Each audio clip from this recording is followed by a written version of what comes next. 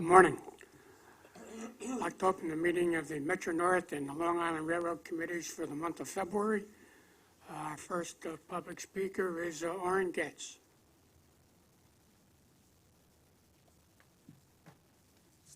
Good morning, ladies and gentlemen. I'm speaking here as a member of the New Jersey Association of Rail Passengers.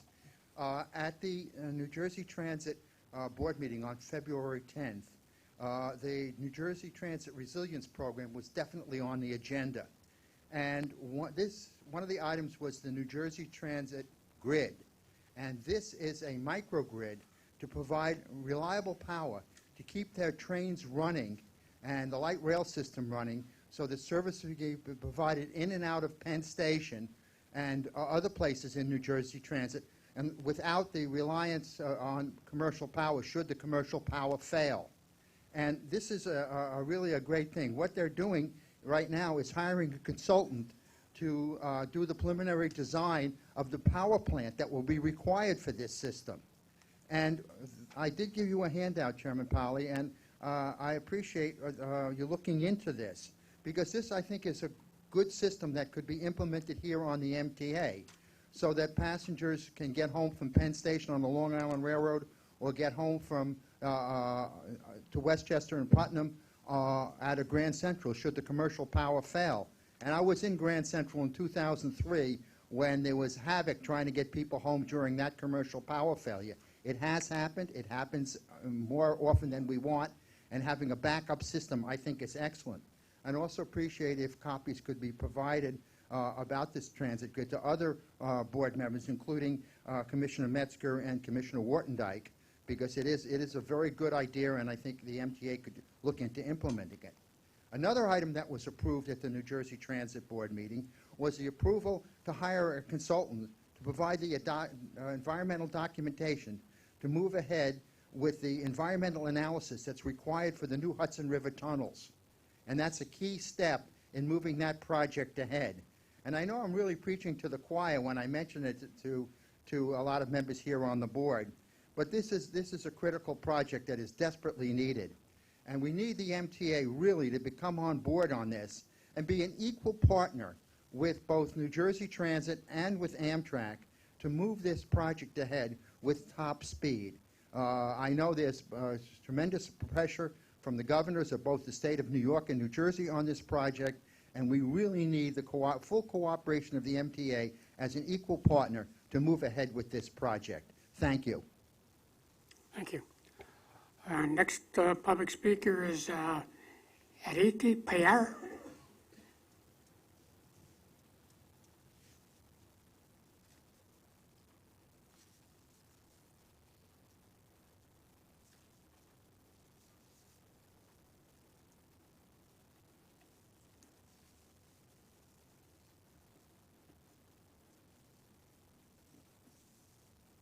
Hi, good morning, everybody. My name is Megan. I'm here supporting people who receive services through AHRC NYC. We've got Chad, Etsy, and Liza, and they're just here to talk to you guys today to ask you to keep in mind accessibility whenever you guys are meeting to talk about transportation. So I'm going to give this over to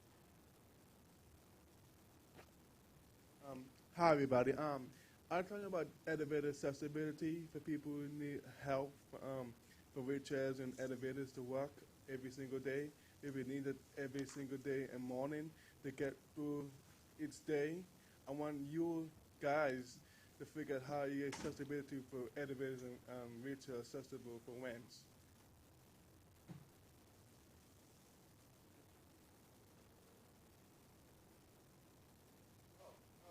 When you guys start doing that kind of stuff? Because I need that.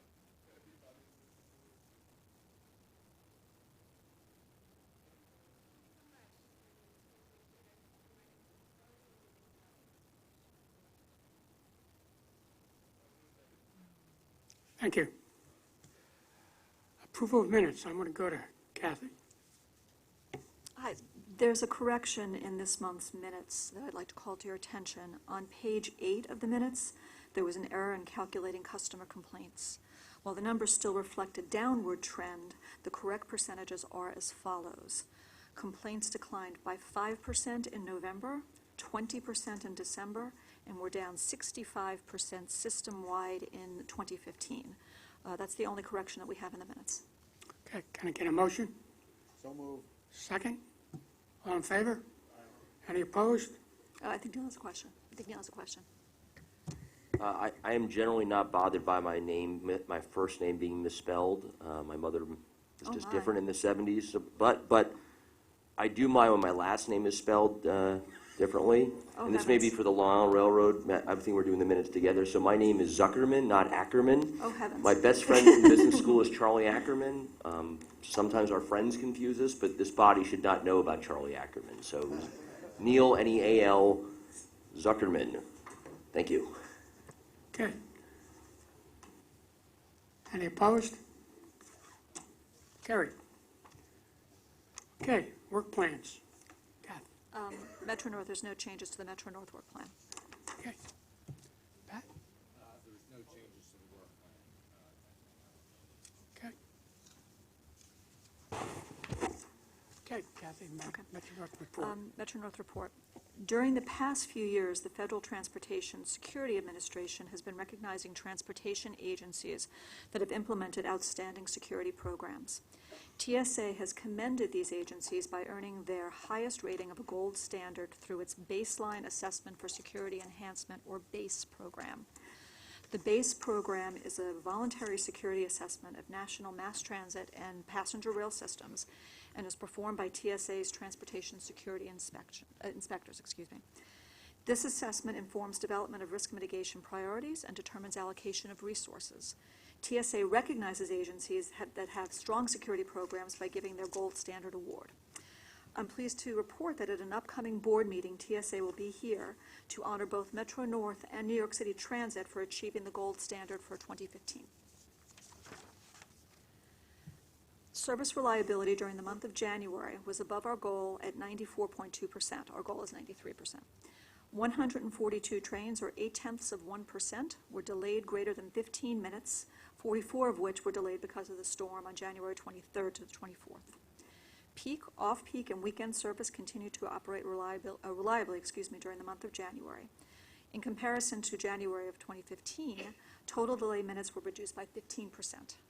West of Hudson operated at 96.2% for the month of January. I want to talk a little bit about our mechanical performance for 2015.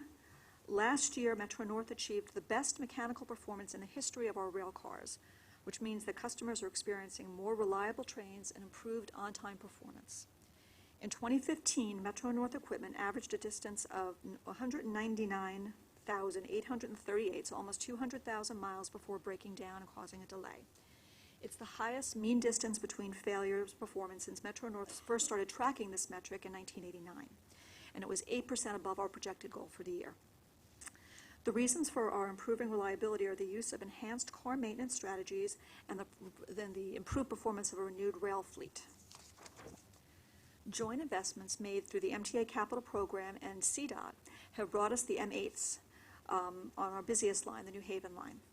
The M8s have replaced nearly all of the older M2s, M4s, and M6s, which dated back to the 1970s and 1980s. With all 405 M8s in service, the rail cars exceeded their mileage goal in 2015 by 2.4%. Now that the M8 cars have gone through their initial break-in phase, we have a chance to evaluate their design and performance in real-life conditions, and we're very pleased that the M8 cars are exceeding expectations. It's a testament to the years of work that went into designing and building these cars. And more importantly, it's a testament to the strong partnership between MTA and the Connecticut Department of Transportation that led to this crucial capital investment. We've implemented a reliability-centered maintenance strategy as highlighted in our annual fleet maintenance report, which is in your agenda today. The strategy has maintained exceptional service on the cars used on the Hudson and Harlem lines as well. Between 2004 and 2007, those fleets were replaced by the M7s. Although it's been more than 10 years, the M7s are operating very reliably as though they were brand new. Reliability-centered maintenance has effectively maximized the fleet's availability. And the good performance numbers have led to better numbers elsewhere in Metro North. They've contributed to a system-wide on-time performance of 93.5%, up 2 percentage points from 91.5% in 2014. These substantive enhancements and improvements to our service come at a time when ridership numbers are at their highest in Metro North history, more than 86 million riders in 2015. We've also seen customer complaints decline this month in January by 20% as compared to January of 2015. Finally, just wanted to advise the committee that we continue to monitor developments between New Jersey Transit management and the railroad unions and are in ongoing communications with New Jersey Transit officials with respect to a potential rail strike beginning in mid-March. Any strike action, if it happens, is still several weeks away.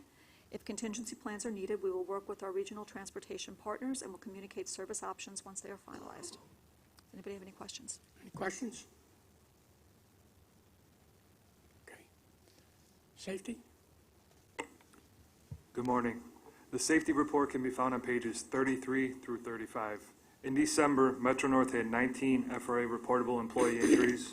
We concluded the year with a 1.7 increase from the previous year. In addition, we had 9 reportable customer injuries in December. Our first quarter safety stand-down will take place on March 2nd. It will focus on powered industrial truck safety, proper use of electronic devices, and reporting of safety concerns. This concludes the safety report. I am happy to answer any questions you may have. Yeah. So I refer to page 34. 2015, unfortunately, in the top box, demonstrates the worst year in the last 5 years in terms of number of employee injuries. We obviously spent a lot of time as a group talking about what we're doing to mitigate, but I'd love to have your thoughts about what was the cause, if anything in particular, of this this being the worst of the last 5 years, and what we've learned from it and what we're doing in 16 to counteract what is a unfortunate trend in the wrong direction. So the increase in employee injuries was due in large part to slip, trips, and falls. So what we're working with right now is we're having our safety managers out in the field doing site assessments of all the facilities, track, platforms, everything like that, to identify any areas where we can improve, and we're just going to start tracking it that way and try to help get this on the decline.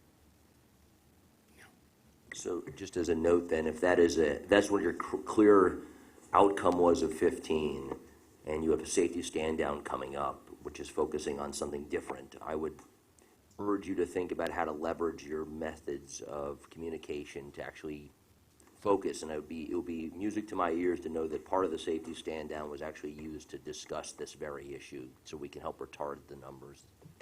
Okay. Any other questions? Pat? Good morning. As you're aware, I was unable to attend our last meeting dealing with the aftermath of Winter Storm Jonas, as it was named. Jonas was a 30-inch snowstorm that hit Long Island particularly hard. And when I say that, a lot of times you get variable amounts throughout the territory. For this storm, however, we pretty much had 30 inches everywhere. Far East End, we did a little bit better. They were in the mid-20s, but unfortunately, much of our territory was covered with 30 inches of snow. That resulted in a shutdown of service on Saturday afternoon at 4 o'clock. Unfortunately, in that shutdown, we did strand a number of trains throughout the system. First, I'd like to apologize to the people that were on those trains and were impacted negatively for that, but it was a situation that gets very difficult, trying to predict when the snow is going to get too bad to be able to continue to run trains. And when trains become stranded, the thing that causes the stranding of trains is the loss of contact between the third rail and the third rail shoe on the rail cars. You wind up with the buildup of snow and ice on top of the third rail, and you're unable to make contact, and therefore you lose power. So that's the source of it. And obviously that occurs as the depth of the snowstorm increases. As trains run down the tracks, one, they tend to compact the snow a little bit because they almost act a little bit like a plow. But running trains is key to trying to keep the lines open. In addition to running trains, we also run between trains what we call pilot trains. And those trains are out there trying to keep the third rail clean by doing two things. One, spraying a de-icing agent on the third rail to try and keep the ice from adhering to the rail, to melt it, and also with scraper shoes, so that if there is a buildup of ice, they can actually scrape off the snow from the third rail. There's another thing we do when we're running trains to try and monitor the situation. As the M7 cars were delivered, one of the advantages those cars have is we can actually get current readings on board the trains of the amount of current that we're able to draw through the third rail. So all during the storm, we stay in radio contact with our trains and try to monitor and direct the pilot trains that I talked about to the areas most needing the treatment of the de-icing agent and or the scraper shoes. So that's an ongoing effort. We do that all day long, directing, there's known trouble spots where we're prone to drifting and that type of stuff, but there are many areas where we need to stay on top of it. We do that all day long, constantly trying to stay on top of that. So that's a little bit how we're trying to fight this storm as it goes on. When we see those numbers dip too low, that's when it becomes necessary to shut service down. A couple things I want to talk about. One is it was an extraordinary effort by our workforce to combat this storm. It was a very, very difficult storm. We were obviously at it for several days before we got back to normal service, and many workers worked around the clock during that time period, and I want to thank the workforce for the efforts that they put in. They were truly Herculean in what they did for us. We were able to get back in very quick time, considering the significant snowfall that we were faced with.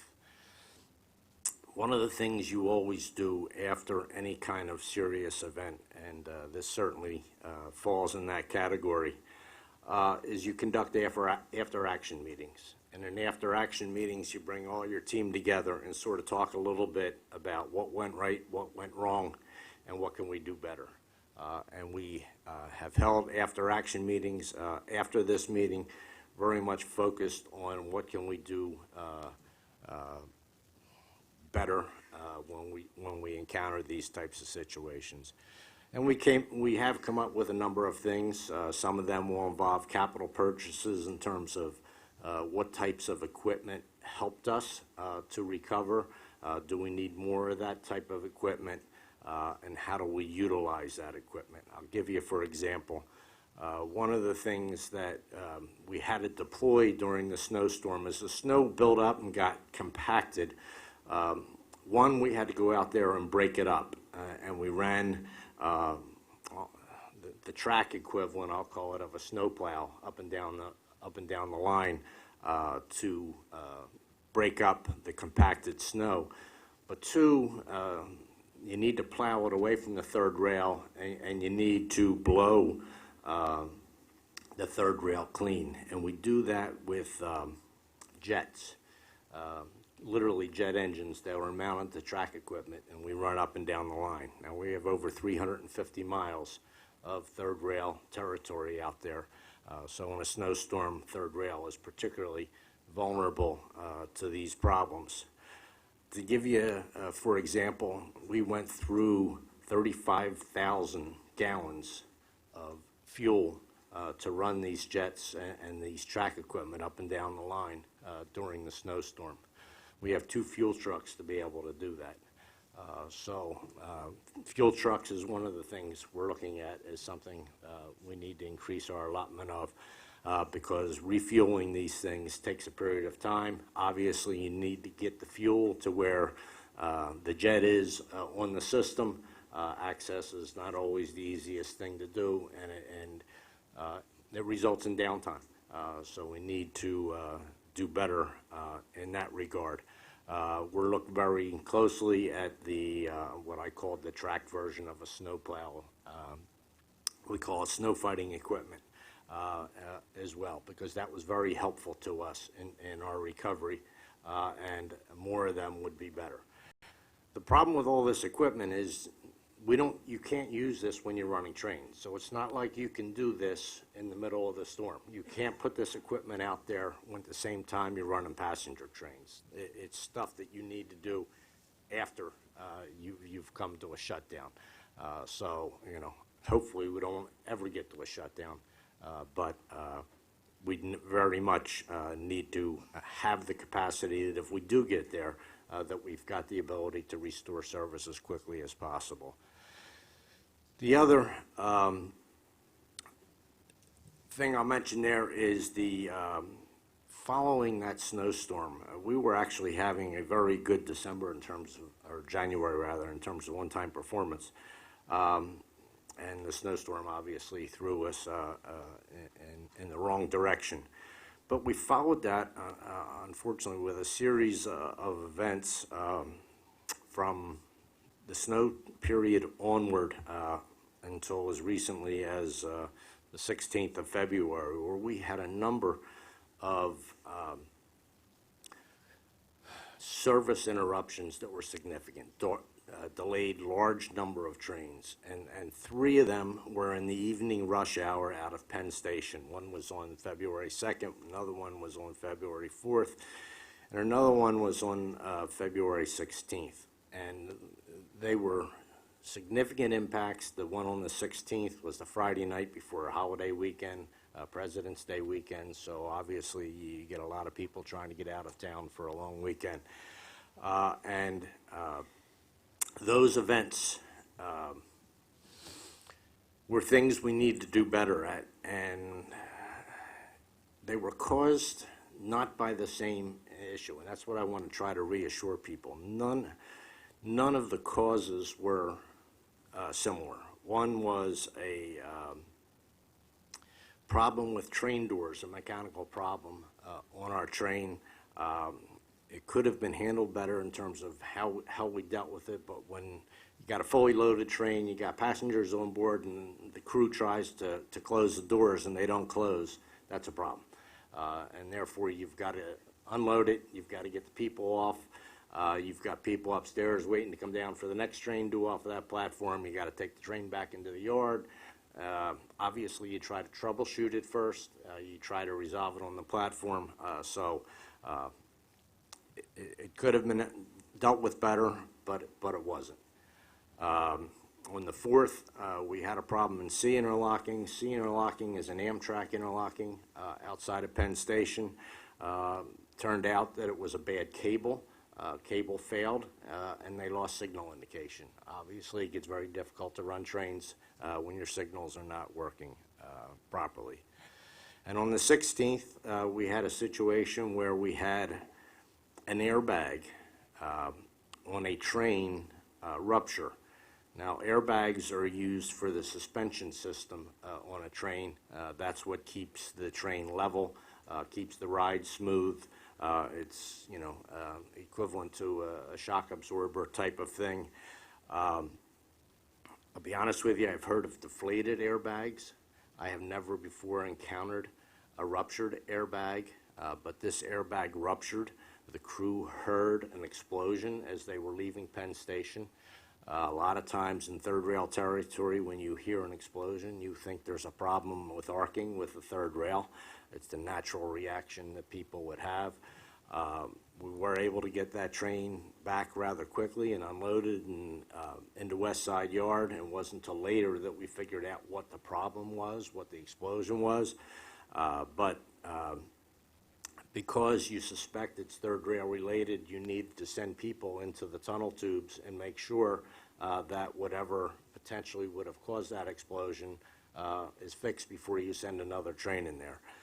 So there was extensive delays to investigate what was the problem, figure it out, resolve it, and obviously we had significant delays. So we've gone through a bad stretch here lately, and we're all very focused and want to get ourselves back on track. I did want to mention a couple other things just briefly. One, there's been a lot in the news lately about a project that the Governor Cuomo backed, and that's the building of a third-line main track between Floral Park and Hicksville on the Long Island Railroad main line. It is a project that has long been advocated by the Long Island Railroad. It is something that is drastically needed to be able to improve service on the railroad, and we feel very fortunate and thankful to have the governor support that project. And we have endeavored to work very closely with the governor's team to do an outreach session with all the communities that would be affected by the construction of the third track through that area. One of the things that needs to be done is an environmental study in order to proceed with a project like that. We have moved forward with any environmental hiring of an environmental consultant to perform that study. We expect to have them on board by next week. So it was a fast-track procurement to get them on board, and we are moving the project as quickly as we can to try and get through that. Now, that will very much involve continued outreach to the affected communities, because the environmental factors that we're talking about are things that affect the quality of life in those communities. And whether it be construction impacts, right now they have significant impacts with grade crossing gates being down at rush hour 24 minutes out of every hour. So there are existing terrible impacts in those communities, and if we add a third track, they would only get worse. So we very much need to do that analysis, explore the possibility of grade crossing elimination for those crossings, but it's a project that means a lot to improve the service on Long Island Railroad, and it's one we, again, are very thankful to have the governor's support for. I'll also mention another project that was, I'll skip that one for right now. Let me go to ridership. I wasn't here last month, and I know it was announced that our ridership was a 66-year record in 2015. So it is a mark we're very proud of. And we followed that up with an extremely good month in January, far exceeding last January. Now, last January wasn't the best because we had a tough winter last winter as well, but we far exceeded last year's ridership. And like Metro North, we also had an extremely good MDBF, mean distance between failure, for our fleet. We set a new record for the Long Island Railroad. For MDBF, I think it's 12 years in a row now we have increased the MDBF. Obviously, the new fleets are part of that, but our M7 cars are now approaching 10 years of age, and they're not new anymore.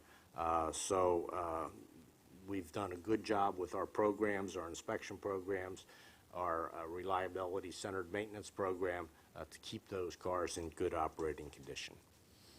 And I'll stop there. Any questions? Yeah, without revisiting the long history of denial that characterizes the mainline third track stuff, I've got to say you're glad you're finally making movement in that direction, and I recognize what a delicate subject it is with the people that control the communities in those areas.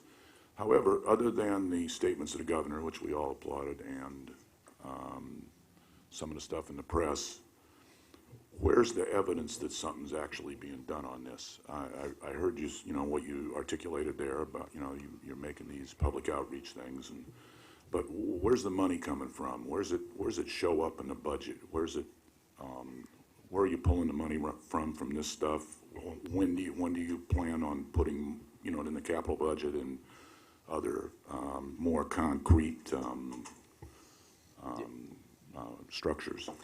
Yeah, the environmental study that I'm talking about was actually previously started back in 2005 timeframe. Unfortunately, that study was never completed and was actually stopped midstream. That funding for that environmental study continues to be in our capital program, actually from the '05 to '09 program. So we have the funding to move forward with this environmental study. You've approved the capital program that the MTA put forward. It is not in that program at this point in time. That said, with the governor's support, to me, it's important that we move very aggressively and expeditiously, since we do have the funding for the environmental study, to advance this project as far as we can, as quickly as we can. So that's the goal for right now.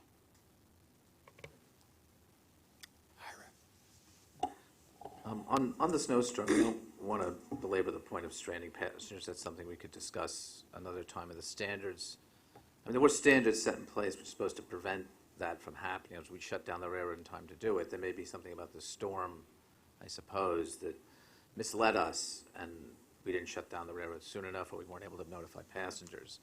I mean, I think we need to see a review of that. One thing you didn't mention is communications with the passengers, and that's not just this snowstorm. It's an ongoing issue. It's been ongoing for years, and things have improved slightly, but especially of late, there's been alerts that are inaccurate. Sometimes it doesn't mean much, but many times it confuses the passengers. If anything, what ultimately it winds up doing is ruining the credibility of the railroad. I mean, that's really what people. It's one thing when we have problems and we're late, but it's another thing when people expect all this information, which 10, 15 years ago it wasn't possible, the technology to give it to them. Now we're giving them information, but it contradicts other information. Where the alerts contradict radio reports or something, and we're going to have to. I think we have to have someone look at this and come up with a better way of doing this both for the passenger in terms of where they approach it, and also for our reputation. Yeah, and we've had this discussion before, and there's nothing new. And as you know, our existing system for the platform information has its drawbacks, and we're looking to see what we can do to improve that. I don't expect miracles, because that's a short-term fix. I mean, long term, we need to get to centralized train control. We need to have the ability to know where all our trains are. If I don't know if you've ever been to our 204 office, but it's like going into the dark ages. That said, there are certain challenges. Sometimes we can't meet people's expectations, and I'll use this example of the blown airbag as an example. Okay, when something like that happens, most of our people that are either in Penn Station or trying to get into Penn Station, because the crowds were actually metered into Penn Station to control passenger safety, there needs to be an investigation that goes on. We didn't know what caused this incident, and there's a certain period of time that you go through an investigation, and the information is agonizingly slow during that time you're doing the investigation until you can confirm what happens and restore operations. And those types of situations get very difficult to communicate. What are you going to say, and how are you going to say it? So, I mean, there's, we need to do things that we can do to get us better. There are still going to be times when we don't know what happened, and we need to investigate.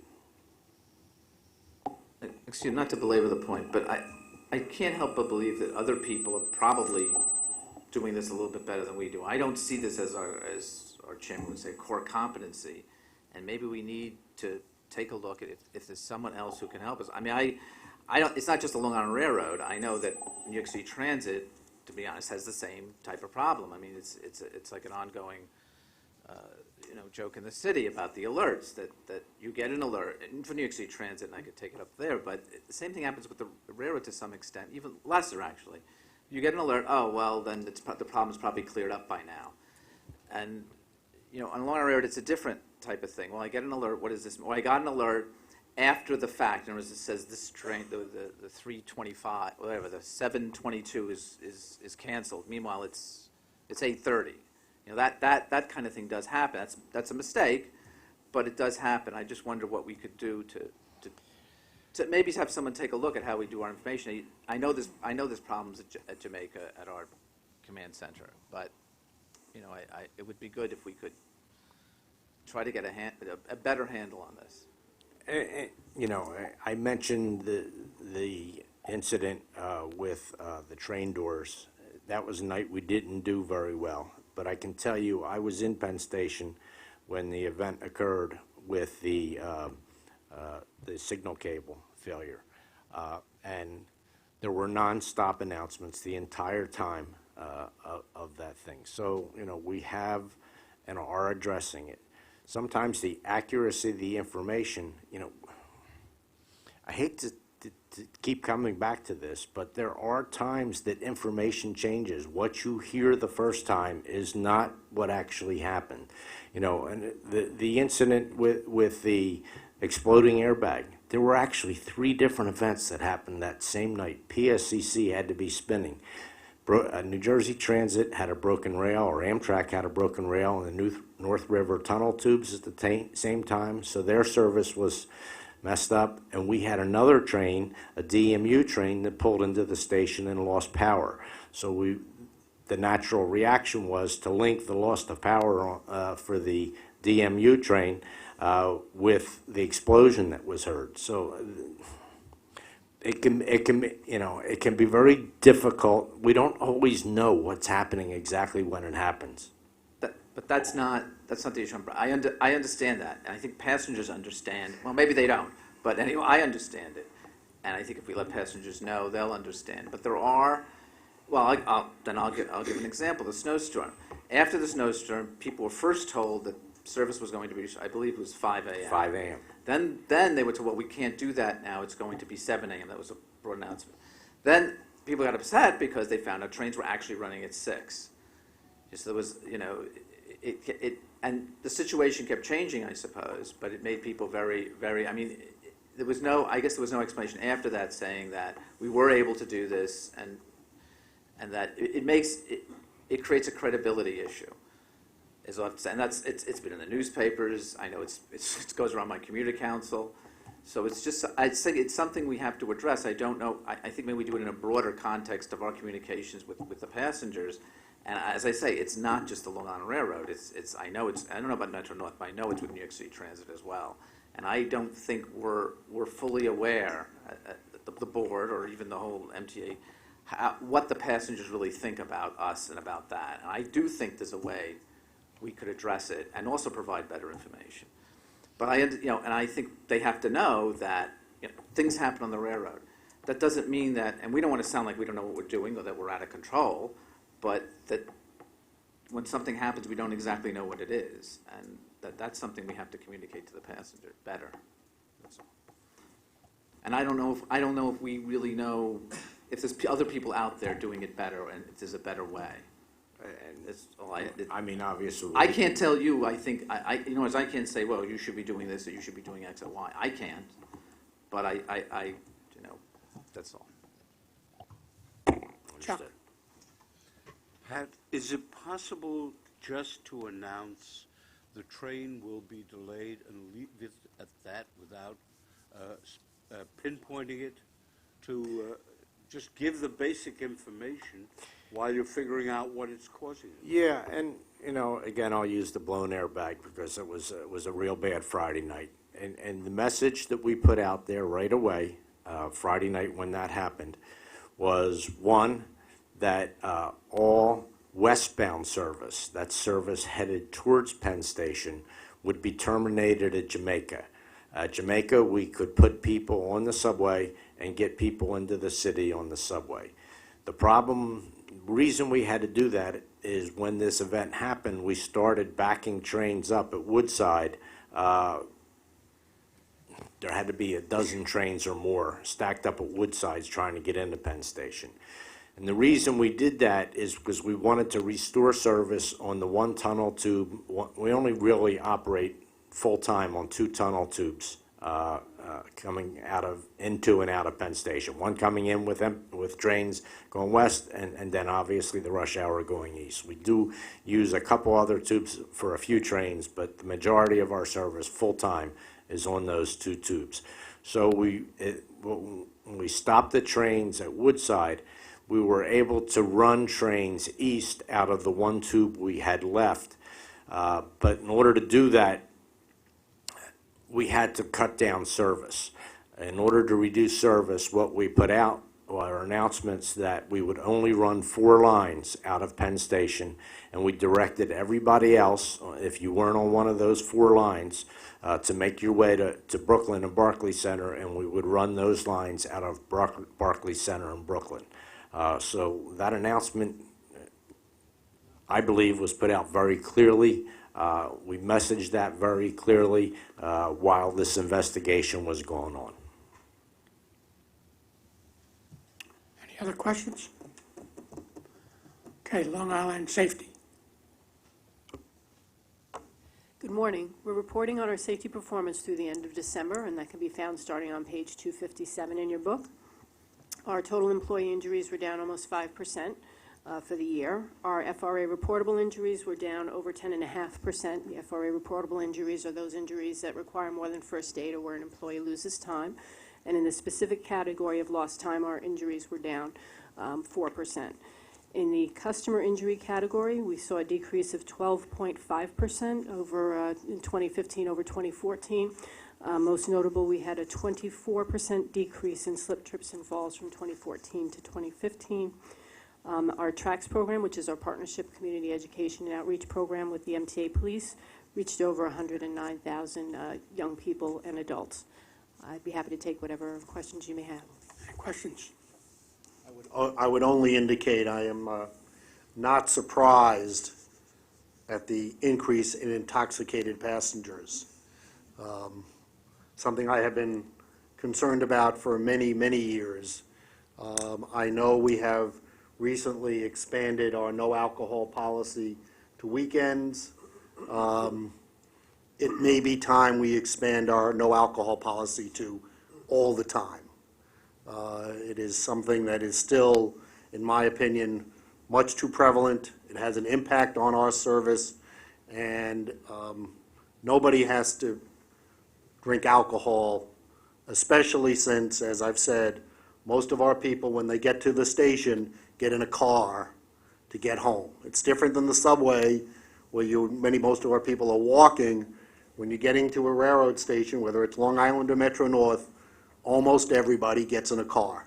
And the combination of alcohol on the train and getting in a car is not a good combination. We'll leave that for another discussion point, but I didn't want to leave the number alone without commenting on it. Any more questions? Mike? Good morning. I would like to start by actually making a short statement regarding an incident that occurred on the morning of Monday, February 15, when a pipe coupling connecting 2 sections of a 4-inch steel water line failed, flooding a section of Medicine Yards and the transformer house used to provide power to the lower level of Grand Central Terminal. The pipe was in current use by one of our East Side contractors to support a concrete drop site operation at 47th Street.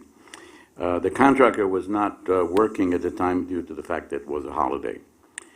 The water damaged a transformer and caused Metro North to lose partial electrical power to Grand Central, including the lower level and some connecting passageways on the upper level, which were closed. Fortunately, the power used to move trains via the third rail was not affected, and trains continued to use Grand Central's upper level, with no trains delays and cancellation due to the outage. Thankfully, no personnel was injured as well. Currently, we are still investigating the root cause of the coupling failure, and we'd like to mention that the use of this type of coupling is an industry standard. Immediately after the incident, a stop work order was issued to the contractor responsible for the area. The stop work order has since been lifted. The contractor has removed a section of pipe at the incident location and will establish a new water source at the surface for the concrete drop operation. Inspection of water lines adjacent to critical Metro North infrastructure is presently underway by Metro North personnel together with our personnel.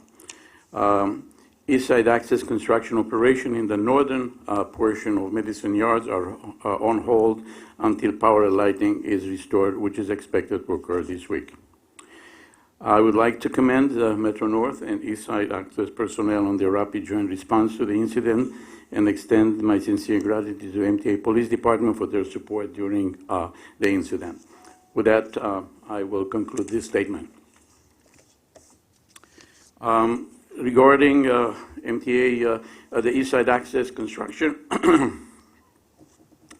like to mention that the Manhattan South Structure, the CM005 Michaels Corporation, is expected to, substantial completion is expected to be this March, and contractor is completing its concrete work.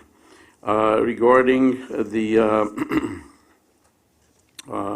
006 Manhattan North Structure, works continues, and including repairs work in the 60th Street tunnels that have been going along for quite some time. The work in Harold, the CH053 substantial completion is expected to be reached again this March. And regarding the Harold structure, the east approach for the bypass, for the westbound bypass drilling has been completed, and we expect to start the excavation of the tunnel launch pit area this week, actually. The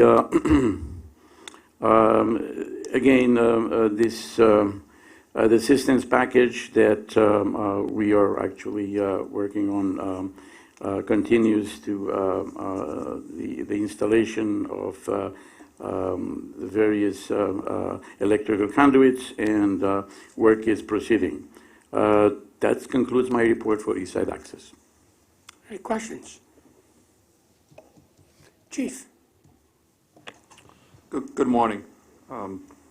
For January, we had an increase of 4 incidents, 25 compared to 21. This is both Long Island Railroad and Metro North combined.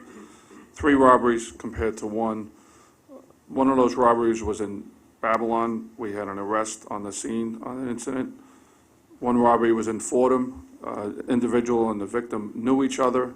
The individual was identified, and he is wanted at this time. And one at Yankee Stadium, a robbery which is now open. We do have video surveillance at both Fordham and Yankee Stadium, at those which helped us and is helping us with these cases at this time. We're continuing the grade crossing enforcement. We had 134 summonses issued in January at grade crossings.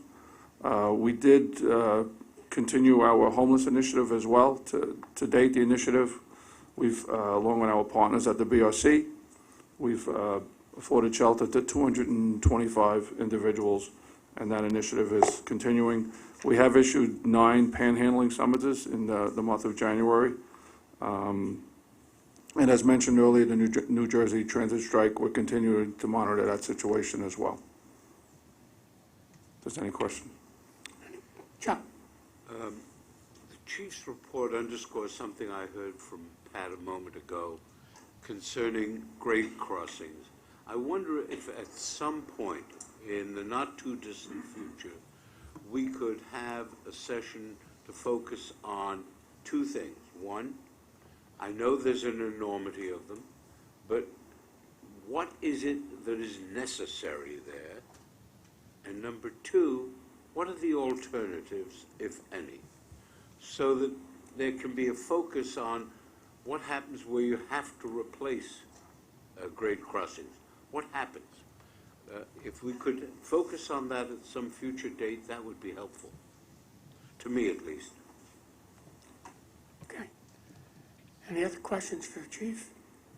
Thank you. Okay. Mike, I think you have an action item. I think you have an action item. Yes, we do. Good morning. Capital Construction has one action item for consideration and approval this month. The item is located on page 49 of your committee book. The item is requesting approval by the board to allow MTACC to enter into an agreement with the owners of a building located at 415 Madison Avenue for the relocation of utilities and equipment that is within an area of the owner's property. This will allow for the construction of an entrance to the East Side Access Grand Central Terminal Concourse at 48th Street. Under this agreement, the owner will utilize its own contractors to perform the utility relocation work, and MTACC reimburse the owner for the work up to a not-to-exceed amount of $14.8 million. The item is hereby submitted for your consideration and vote. Okay, any questions? I need a motion to approve. So moved. Okay, second. All in favor? Any opposed? Okay, carried. Kath? David, second one, 2.5 million.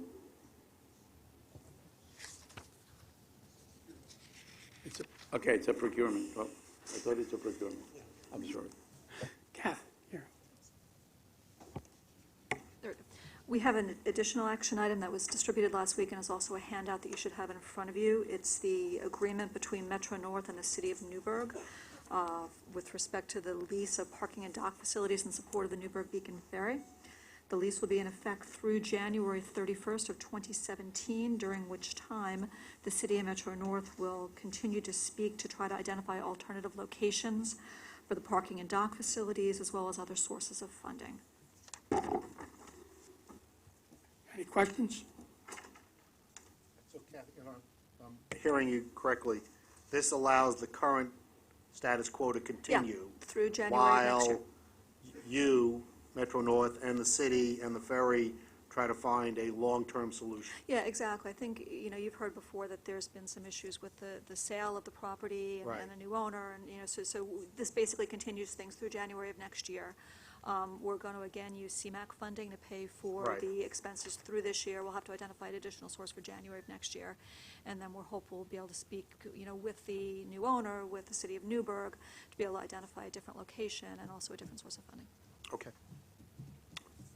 Okay. Information items. We have a joint information item on the PTC. This is for both railroads. There's a status update on PTC implementation is in the book, but it's going to be discussed in greater detail today. It's CPOC. If you have any questions now, we're happy to answer them, but the presentation actually will be made at CPOC this afternoon. All right. Yeah, on the PTC, I know the freight locomotives, for Long Island Railroad, the freight locomotives are listed in there as part of the program. That's on our dime. The freight railroad doesn't reimburse us for that work, do they? No, we're paying to install PTC in those, on all their locomotives, because they're leased, or, is that correct? Actually, New York and Atlantic will reimburse us for the onboard equipment. Okay. Okay, thank you. That was the only question I had. Thanks. Okay, we're going to revert back to our action item on Metro North. All in favor? Any opposed? Carried. So the current update on PTC is both railroads still believe that we're going to meet the congressional requirement. Yes. Okay. So we're still moving forward in that context. Good. Okay. Okay, the next is information items. Yeah, Metro North has a number of information items this month. The first is the adopted budget and financial plan for 2016. It's in the agenda book in accordance with the MTA's approved budget procedures, and it provides our final estimate for 2015, the 2016 adopted budget, and the financial plan for 16 through 19. We can address any questions that the committee might have on the financial plan. The others are the annual operating results for 2015, the annual fleet maintenance report for 2015, which I referred to earlier, and then also the diversity and EEO report for the fourth quarter of 2015. That latter report will be discussed in greater detail today at Diversity Committee. Any questions? Long Island have any information? Yeah, we have the same information items as Metro North. In other words, the financial plan for 2016 is in there. The 2015 annual operating results are in there. The fleet maintenance report for 2015 is in there. The EO diversity report, and again, there will be a meeting this afternoon for the diversity committee. The one additional item that we have in there is our 2015 spring schedule changes. They're associated with the beginning of our track work program in the month of March. So there are items in there affecting the Port Wash branch, our Atlantic branch in the area of Valley Stream, some bridge work at Jamaica, and Hicksville Station reconstruction. So, Any questions? Ira? Regarding the annual operating report and on-time performance, I can't help but note that the Long Island Railroad has had declining on-time performance for the past 3 years. We haven't been able to meet our on-time performance goals for many, particularly the certain branches. We even see there's unprogrammed standees of, all I say is a significant amount, and it's disturbing to me because it's not like it's just a month or two or even just 1 year. It seems to be a bad trend, and you look at our, the railroad's doing an excellent job of maintaining the fleet, and the MDBF is up overall, and even on some historically problem areas in diesel, we're meeting on MDBF goals, but we're not able to, come to a standard we've set for on-time performance. And I know I've talked with you, I've talked with Dave about this, and I think that both of you are on the right track for this. Things you tell me is the kind of things I think about. But I just I want to hear your comments about where we're headed for the next year, and hopefully we'll be meeting our goals. yeah.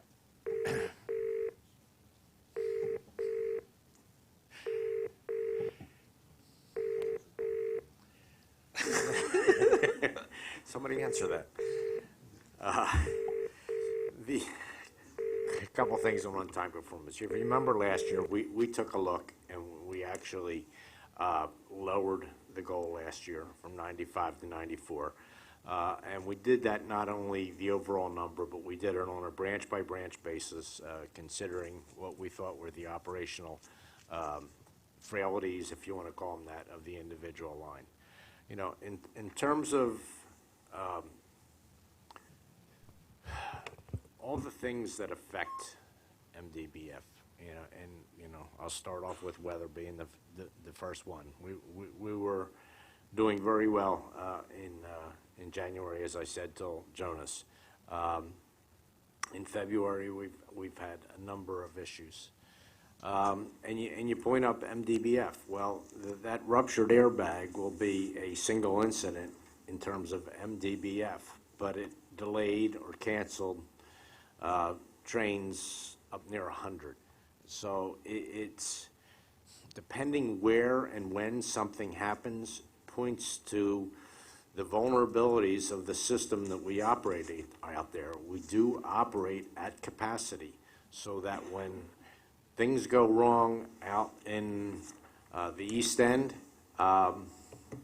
it may not have a significant impact when I lose a signal out east, but when I lose a signal in Penn Station, it can have dramatic impacts. And we very much operate the system, particularly on the western end of it, at capacity. And there just is not the ability to recover from some of those impacts without meaning any MDBF numbers, okay? They're both one incident, but when an incident occurs in certain areas, it has a much greater impact on service than other areas. And I know I'm talking to the choir, but that's the reality of, you can't just look at one indication. You've got to look at the whole picture. You can't just look at MDBF. You got to look at the whole system. What I meant, I gave it as an example of us, we're doing a good job in one area, and I even think we're doing probably a good job in track maintenance Is there something that it's maybe it's just signaling around I mean, anything around Penn Station can cause a cascading effect. We all know that. But we did better in the past. We're not doing as good now. Is it the weather? I mean, it's severe weather in the last 3 years. I don't know, but a declining trend is not a good thing. I mean, and we set those new goals you set, and I supported that. I was mentioning that even before you got here, that I think we should do different goals for each branch. We should have realistic goals to set. And it's been over a year, and we're not, making the passengers are clearly dissatisfied. I mean, often you're as good as your last rush hour. I understand that, but I'm looking at something, going back a year or two, and that's why I'm bringing it up and hoping there's a plan where we could, whether it's signals or whether it's some whatever it is, that's keeping the on-time performance at a level we don't even accept.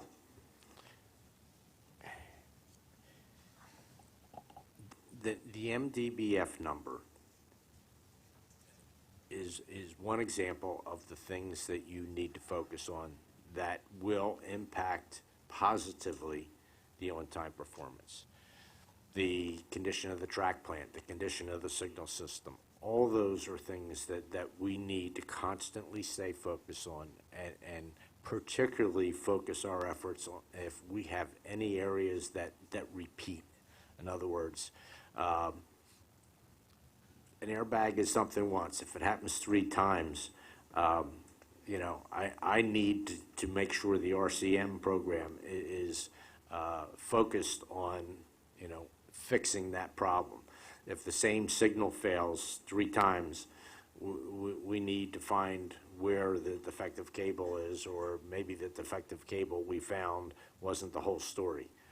So you very much need to investigate individual incidents and deal with them in your maintenance program. So we very much try to do that. Weather's a tough one. You can't control when the storms hit, but you can do things to try and improve your performance, address your vulnerabilities. For example, last year we put heat tape out of Cold Spring Harbor on the 3rd rail. So the same thing this year. We're going to be putting some heat tape in some areas where we had trains stranded that we think are prone to problems. So you do need to learn from incidents. I talk about after action meetings. They are definitely part of the story. You can't ignore things and say it'll go away. It doesn't go away. You need to address it. You need to be proactive. But a lot of that stuff just takes time. Okay, any more questions? Okay, we have procurements. Metro North has 6 procurement actions in the total amount of $4,593,000. There are no non-competitive procurements. There are 6 competitive procurements, 4 miscellaneous service contracts, transportation technology, Web Tech passenger transit, Sherwood Electromotion, and Welco Electric Company. The remaining 2 are contract modifications for Daniela Rental and TNT Equipment. There are no ratifications. I make a motion to recommend these procurements. I need a second. Second. Discussion. Any questions? All in favor? Any opposed? Carried. Now, on Long Island, as I see it, we have 1 competitive request for proposal. Good morning. Yes, the Long Island Railroad has 1 item in the competitive section, no items in the non-competitive nor in the ratification section. The competitive section item is a request for MTA board approval to adopt a resolution declaring that competitive bidding is impractical or inappropriate, and that it is in the public best interest to use the request for proposal process pursuant to Section 1265A of the Public Authorities Law to award a contract to design and furnish signal system components for the new 2nd track on the railroad's Ronkonkoma branch from Farmingdale to Ronkonkoma. Under the contract, the successful proposal will provide final design, fabrication, delivery, testing, and system integration of interlocking central instrument locations, master locations, transmitter locations, grade crossing huts, cases, and associated subsystems. The signal system will include 18 new grade crossing huts, new interlockings at Farmingdale, Wyandanch, Deer Park, Central Islip, and modifications at Ronkonkoma. Funding for Phase 1 is included in the Railroad's 2010-2014 capital program, and Phase 2 option funding is included in the Railroad's proposed 2015 to 2019 capital program. This item is submitted for your consideration and vote. Any questions? Chuck? Do we have any estimate of cost? I'd have to go back and check on that, Could you let me know? certainly. Thank you. So move. Second? All in favor? Aye. Any opposed? Carried. Mike? David? Capital construction procurement package this month consists of one item, which is located on page 197 of your committee books. The item is a competitive item requesting approval of a modification to the Eastside Access Grand Central Terminal Concourse and Facilities Fit-Out Contract to accommodate an entrance to the Eastside Access Concourse on 43rd Street. The amount for this modification is $2.55 million. The item is hereby submitted for your consideration and vote. Any questions? I need a motion. So move. Second. Any questions? Can I be recorded as abstaining, please? All in favor? Aye. Any opposed? Carried. Okay, the monthly reports for Metro North and the Long Island Railroad are in your book, and we'll open it up for questions. Any questions? Seeing none, I'll entertain a motion to adjourn. Second? Second. Any opposed? Carried. Next meeting will be March the 21st for both of us, one of us at 8:30 and one of us at 9:30.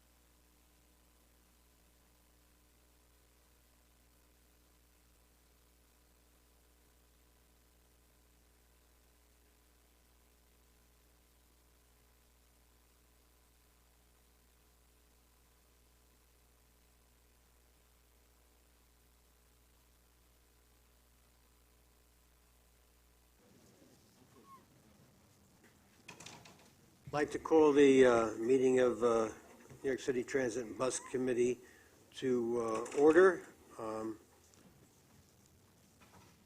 Mr. Marino, are there any members of the public wishing to speak?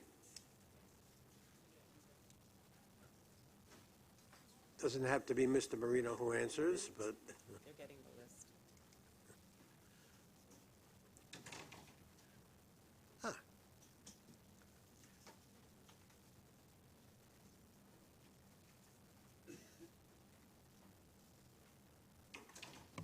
Good morning, Chairman Ferrer. Good morning. We have 5 speakers this morning. The first speaker is James Monroe.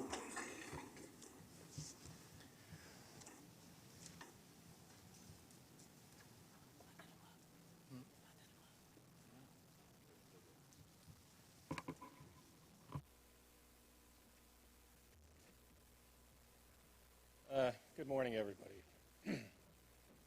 James Monroe, I'm the Vice President for Motorola for its public. Can everybody hear me okay? For our communications business in New York City. We were the other bidder on this particular opportunity. I'm here today because I think the committee should allow for further time for consideration before they vote to award this contract, quite frankly. Motorola does a ton of business in New York City, is the incumbent provider of the communication system for New York City Transit Bus for the last 25 years. And, I'm sorry, can everybody hear me now? Yeah, I'm not used to speaking in on a mic, much better at a conference table. Lost my train of thought. So we were the other bidder. In my mind, we submitted a compliant bid. We are $40 million low. And to me, as a taxpayer, as a responsible vendor, if you're $40 million low, there better be some real big reasons as to why you're not getting the award. The best I can tell is we're getting called on a technicality for FCC type acceptance for a particular radio at 700 meg. And I'm calling it a technicality because it's for a particular radio that we do need in our solution. And I know it was a requirement of the bid, but the risk associated with this is next to zero. And we're $40 million low.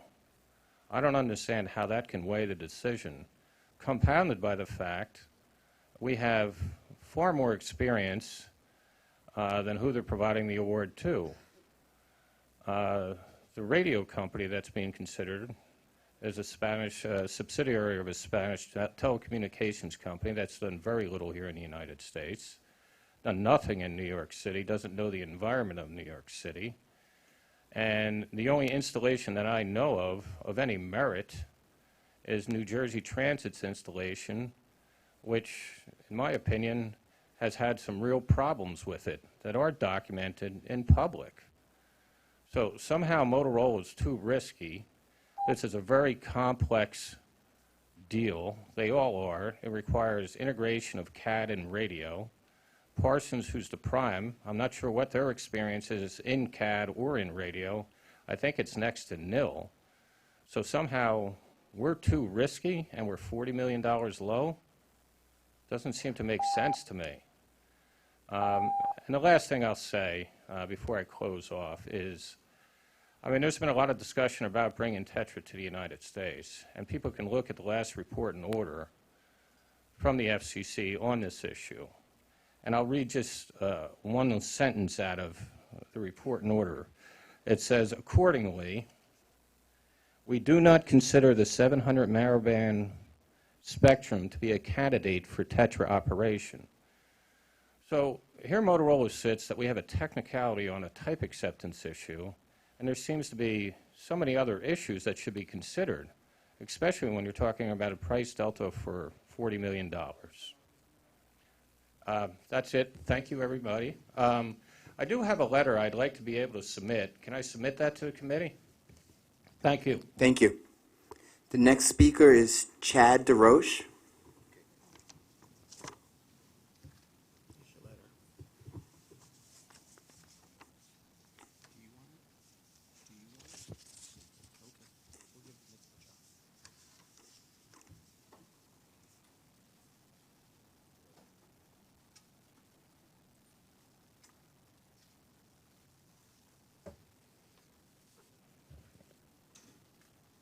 Hi, everybody. About twin buses, delays in mornings. Every morning, people need announcements at the 3 and 4 line. Sometimes, people make good announcements every single time because people want to hear you stop and get off because that's a big problem. What's going on? You need more richer accessible for trains wheelchairs for trains too to get on and off, and buses make more accessible buses for trains and everything else to do, because that's a big issue about everything. Thank you. You're welcome. The next speaker is Katrina Hazel.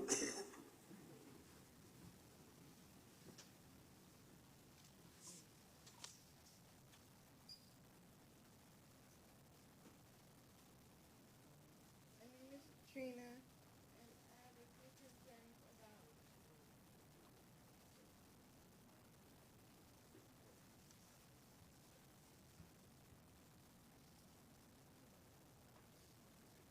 My name is Katrina, and I have a few concerns.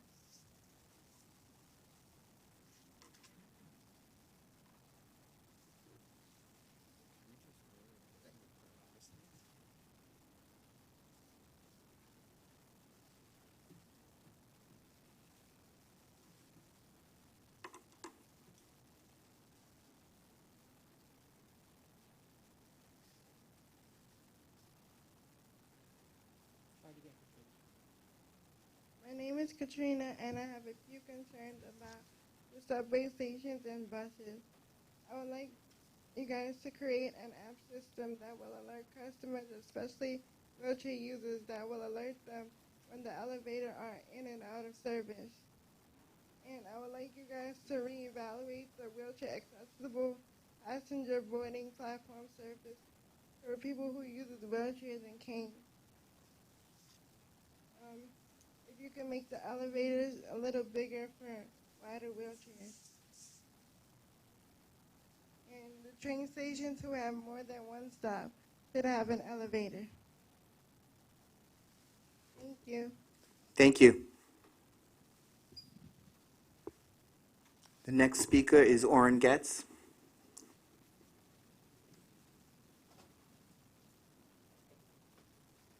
Good morning, ladies and gentlemen. My name is Orrin Getz, and as some people know, I live on the west side of the Hudson, and I'm an active member of the New Jersey Association of Railroad Passengers. And first thing is, I would love to give Ronnie Hakem a great welcome here. The last time I saw her was at a meeting at New Jersey Transit when she was saying goodbye there. So we wish her a warm welcome here, and she's a very talented lady, and we're hoping she will be very successful here at MTA New York City Transit. I just want to remind some people that Ronnie Hakem and I attended a meeting a couple years ago at the Greater Meadowlands Chamber of Commerce. And what they discussed was the extension of the number 7 subway train out to Secaucus and how it would benefit not only New Jersey, but have a great benefit for Community District number 4 here in New York and for Manhattan in general. And this is a very important project. The City of New York has already done a preliminary study on it, and we'd like to see, now that Ronnie, you're in charge of the number 7 subway, see if we can keep that project alive and have it move ahead, because it is extremely worthwhile. The other thing that you did over at New Jersey Transit, which was very successful, was light rail. And there was an article today in the local newspaper, AM New York, about light rail and how it could be very successful here in New York City. In particular, the mayor has recommended a streetcar system along the waterfront from Williamsburg up into Astoria, and there may be many other locations where you can successfully run light rail. You have the experience, Ronnie, of knowing light rail, and we can see where other places in New York it could be possibly implemented. And light rail is not the same as select bus. It is a better system in many cases and should be considered in lieu of select bus in certain locations and possibly along Woodhaven Boulevard in Queens. Thank you very much. Thank you, Mr. Getz. The last speaker is Mark Licari.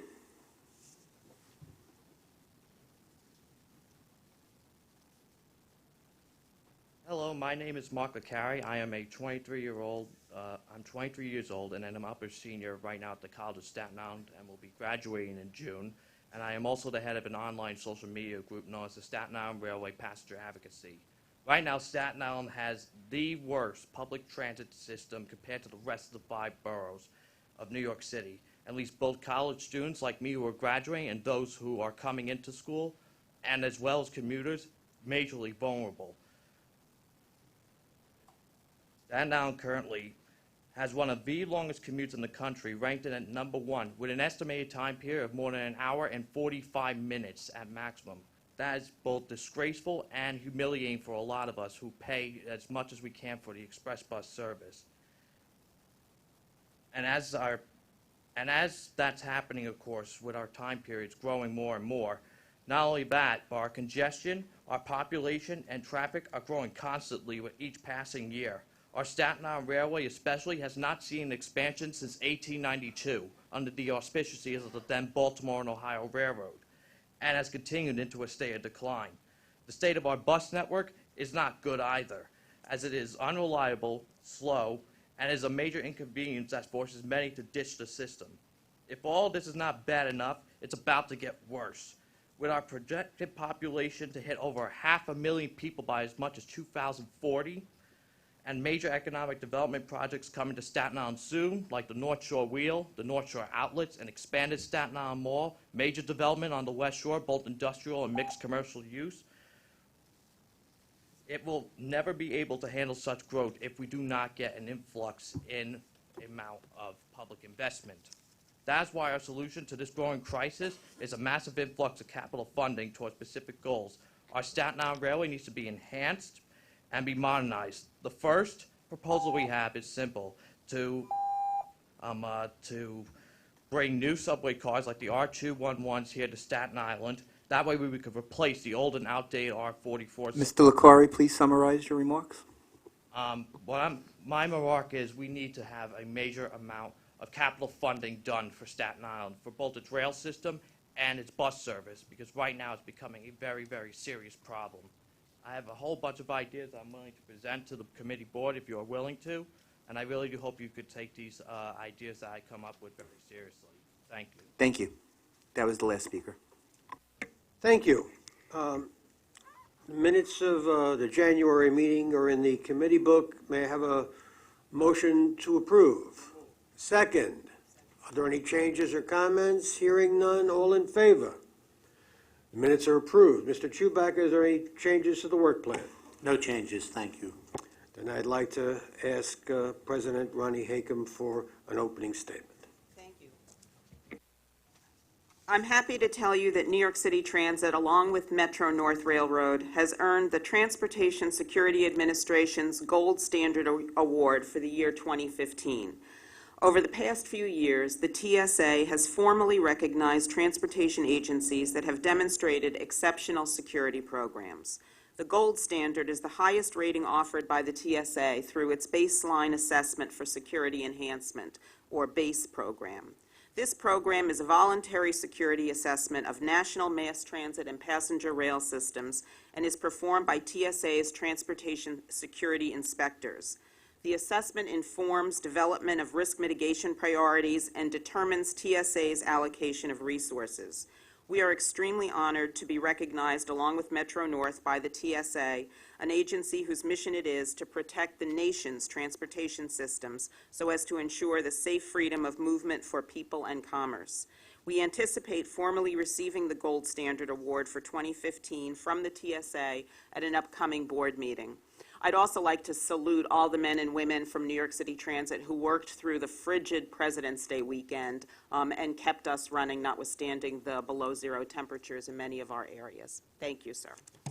I will now turn the discussion over to Chief Fox before moving to Winton Habersham. Chief Fox is going to present NYPD's Transit Bureau report. Chief. Thank you, Ms. Hakem. Thank you. Good morning, all. For the first month of 2016, major felony crime was up 36% within the transit system, with 55 more incidents than in 2016 than in 2015, 206 versus 151. This was largely driven by a rise in felony assaults, 37 versus 12. Keep in mind that 38% of those felony assaults, 14 of the 37, were assaults on police officers, reflecting that our officers were in the right place at the right time, engaging a criminal who became violent and resisted. I want to note that we have made arrests in 70% of the assault cases this year, 26 of the 37, and the remaining 11 cases are actively being investigated. 12 of the felony assaults in January were stabbing or slashing incidents, which understandably caused concern among our subway riders and our community. Given there were 4 more stabbing, slashing incidents in transit during the same time period last year, 50% increase. Of course, we take each of these assaults seriously, though only one of these incidents was what we would call random, and that was the one of the 71-year-old woman who was cut in the face with a razor.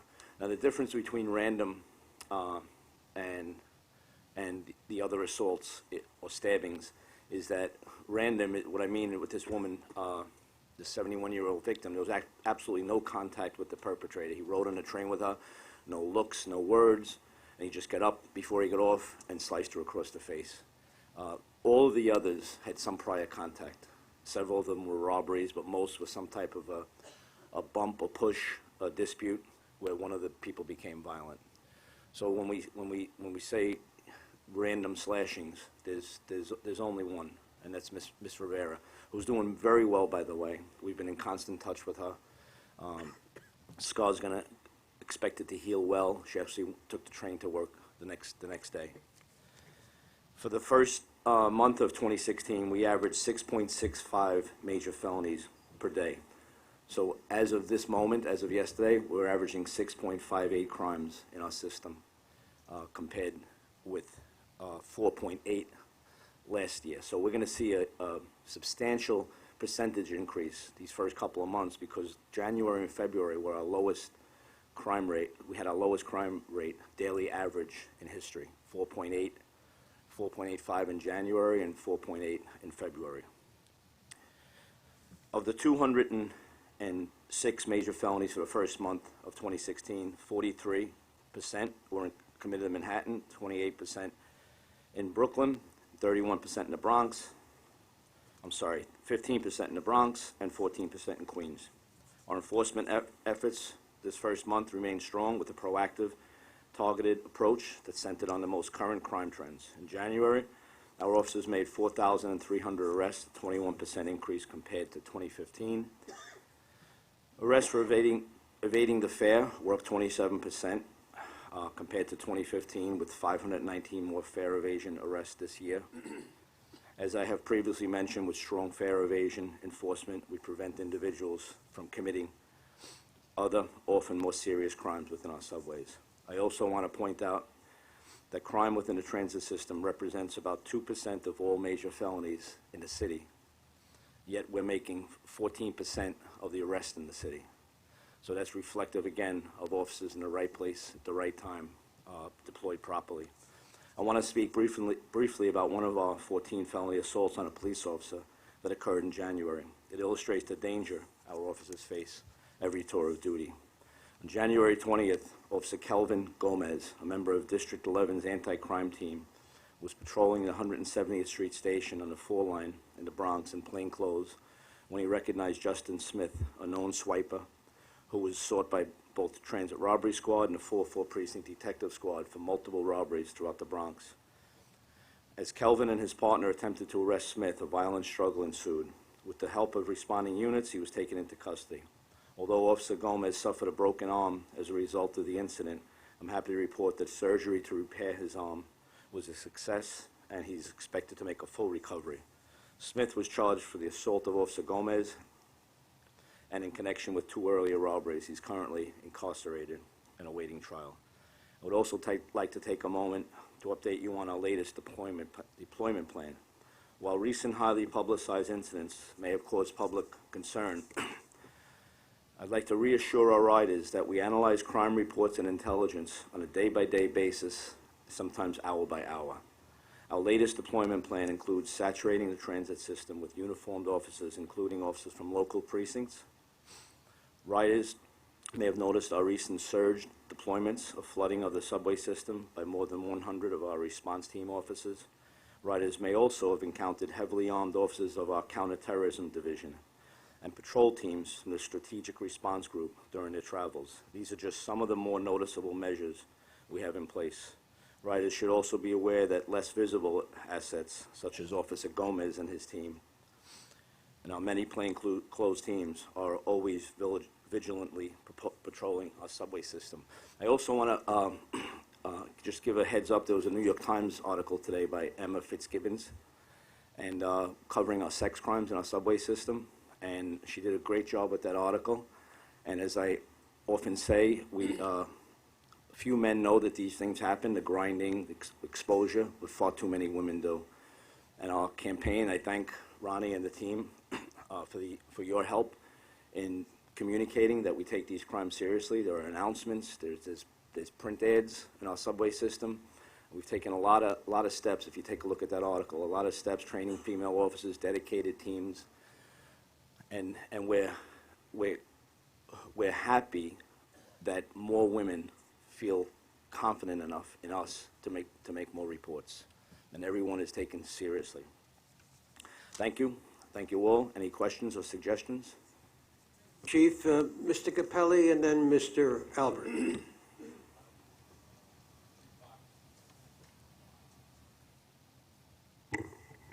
Chief Fox, once again, thank you. I know the yeoman job that you do in overseeing this operation, and the men and women of the New York Police Department do in keeping our riders and our customers and employees safe within the system. Thank you. And I know that you are constantly looking for ways to improve the operations and make it an even safer system, as one of the safest systems in the world that it is. However, I think that the MTA itself has not done all that it needs to do, and as I have on other occasions, as I know that my colleague Chuck Merdler, at times Vice Chairman Ferrer, and other board members, both present and who have gone into retirement, have stated that we need to do more as an agency to track the people who commit crimes in the system, to work with the police department, but it's a separate job that we have to advocate to the district attorneys the seriousness of these offenses, particularly those that are repeat violent offenders, people who rob iPhones and other electronics, people who commit sex crimes on the subway system, people who assault employees and assault police officers down in the system who are doing their job. We need to track them as an agency. I've had the opportunity to, between meetings, to conference this with the chairman, and I believe that he agrees with the motion that I'm going to make both here and at finance. And at finance, because it's something that we need to do, not just in the New York City transit system, but also in our commuter rail lines as well, to provide safety.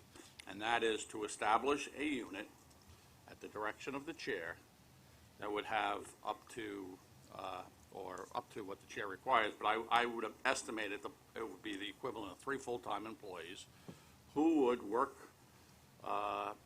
keeping track of the offenders that I have described, talk to the assigned assistants in the district attorney's office, where needed, get the chairman or other high-ranking individuals of the agency involved in speaking to the relevant district attorney themselves, and report to the chair as to what the dispositions, with the goal of keeping these people out of the system when they become a persistent problem. This can be done by working with the district attorney as part of plea bargaining, which happens in 99% of the cases. If they want a disposition, they have to agree not to come down into our system. It can be, we could speak on behalf of victims after trial. We can shine light on the district attorneys who are not taking this seriously and doing that. And the net result is we will complement the work or augment the work of the New York Police Department in helping keep this a safe system. So accordingly, I'm asking the Transportation Committee to adopt this resolution authorizing the CEO to take the equivalent of 3 full-time employees to be located as he deems relevant in terms of the hierarchy, but that would report to him and to the respective transportation committees and to the board as to the ongoing status of these offenses. So I accordingly move the board. Is there a second?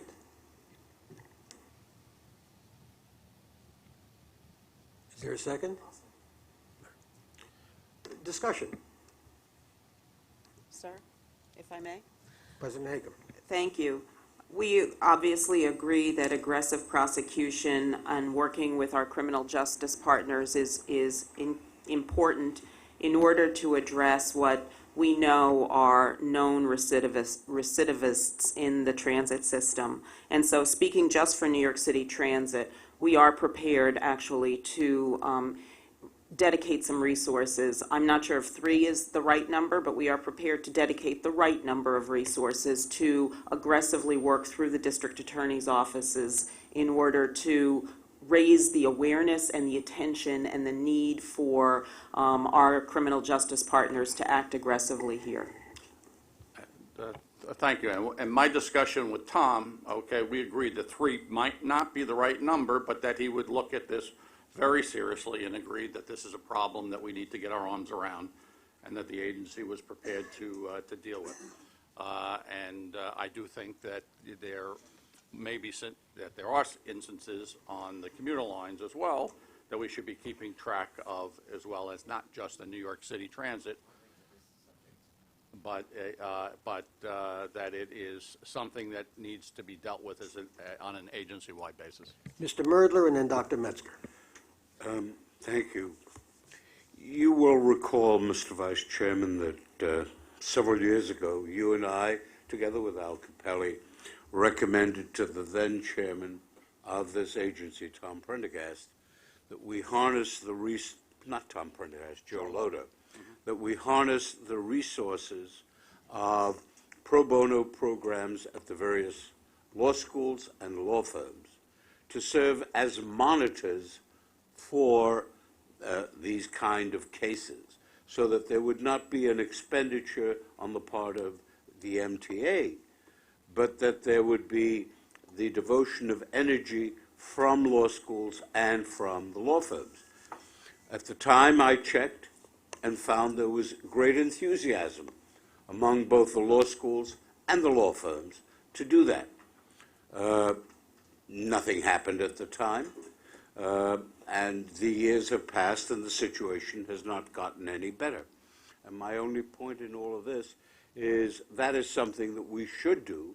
It does not involve any cost, but it involves volunteer activities designed to finally make sure that both the courts and the district attorneys are aware of the fact that they've got a job to do in this area, and it's a serious job. In many district attorneys' offices, these cases, the transit-related cases, are dealt with in the same group of lawyers as those who deal with drunks and general disobedience and the like. That's just unacceptable. I suggest we do that as a vehicle. Metzger. I think both of my fellow commissioners have made valid suggestions. With respect to Commissioner Mordler's suggestion, I do believe that it will take follow-up from this agency and the railroad agencies to see that that's implemented. Thus, I would support Mr. Capelli's motion if it were modified to allow management to determine the method and the manpower required, rather than specifying. So move to modify. Thank you. Second. Just a question about this, about the motion. I didn't hear that buses were mentioned. I assume they're included. Yes. Yeah, because that's in some ways a more sensitive area because the driver's out there alone. Okay. Anyone else? There's been a motion made, modified, seconded. Are we ready for a vote? All in favor? Aye. Opposed? Motion carries. Thank you. And then I guess we can get back to the agenda. Chief, I would Yes, sir. echo Commissioner Capelli's thanks to all the men and women of the NYPD for all you do every day. You can't be everywhere, but cameras can, and there are hundreds of secondary heat-equipped entrances with people going through on a regular basis. They wait for somebody to open the slam gate, and they rush in. Many of those people may be committing crimes. I am pretty sure that a lot of the slashings that have occurred, the perpetrator didn't pay their fare.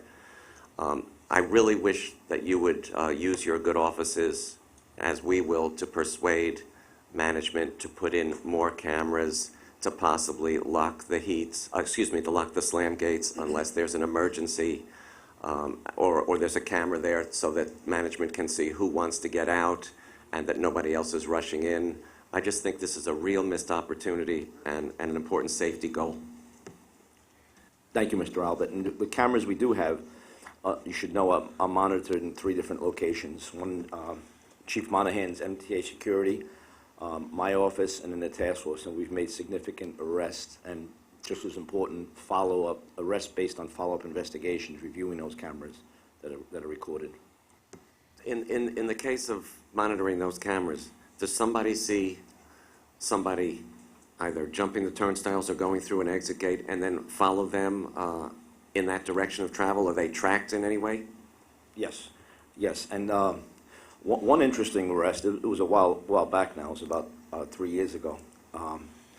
And a sergeant was monitoring the cameras and heard an aided case in the station, and there was no police or ambulance there. There were people around helping the person who was having, I believe, a cardiac, and saw somebody trying to take his wallet while he was on the ground. So she was able to, it's Sergeant Maria DeFranco, she was able to direct the teams and were able to arrest him. He was still in the area. So we do all we can with those cameras. And, you know, policing is an ever-evolving, and public safety is an ever-evolving mission, and we're always open for new ideas and suggestions, and we're always working on that evolvement ourselves. The ever-increasing number of help points have a camera option which has not yet been exercised. Right. Mr. Merdler. Joe, quick question. Has there been any correlation between the increase in the use of knives or whatever for slashing and a possible decrease in the use of guns and shootings? Well, that's a good question. It's with our crime statistics and trends, we'll see increases and decreases and spikes, and that's what I mentioned before, hour-to-hour look at deployment. So at any given snapshot, even with the significant reductions over these 20 years, you'll look and see, if you take any month, any period, you'll see an increase in one category, and then we readjust and focus on it. It could be grand larceny, auto, burglary. And in this case, we're dealing with very small numbers, but substantial percentage increase. So somebody who carries a cutting instrument or a gun is somebody who's going to be prone to be violent. See, if you will recall, in the 60s and 70s, it was the knife rather than the gun that was the cause of much of this violence, or the vehicle for much of this violence. And I'm wondering whether, later on, of course, it was the gun. And the question I have is whether the gun is on the decline and the knife is on the increase, because if that's true, the NYPD did a spectacular job in curbing the sale of those kind of things. And I'm wondering whether the time has come to do that again. Well, obviously, you know, carrying a blade, a knife, is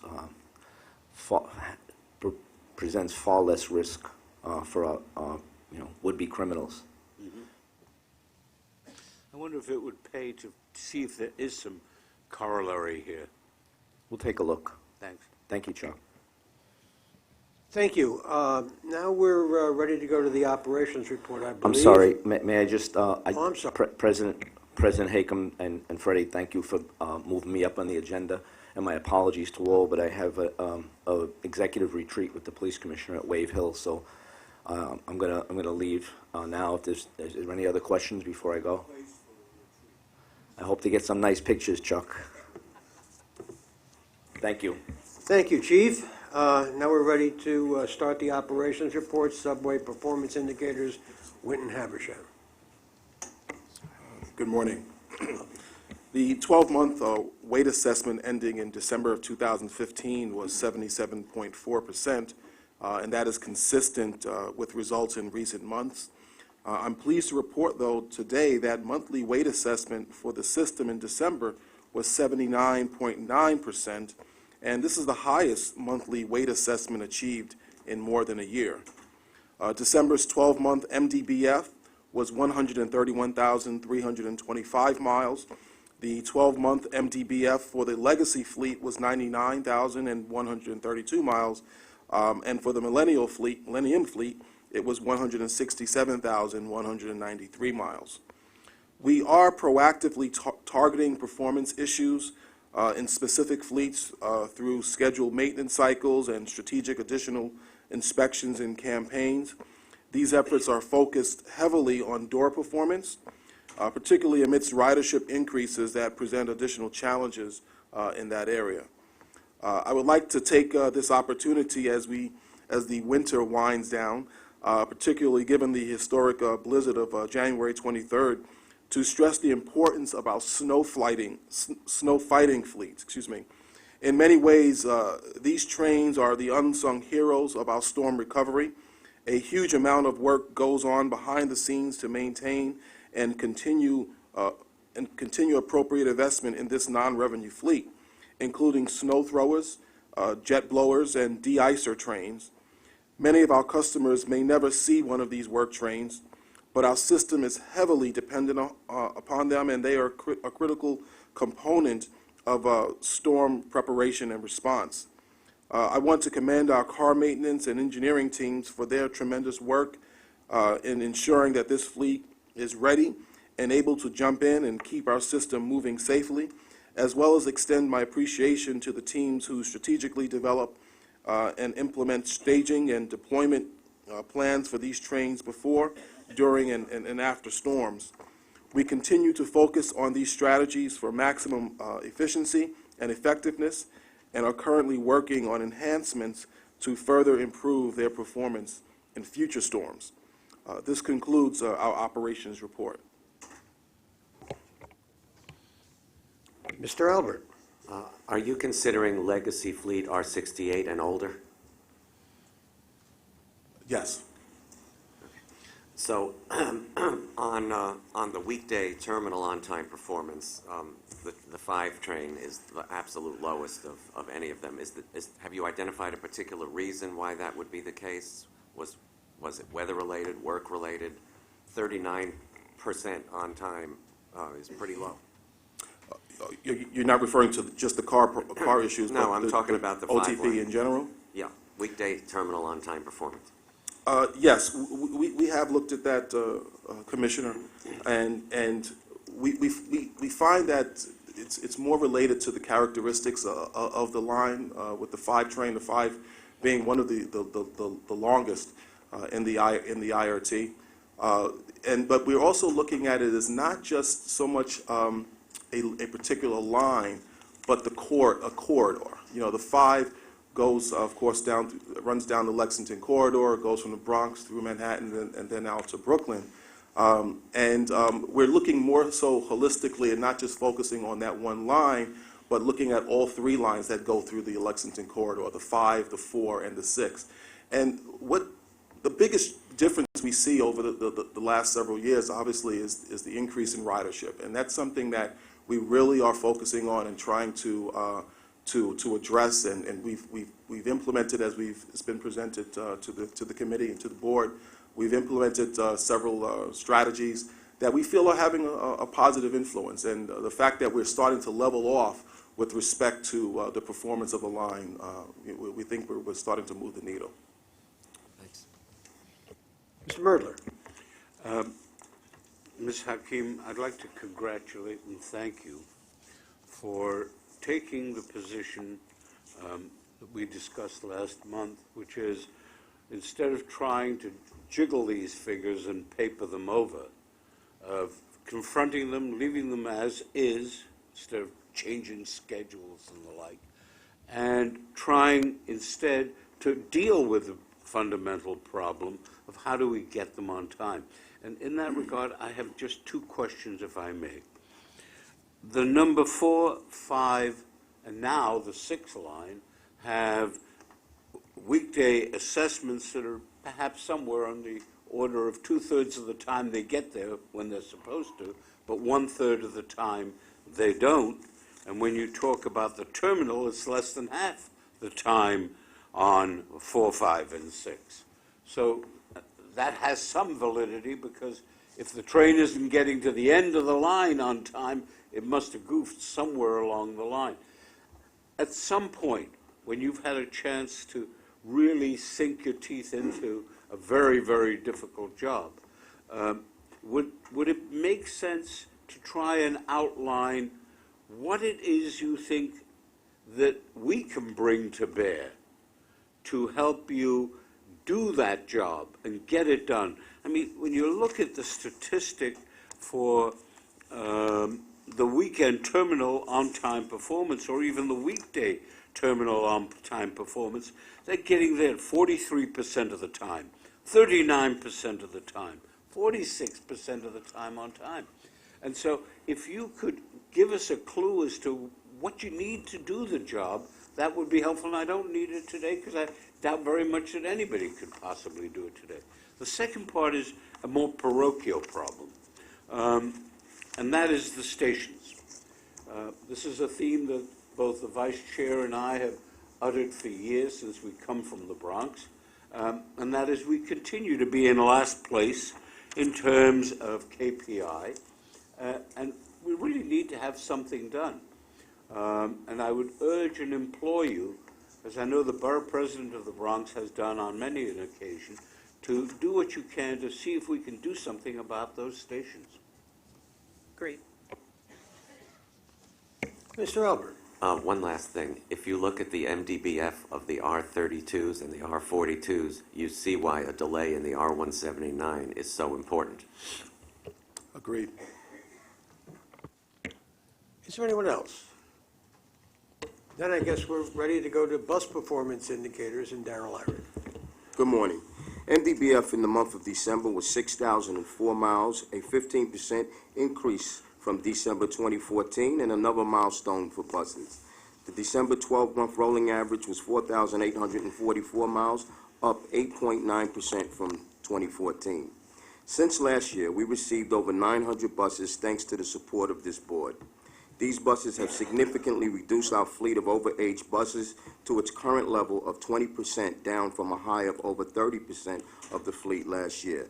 As previous bus orders are being satisfied, I want to bring your attention to an order of 75 articulated buses for MTA Bus Company, which starting later next month will introduce new customer amenities such as Wi-Fi and USB charging points, bringing us into a new era of 21st century service.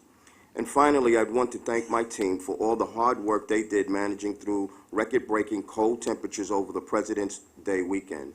In fact, Sunday, February 14th, was the coldest Valentine's Day ever in New York City and the coldest morning since 1994. These freezing temperatures can cause significant issues for bus subsystems. However, I am happy to report that we were able to take all of the necessary measures to mitigate potential reliability issues and ensure that our passengers and operators remained safe and comfortable over the weekend, and our fleet was ready for AM peak service that Tuesday morning. And that completes the operations report. Thank you. And now we're ready to hear a safety report from Cheryl Kennedy. Good morning. Safety results were as follows. With the exception of fires, all items discussed refer to rates. Subway customer accidents and injuries decreased when comparing November 2015 with November 2014, and also on a 12-month basis. December 2015 subway fires increased when comparing to December 2014, which had the lowest number of monthly fires in over a 2-year period. Fires also increased on a 12-month basis. All fires in December were of low or average severity.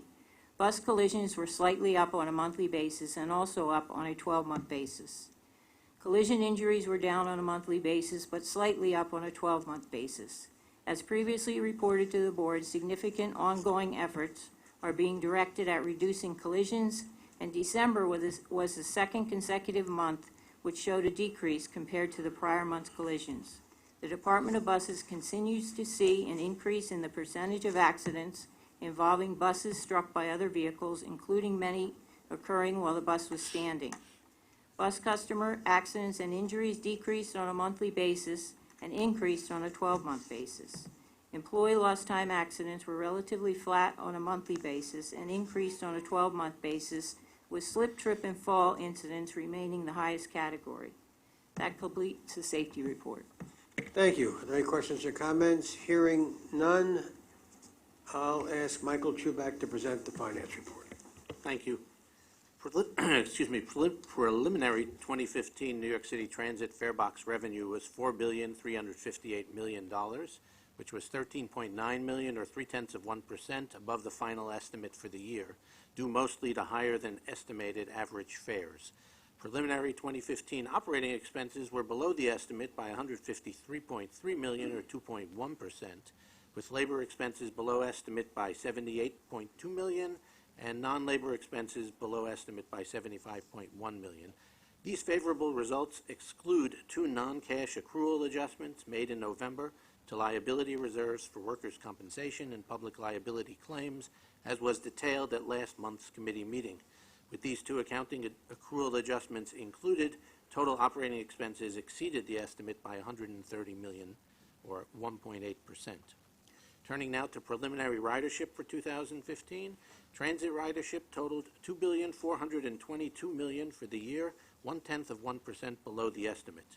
2015 average weekday ridership results compared to 2014 were as follows.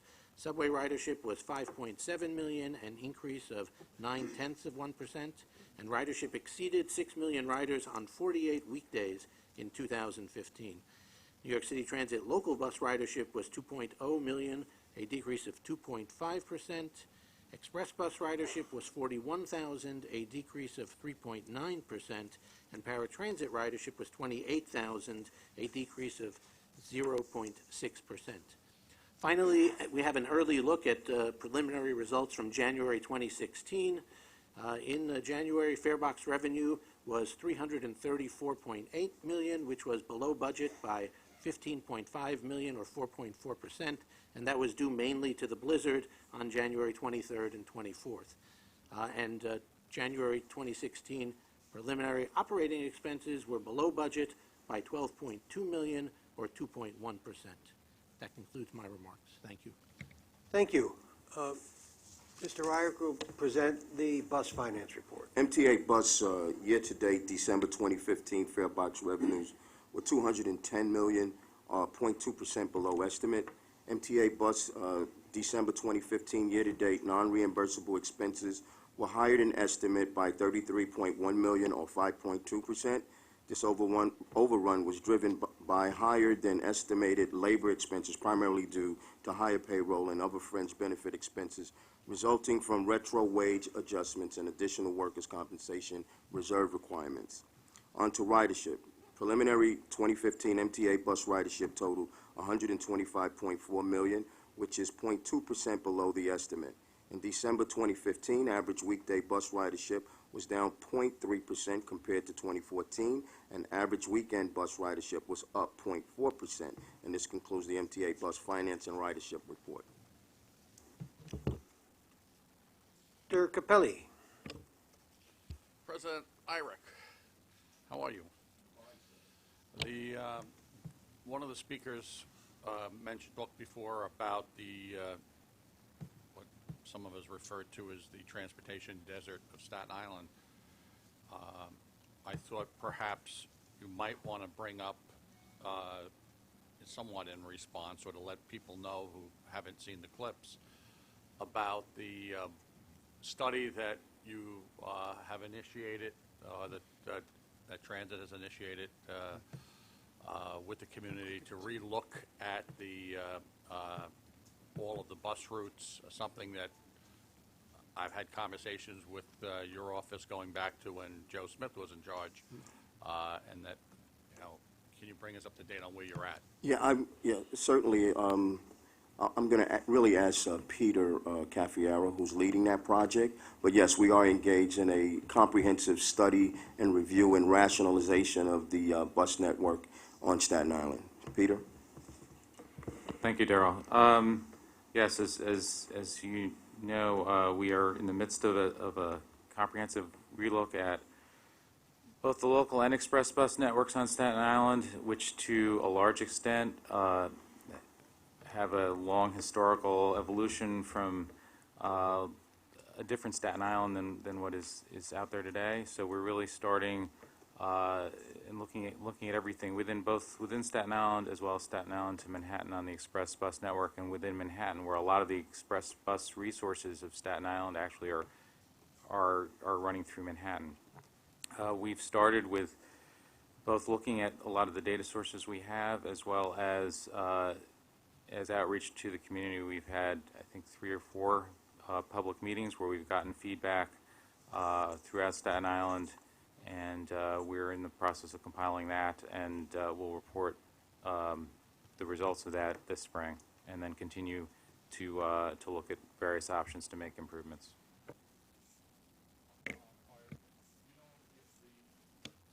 The 2 New York City EDC routes are included as part of that? And should they, if not, should they be?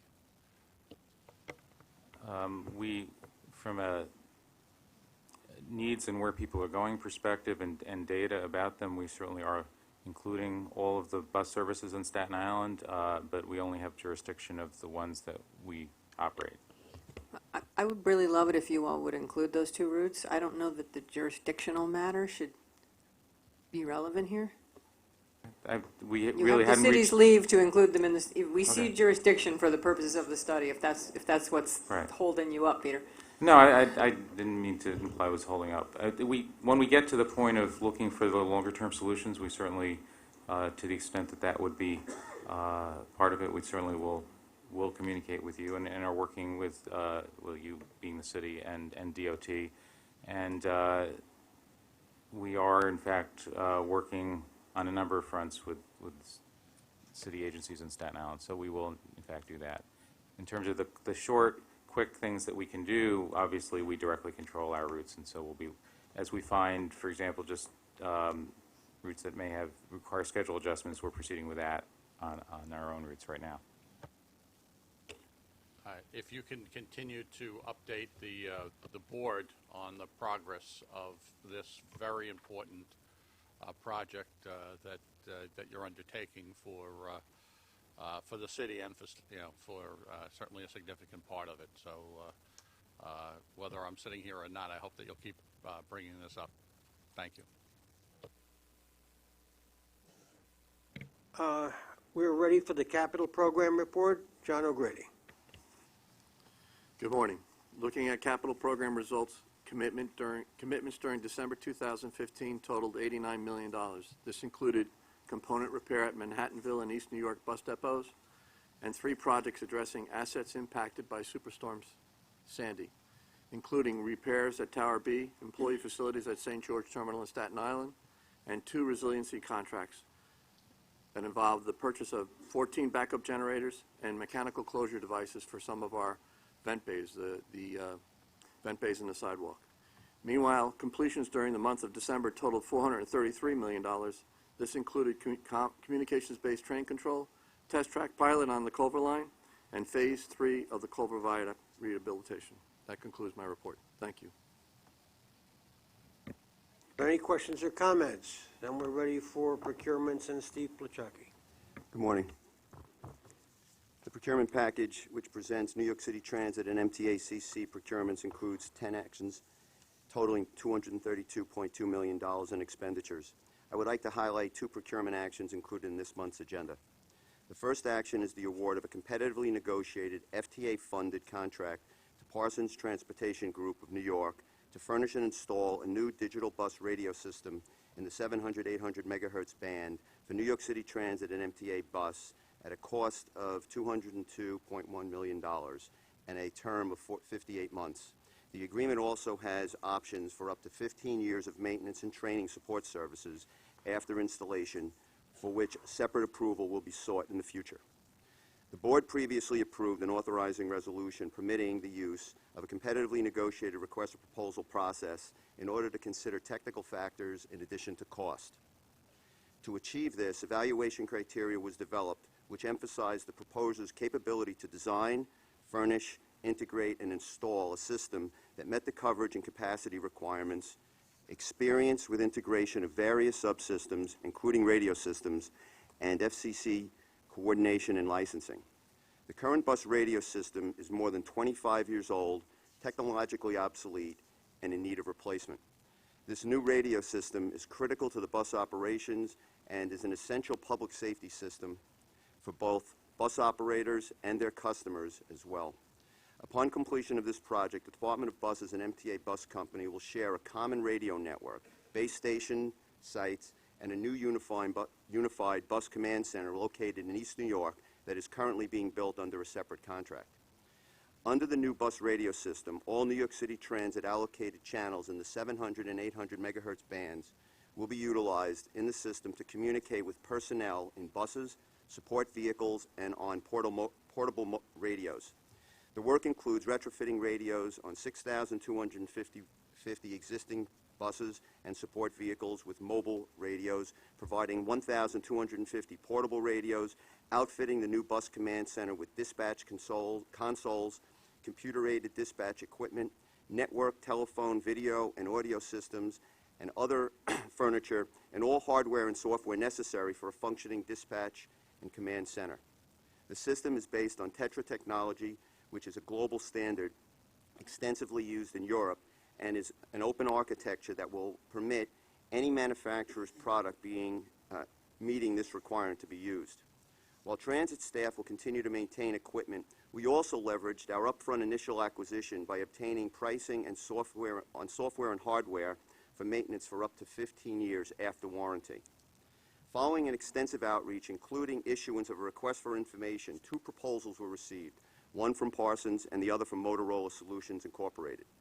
Most of the other interested firms that obtained the solicitation were potential system integrators or subcontractors and suppliers and elected not to propose.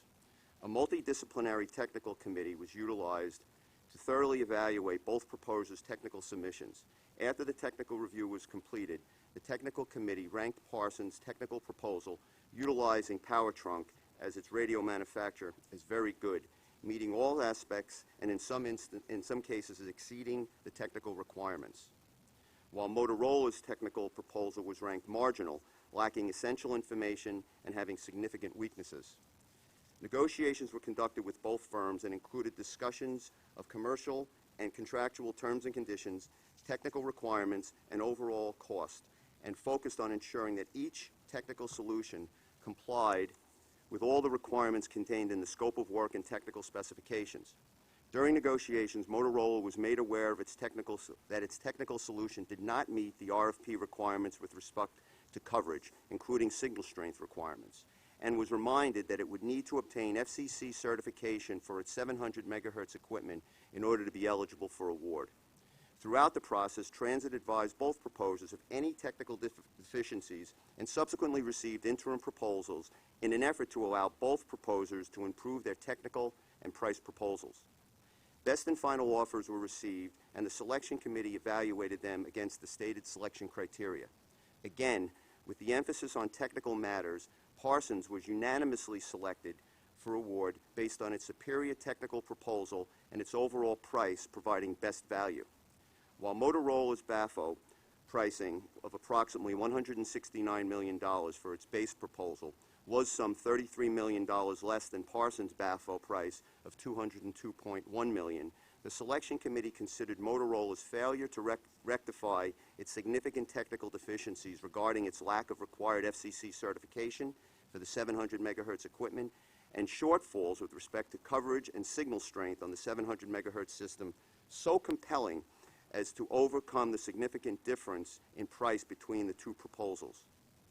It should also be noted that Parsons and Powertrunk have extensive national and international experience performing similar roles as they will perform on this project. The second action is the award of a competitively solicited contract for staffing to Republic Parking System in the estimated amount of $13.2 million. The contract is for staffing to support the operation of the Transit Adjudication Bureau, also known as TAB. TAB provides a forum for the processing and adjudication of notices of violations issued for violations of the transit rules of conduct governing the use of the transit system. The contractor will provide staff who will conduct significant components of the operation of TAB under the supervision of New York City Transit's Executive Director of TAB. Under the current contract, the incumbent, CGI Technologies and Solutions, provides both staffing for operation of TAB as well as a computer system that tracks fines, payments, outstanding balances, hearing outcomes, and enforcement and collection efforts. This computer system was originally designed and built by American Management Systems in 1986. American Management Systems was subsequently acquired by CGI.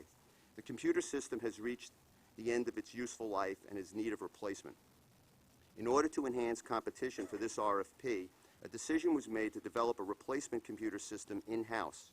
The new system, known as Transit Adjudication Bureau Information System, or TABIS, has been under development for several years by MTA IT. It is currently undergoing user acceptance testing with full implementation planned during the second quarter of 2016.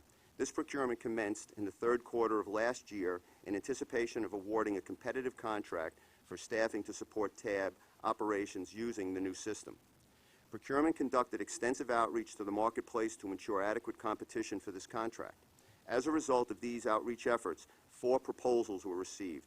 After review of proposals, oral presentations, negotiations, and subsequent receipt of best and final offers, the Selection Committee unanimously selected Republic Parking System.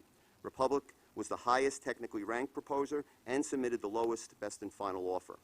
Republic demonstrated experience performing work on similar contracts providing adjudication services for parking violations for various U.S. cities, including Hartford, Connecticut, Albany, New York, Louisville, Kentucky, and Chattanooga, Tennessee. Republic's proposed project management personnel have significant experience in managing contracts for adjudication services. In terms of pricing, I'd like to point out that Republic's price for staffing is approximately 16.8% less than the price for staffing portion of the current contract. I ask for your approval of all actions in the agenda.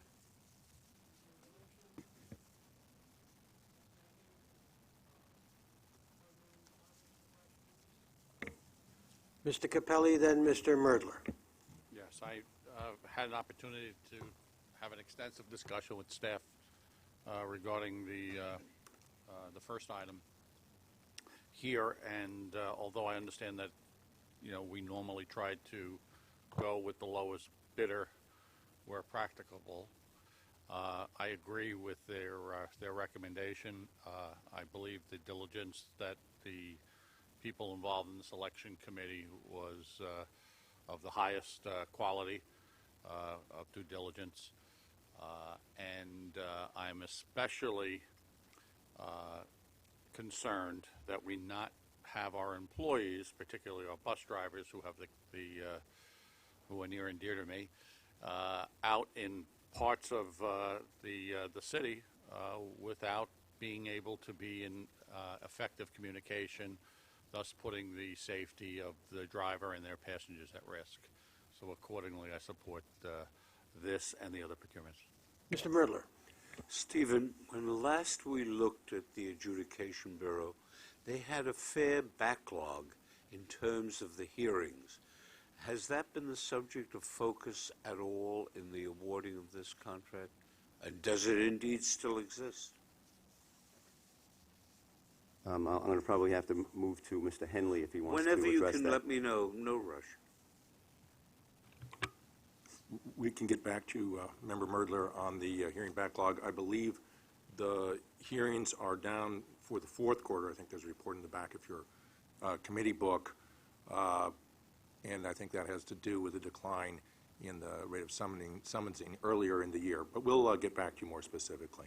And let us know how much that backlog is today, because there were complaints aplenty last year. All right? Anyone else? Before a vote is taken, I wish to be recorded as a recusal on item number 1. We ready for a vote? All in favor? Opposed? Abstain? Thank you. Now we are ready for service changes. Peter Caffiero? Thank you. Oh, wait a minute. I'm sorry. There's an action item from MTA Capital Construction that will be covered later in the meeting. Is that correct? Okay, then I'll ask Peter Caffiero to address service changes. Thank you again. This month we have one item for information regarding service changes.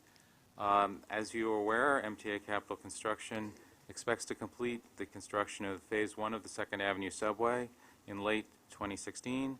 At that time, subway service will begin on the new 2nd Avenue Subway, which connects with the Broadway line BMT Express tracks in Manhattan. Under our proposed service plan, the 2nd Avenue Subway, upon its opening, will become the northern terminus for the Q train at all times. And this has been the proposed service plan dating back to the EIS that was done on this project a number of years ago. To maintain service levels on the Astoria line, where the Q currently runs on weekdays, we're proposing to restore W service, which will run from Astoria to Lower Manhattan. Relatively minor revisions are also proposed to the N route. Details of the proposed service plan are outlined in the staff summary included in your agenda book.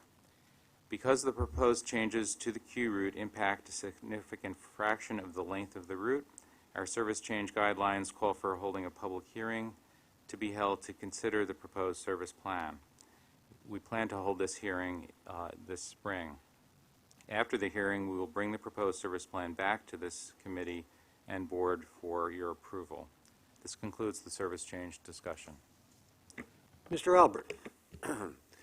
This is really good news. This is the obvious service plan that I expected would take place. This also restores N Express service along the Broadway corridor, which many Brooklynites and Astoria residents have been asking for, and this makes total sense, and I look forward to this coming back. Long live the W. Anyone else? Then I'd like to turn this discussion over to President Hakam for special and standard follow-up reports. Excuse me. Thank you. Section 9 of this month's agenda includes our regular status report on the MetroCard program. In addition, the agenda book also includes 3 financial reports, one each for New York City Transit, Staten Island Railway, and MTA Bus. In accordance with the MTA's annual budget procedures, these reports present the 2016 adopted budget and the February financial plan for the 16 to 19 period. These reports reflect the inclusion of MTA adjustments that were presented in the November financial plan, which was adopted by the board in December 2015. In terms of the standard follow-up reports, moving on now, this month's agenda includes a number of reports for your information. First, there is the annual report on ADA compliance. Second, we have the semi-annual report on service quality for New York City Transit and MTA Bus. This includes the Passenger Environment Survey, or PES indicators, for subway cars, subway stations, buses, and Staten Island Railway, along with the semi-annual bus weight assessment results. We also have 3 standard reports providing the results for the 4th quarter of 2015. The first of these is the quarterly elevator and escalator performance report, followed by the quarterly report on Transit Adjudication Bureau indicators, and finally in this section you will find the quarterly EEO and diversity report covering both New York City Transit and MTA Bus. Any comments or questions on this section of the report? And I'll ask Dr. Harapachenu and David Cannon for their reports. Okay, I'm going to focus today's report on the status of the Second Avenue Subway Phase 1. Can we get it up there? Yes? No? Maybe? Okay, so just go to the first slide, please. The contract started their acceleration work actually in January 2016. And since that time, we negotiated the cost for acceleration of the work in order to meet the December 2016 revenue service date. That has been completed, and actually there is an action that will be coming immediately after my presentation. 96th Street, we have energized the station. So the station, the facility power has occurred slightly ahead of our schedule. That was actually February 8th. And the crossover north of 72nd Street was installed as well. Let me just walk you through some of the milestone status. Okay, thank you. The 96th Street, as I said, was energized. The 86th Street, the installation, and we're again talking about permanent power, the installation on third-party testing has been completed, with some exception that there's work that has been added based on the lessons learned at 96th Street.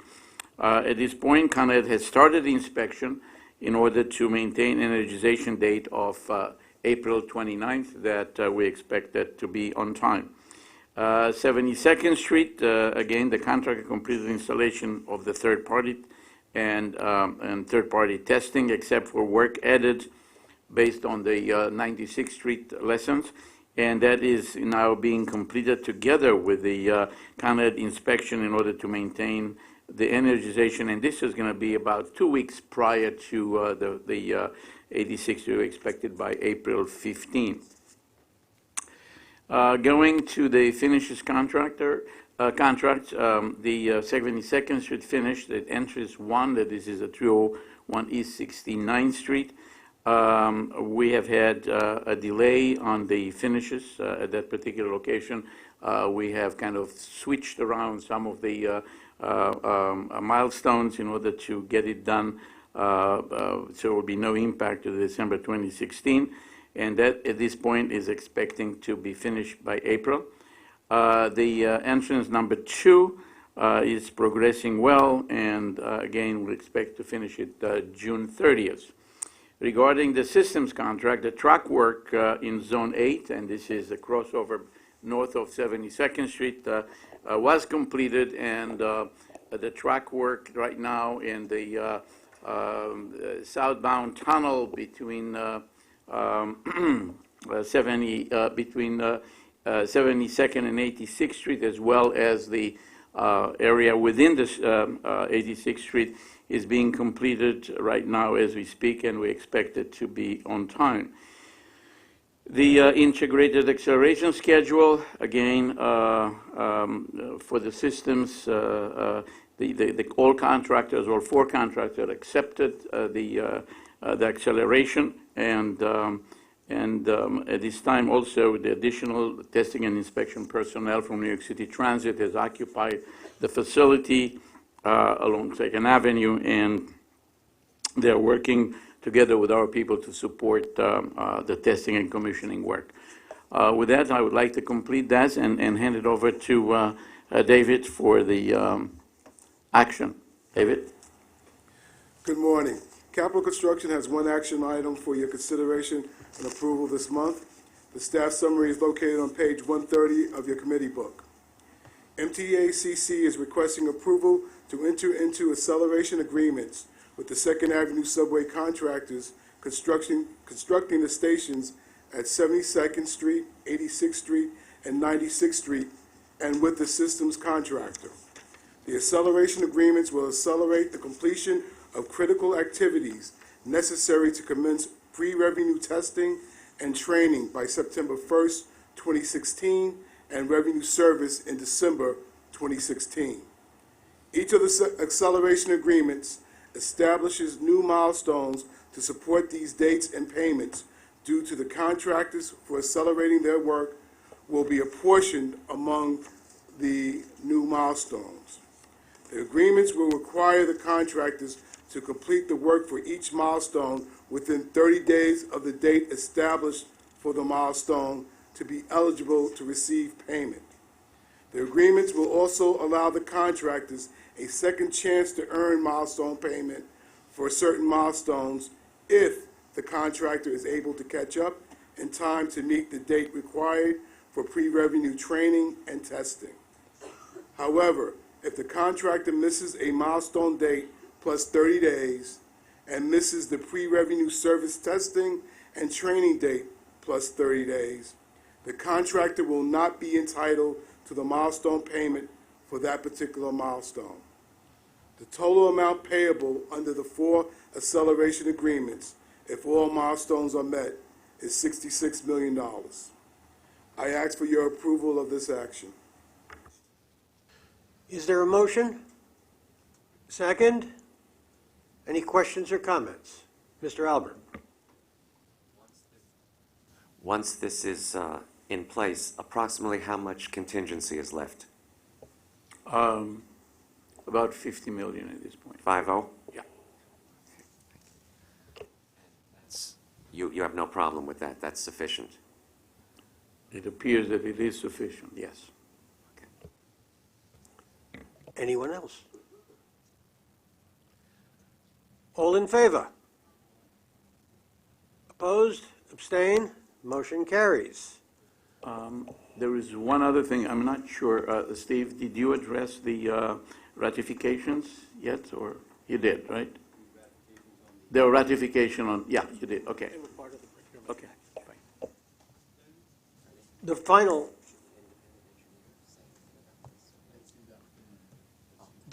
that'll happen. Dr. Haradnichena, do you have anything to add to the report?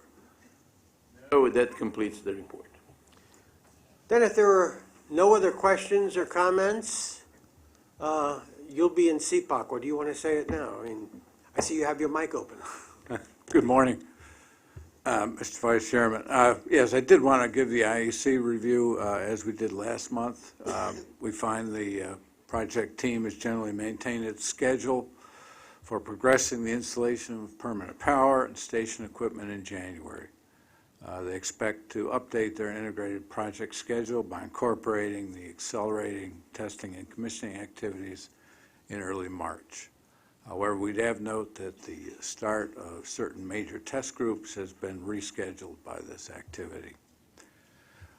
We estimate the project's cost contingency will be reduced to approximately $50 million by approval of the proposed acceleration agreements with the contractors.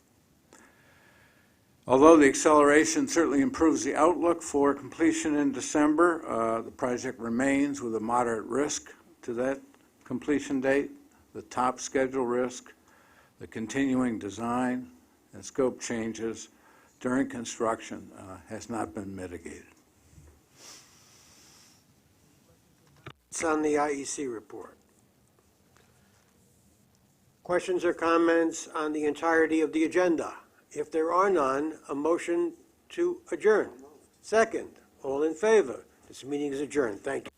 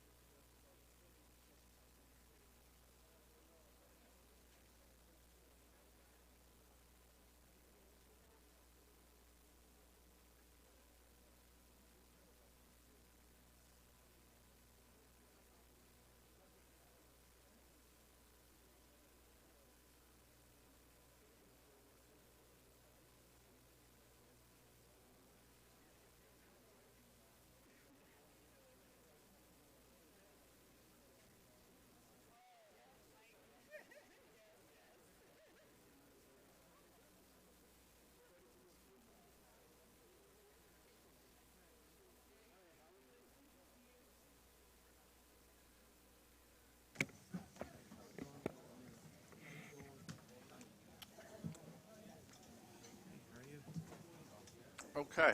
Good. Are you still acting? I still am. Where is, what's he doing? He's doing stuff for Tom.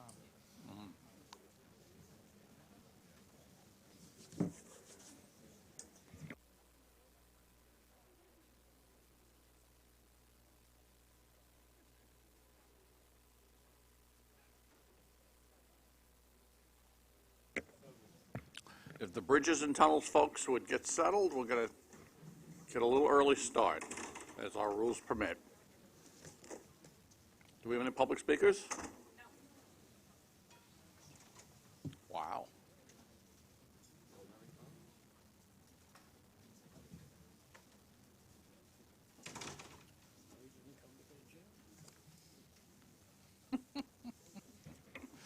Okay. All right, welcome to the meeting of Bridges and Tunnels Committee, or Triborough Bridge and Tunnel Authority Committee meeting. There being no public speakers, I will recognize the acting president, Mr. Spiro. Thanks, Commissioner. I don't believe there are any changes to the committee work plan. I guess we need to approve all the minutes also. All right, we have a copy of the minutes in each of your booklets. Do I have a motion? So moved. Second. Okay, any changes? All in favor? Opposed? Motion carries. Moving the agenda. Okay, we'll start with the report on operations. Jim Fortunato.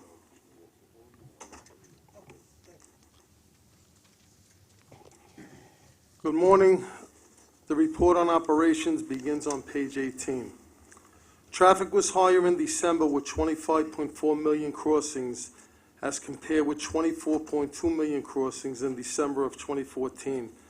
This represents a 4.9% increase.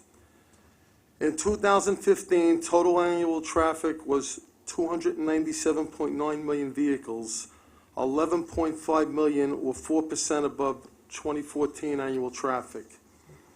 There was no snowfall in December of 2015, with December of 2014 as well below normal at 1.6 inches. December of 2015 gas prices averaged $2.18 per gallon, which was 60 cents lower than in December of 2014. Easy Pass volume increased by 6.4% in December of 2015 as compared to December of 2014, while crossings using cash and other payment methods declined by 3.5% for the month. Passenger car travel was up 5.1% and other vehicle travel decreased by 1.7% from December of 2014. The January 23rd, 24th blizzard saw an over 70% reduction in traffic as compared to the same weekend in 2014. Preliminary traffic figures for the 23rd and 24th storm totaled 332,492 as compared to the same weekend in 2014, which had 1,122,623 vehicle crossings. Preliminary monthly traffic figures for January 2016 are 5.5% more than the same period last year. This ends the report on operations. Thank you. Okay, if there's no questions, we'll move on to the safety report. Pashko. Good morning. The report on safety for December 2015 is illustrated on pages 32 and 33, in which you will see the charts and graphs showing the 5-year average summary of employee accident reports, lost time injuries, customer collisions and injury collisions, and lastly, contractor injuries. For this year-ending report, the number of employee accidents have decreased by 19.6%, and the lost time injury rates for the same period have also decreased by 26.2%. For the same reporting period, the total customer collision rate has increased slightly by 5%, and the injury collision rate has also increased by 4.3%. The contractor lost time injury rate has decreased by 3.3%. Unless there are any questions or comments, that concludes my report on safety. Thank you. The Customer Environment Survey, Pat Parisi. The Customer Environment Survey begins on page 34, and some highlights for the fourth quarter and year end are B&T striped 149,877 linear feet of roadway in the fourth quarter, bringing 2015 year-to-date roadway striping to just over 520,000 linear feet. Bridges and tunnels repaired 661 potholes in the fourth quarter. 2015 year-to-date potholes repaired were 4,007 as compared to 5,088 repaired in 2014. Nearly 1,000 potholes have already been repaired in the first 7 weeks of 2016 as a result of the vast freeze-thaw cycles we've been experiencing. B&T swept 4,129 miles of roadway at its bridges and tunnels in the fourth quarter and 12,601 miles for 2015 in total. Over 90% of bridges and tunnels, 7,579 roadway, aviation, navigation, and necklace lights were operational throughout 2015, nearly identical to 2014 results. B&T maintained and cleaned 511 storm drains in the fourth quarter and a total of 2,139 in 2015. Easy Pass toll lane availability remained extremely high at 99.97% for 2015. This is a measure of operational performance of the Easy Pass equipment and the percentage of lanes available for use. This ends the customer environment survey. If there's no questions. Thank you. Any questions? Moving on. Okay, the Easy Pass report begins on page 44. Our market share as of the end of December was 85.7%, which is 1.2 percentage points higher than the previous year. We also had our highest one-day market share ever, reaching 89.5% on February 10th. More than 18,800 Easy Pass accounts were opened in December. About half of those were Easy Pass on-the-go accounts. And our in-lane program, we're zeroing in on 700,000 on-the-go tags sold in the lane. We're about 698,000 as of this morning. There's no questions on the Easy Pass report. I'll move on to the financial report, which begins on page 51, and it includes preliminary year-end information. Toll revenue for the year was $1.08.9 billion, which is $16.6 million or 0.9% higher than our final estimate. Traffic for the year was up about 1% against the final estimate, and preliminary January traffic, despite the storm, was up 2.3% against plan. Revenue also up 2.3% against the budget, about $3 million. That's for preliminary numbers. Year to year, as Jim said, our traffic was up about 4%, and I'll walk you through a slide in a minute. This shows this year's traffic versus where it's been the last decade or so, which Mitch asked for last week. Preliminary January results also up last year, despite the big storm, about 5.9%. On the expense side, total expenses were $473.3 million. We're about $40.3 million lower than our final estimate. Non-labor costs were down about 9.7%, primarily due to timing, and labor costs lower as well by about $16.9 million, 6.2%, primarily due to payroll vacancies.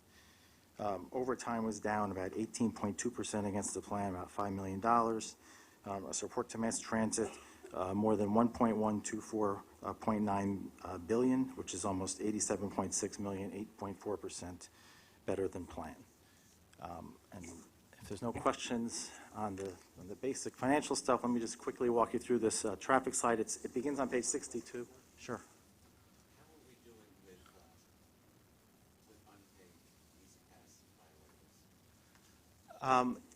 It's about the same as it's been for quite some time. Well, for Easy Pass violators, I mean, we have very few easy. You're talking about AET violators at the Henry Hudson? Yeah, we have very little change since we last talked to you about it. But either it's about the same as it's been. But we will hope to start seeing some effects of the change in the DMV regulations later this year. They're in effect now. But in terms of our billing, there's a 3-month lag basically before people are actually in violation. So we should start seeing some of those violations, go out in probably April or May.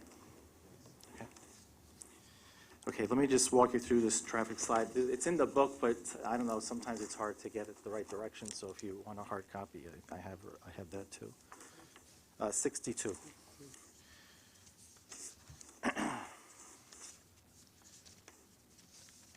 So basically what this shows is that the early part of this 10-year, 11-year period, the 2004 to 7 period, those were the highest years we ever had in terms of traffic, over 300 million each year. In 2008, you can see the preliminary effects of the Great Recession hit, and we had a big drop in traffic, almost 3% that year, and it continued in 2009. There was also a toll increase both those years, so that contributed significantly to the drop in traffic. There was also a very bad winter in 2009.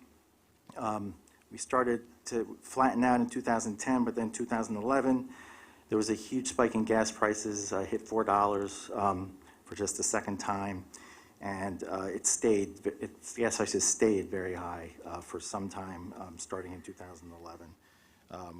We also, again, had another toll increase in 2011. 2012, we probably would have been up some, but the effects of Sandy hit in 2012, so that's the reason for the drop in that year.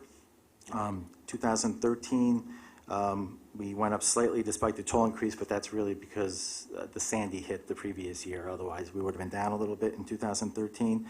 But you can see the last 2 years, beginning in 2014, and then the big jump this year in 2015, we're getting closer to that high we had the early part of this decade. And again, we think gas prices is driving a lot of it, but we had a relatively small toll increase this past time. Also, the general economy improving, et cetera. So there's a lot of things that happen, but we think that the gas prices are probably the biggest driver based on what we've seen when gas prices spike and the big drop. The mid-90s, or 95, right. So, yeah, we never would be able to have this kind of traffic without Easy Pass. I mean, we had a big. If I went back and showed you 95, you'd see a big drop, and a big increase rather in the latter part of that decade in the 90s. It wouldn't have been possible without Easy Pass. Wait till we go those overhead systems. Right. Okay.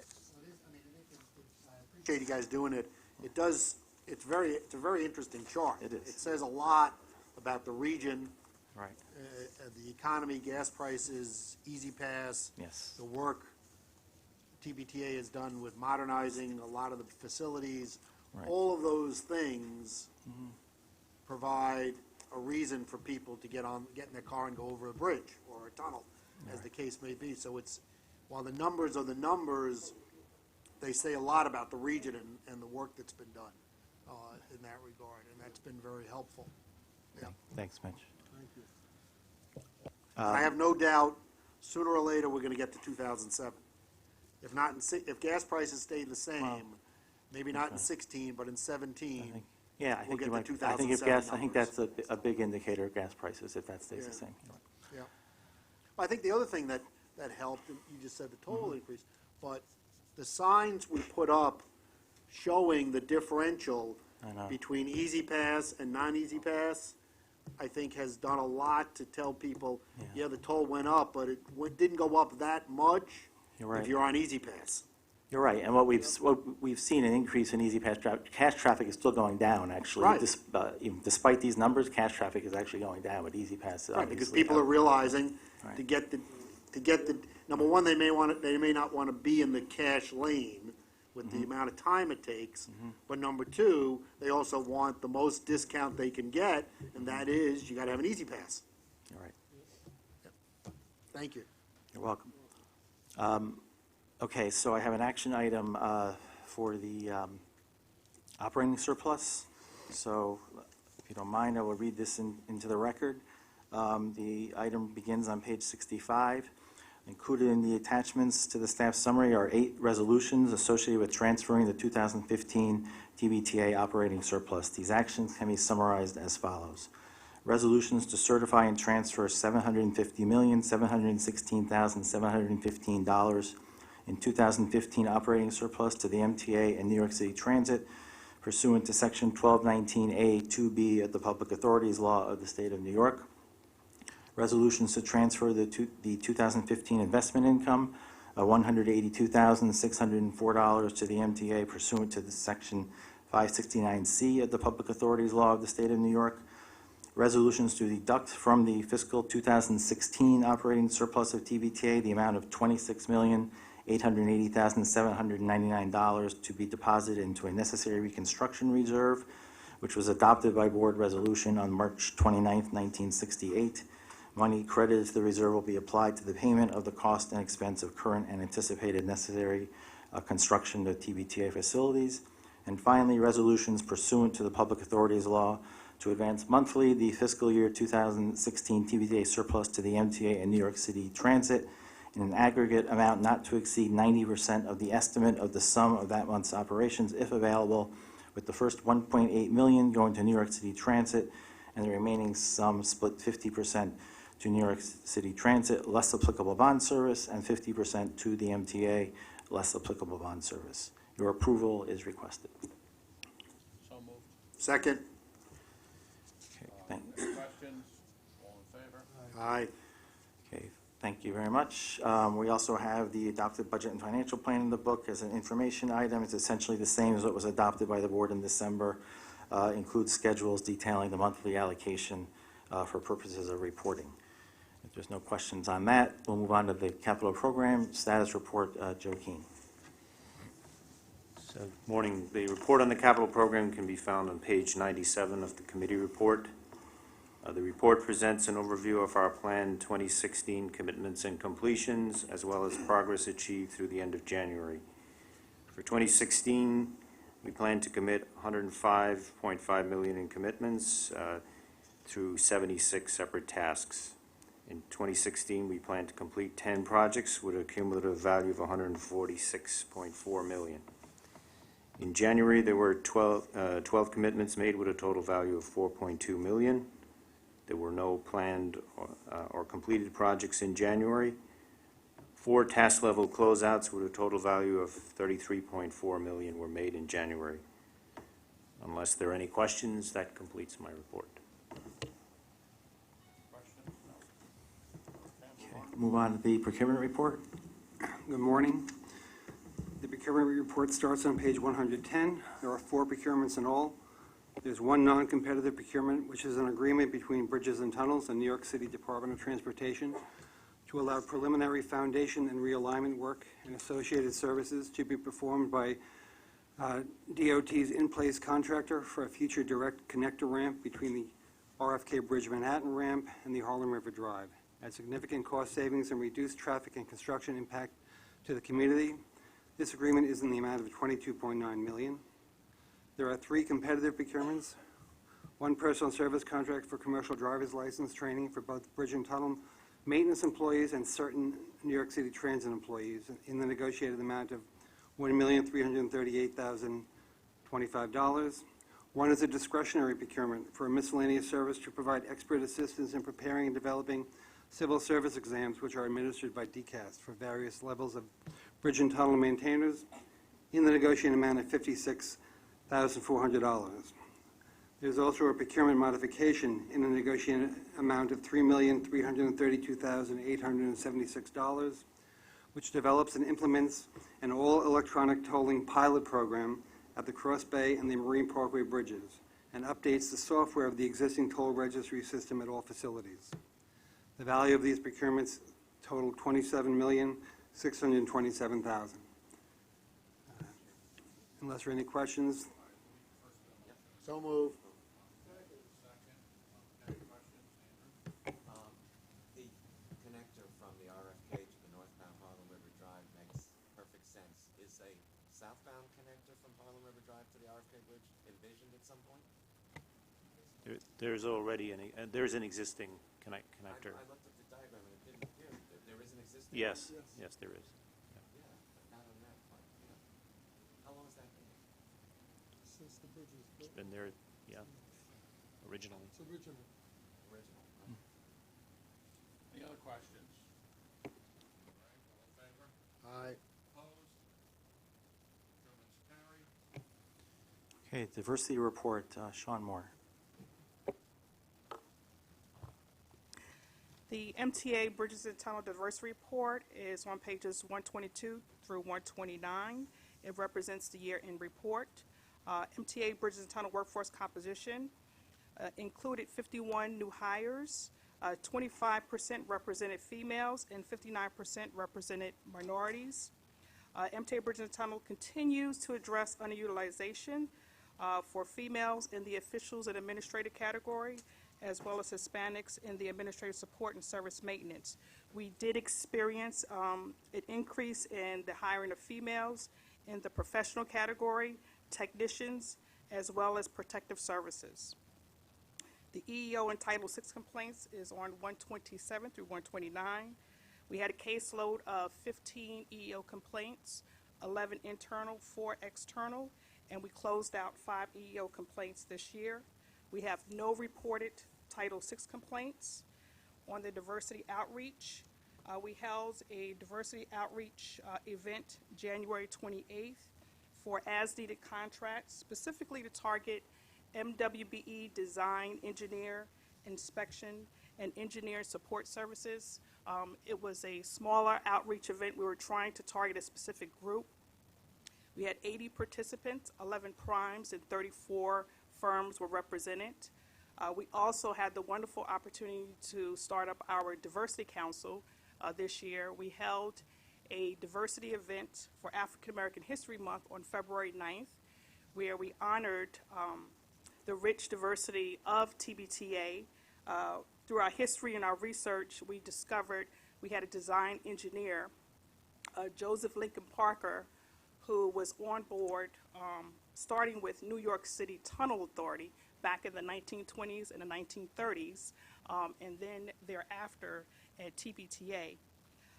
He was a graduate from MIT. He also was a World War I veteran. He was from Omega Sci-Fi. We had the wonderful opportunity also to hear from the New York Council member, Robert Cornicky Jr., who provided a proclamation for the family. His grandson actually came all the way from West Virginia to participate in our event, and it was absolutely fabulous. He actually had to return to work that evening at 9:30, but he actually made it.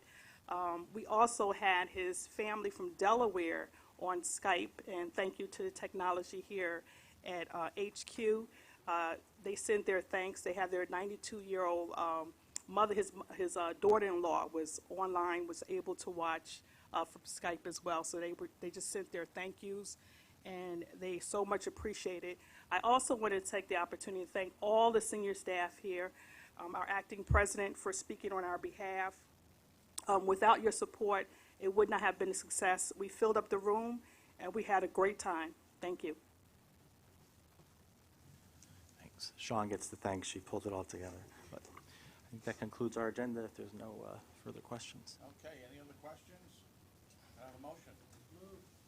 Okay. Meeting is adjourned. Thank you. Thank you all for listening.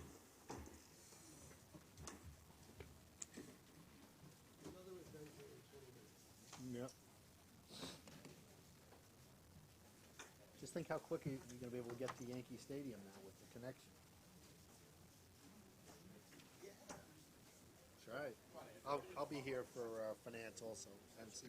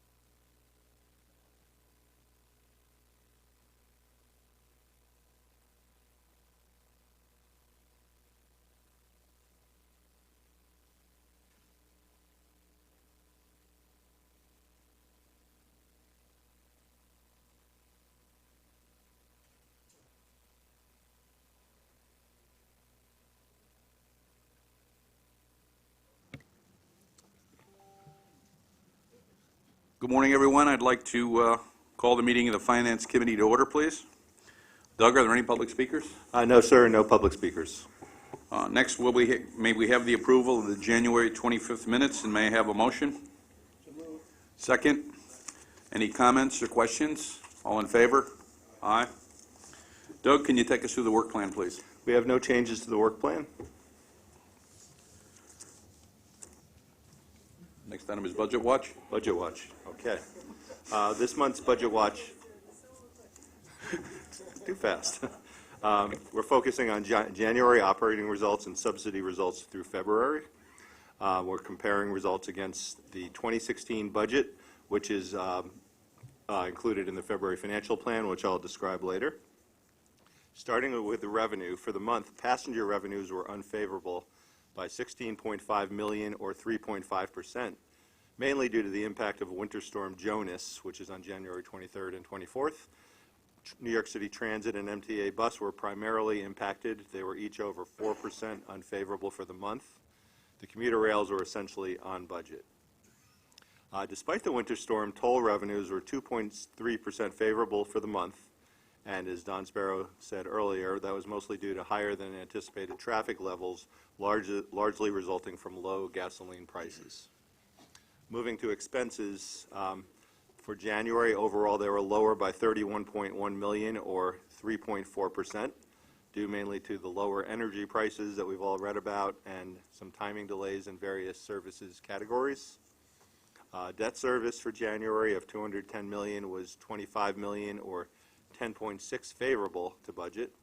The favorability is mainly driven by the timing of new money bond issuances and lower variable rates in interest. Moving to subsidies, overall subsidy results through February were unfavorable. February year-to-date payroll mobility tax receipts were unfavorable by $16.3 million or 5.3%. We think that may be due to the timing of payments of Wall Street bonuses, which they vary from month to month in that first quarter every year. So there's really not a finite pattern there. So we'll be watching that. Petroleum business tax receipts through February were unfavorable by $6.7 million or 6%. The unpredictability of month-to-month PBT receipts also makes it difficult to ascertain if the unfavorable variances are real or timing related. However, we know that we were favorable at the end of 2015, suggesting that overall, the end of 2015 to 2016 period are coming in total just about what we expected when we did the November financial plan. Real estate taxes through February were unfavorable to the budget by $5.7 million, or 2.2%. So that's a lot of ups and downs, so I'm going to try to summarize. Overall, preliminary results were on target for the month and slightly favorable year-to-date. Net operating results were favorable, with lower spending being partially offset by unfavorable passenger revenue, the result of the adverse winter weather in January. However, some of the expenses related to the late January snowstorm were not included in agency actuals for January. We'll see some of those in the February results next month. Again, debt service expenses were favorable. Year-to-date services were unfavorable. Year-to-date subsidies were unfavorable. Overall, those add up to just being slightly favorable overall to the budget. Any questions? Okay. Good afternoon. Finance Watch is in Director's Desk and available for your viewing there. I'm just going to pull mine up. So just to recap, we had on January 28th the issuance of TBTA General Revenue Bonds 2016A. I briefly summarized those at the last meeting, but just to recap, it was a combination of new money, and we also took advantage of very favorable market conditions and advance refunded portions of a number of series of bonds which are listed here, a total of $256 million. And that resulted in a savings of $34.57 million on a present value basis, or 13.5% of the refunded bonds. And that was a transaction led by Citigroup. So the other statistics follow there and available for you for your reading. Moving on, Most recently, and we're very pleased to report that last week we completed the issuance of the MTA Transportation Revenue Green and Refunding Green Bonds Series 2016A. This was our inaugural issuance of green bonds that were certified by the Climate Bonds Initiative and verified by Sustainalytics. We've talked about this for several months, and we were very pleased with the results of the transaction, and I'll summarize those here for you. The all-in true interest cost of the transaction was 3.54%, or a TIC of 3.49%. We had very favorable market conditions, and the spreads between the high-grade index and our transportation revenue bonds were the best we've ever seen. Again, following on that very successful December transaction where we did some refunding there on very aggressive levels, we were able to replicate those results here. And again, due to the favorable market conditions, we also added some refunding bonds in. And as you can see here on the statistics at the bottom, we had a total of, sorry, let me just get my notes correct here. A total of a TIC of 2.07% for the refunding that generated $68.49 million, or 18.7% of the refunding bonds. And I just want to compliment our senior manager, Ramirez and Company. Did a very fine job working with us on getting the certification, the verification, and particularly in bringing the bonds to market and generating some real investor interest from investors interested in sustainability and investing in green bonds. And we were pleased with our overall retail order period that brought in about 270 million retail orders, several of which came in from high net worth individuals that bought the bonds simply because they were labeled green. So that transaction will close here next week. Again, this was our inaugural issuance of these green bonds. We'll continue to bring the transportation revenue credit to market with that green designation as investor interest, investor desire for these types of bonds continues to grow. Upcoming, we have a planned issuance of dedicated tax fund refunding bonds that we're preparing to market. We're targeting approximately a $500 million size, but I would just note that this is market sensitive, and the value will go up and down depending on market conditions. We've tapped Wells Fargo, one of our senior managers, to manage this transaction for us, and it is a merit-based transaction, and I'll report more on that next month after the issuance. Lastly, we have to report in late January, we executed our monthly fuel hedge. 2.9 million gallons were locked in at an all-in price of $1.27 per gallon. It was competitively bid, and Jay Aaron, Goldman Sachs, won that bidding. That concludes Finance Watch. I'm happy to take any questions now. Hearing no questions, MTA headquarter actions and agency actions. Doug? Yeah, Pat, do you want to keep going? Sure. Okay. So there's a staff summary on Director's desk, and it appears on page 32. Thank you. The intent of this staff summary is to seek approval to authorize the novation of our 2 Broadway swaps from existing counterparty UBS to 2 new counterparties, U.S. Bank and Wells Fargo. This is beneficial to the MTA for a couple reasons. One, it gives us counterparty diversification. Instead of having that concentration in UBS, we now have it with 2 separate entities. We already have a substantial amount of transactions with UBS. These are more highly rated entities. And this will also involve a delinking of the swaps from the 2 Broadway COPs to Tribro, which is our best credit, and this will involve an amendment increasing the economics to the MTA. So with that, I would just happy to take any questions and seek approval. Can I have a motion? Second. Any comments or questions of Pat? All in favor? Aye. Opposed? Okay, the next item is the extension of the owner-controlled insurance for East Side Access. Oh, sure. MTA Risk and Insurance Management is seeking board approval to extend the following insurance coverage components of the MTA's owner-controlled insurance program for the East Side Access project through March 31st, 2021. We're asking for authorization to increase funding and extend OCIP general liability and workers' compensation through March 31st, 2021. Total additional funding is estimated at $183.5 million. We're also asking authorization to increase funding and extend excess liability, pollution liability, and railroad protective liability, also through March 31st, 2021. Total additional funding is estimated at $62 million.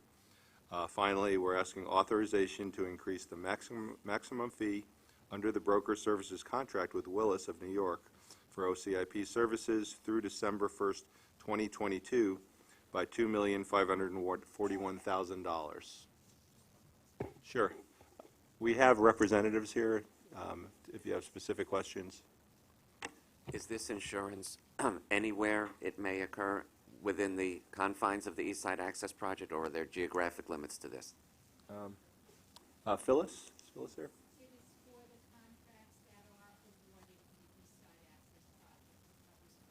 So no geography involved. Okay, thank you.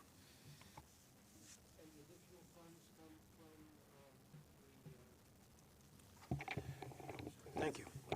The additional funds come from the, Yeah, it's anticipated that the additional funds will come from one of three sources or a combination of those: the contingency within the project, the contingency within the capital program, or a reallocation of funds from another project. So that's yet to be determined. and I presume once you've come to a solution, that will come back to the committee and the board. Yes. Yes, we will let you know what we're going to do.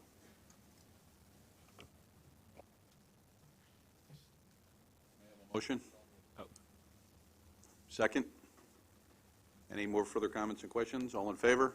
Aye. Opposed? Hearing none. Okay. Okay. The next item is the mortgage recording tax escalation payments to Dutchess, Orange, and Rockland counties. We call that DORF. It is recommended that the board authorize escalator payments totaling $2,434,000 to Dutchess, Orange, and Rockland counties from available funds on deposit in the MRT2 corporate transportation account. Second, any comments or questions? All in favor? Aye.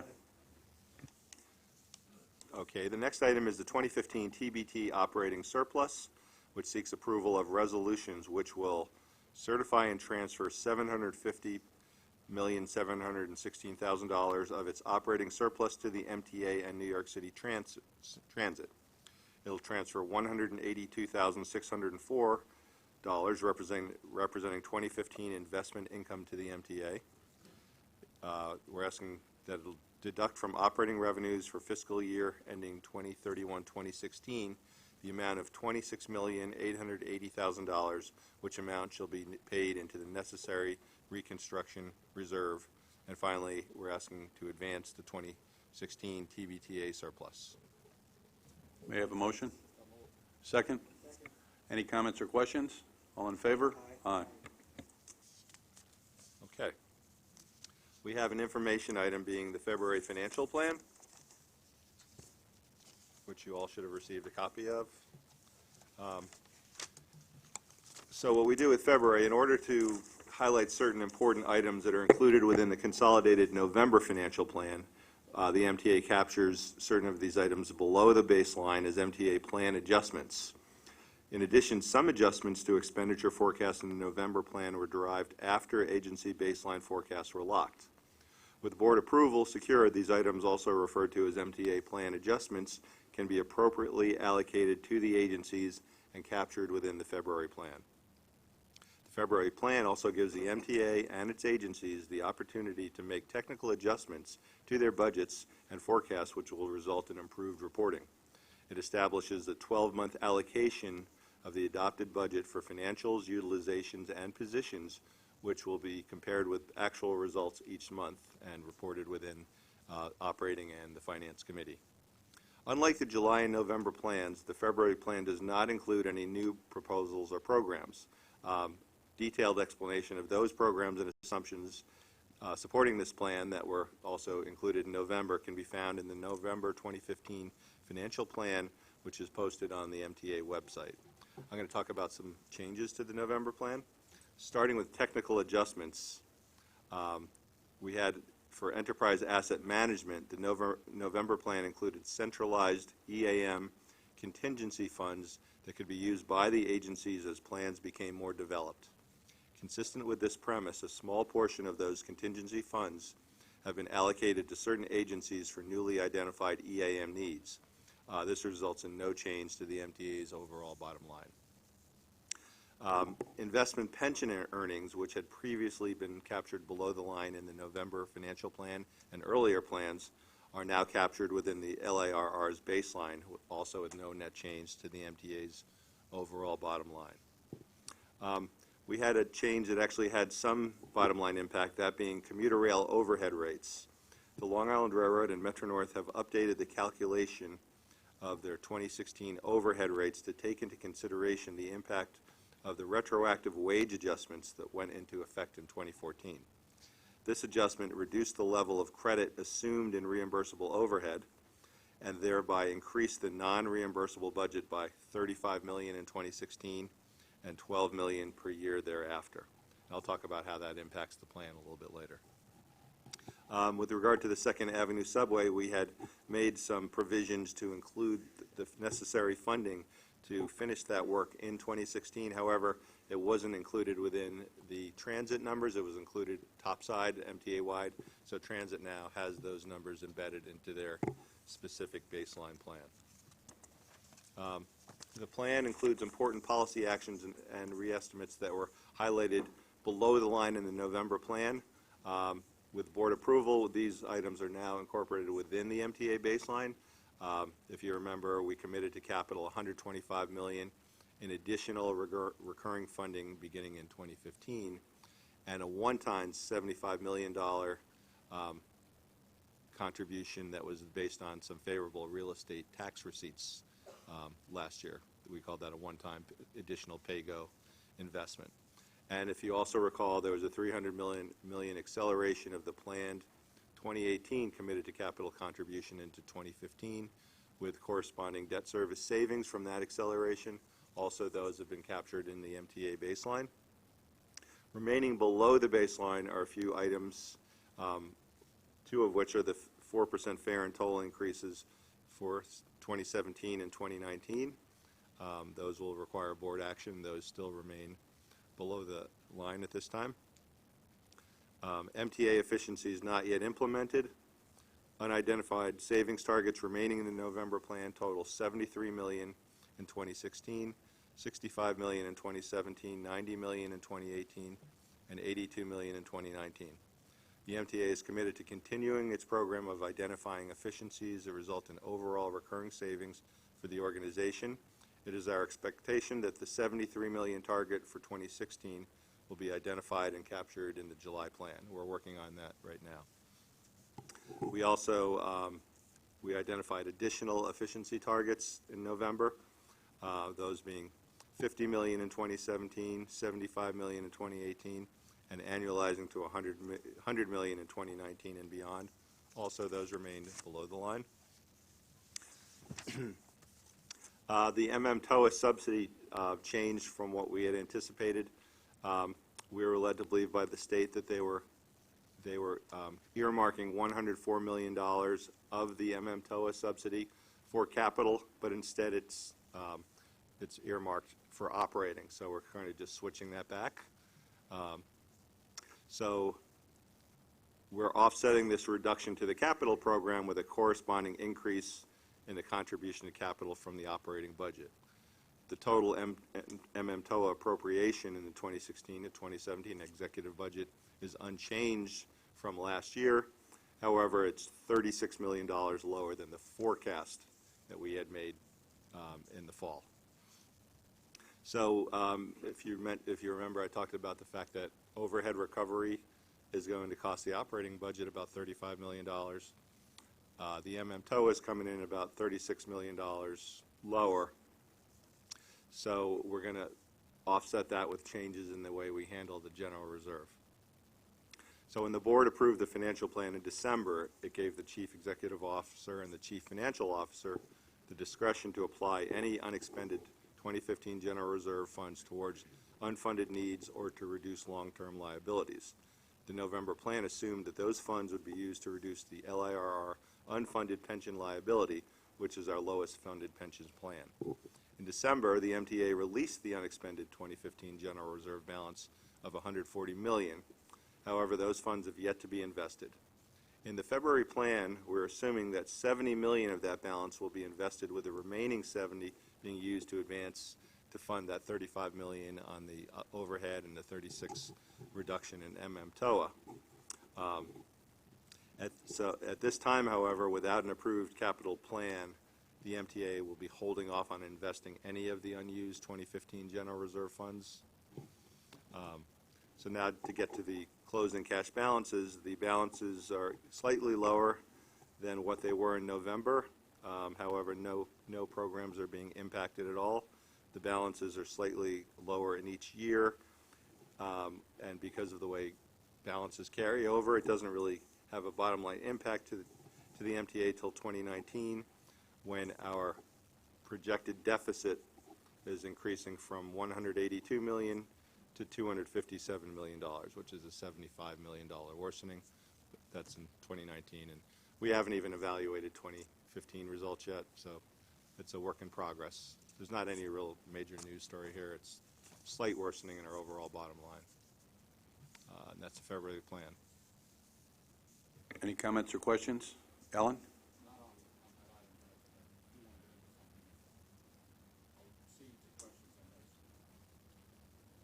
Okay.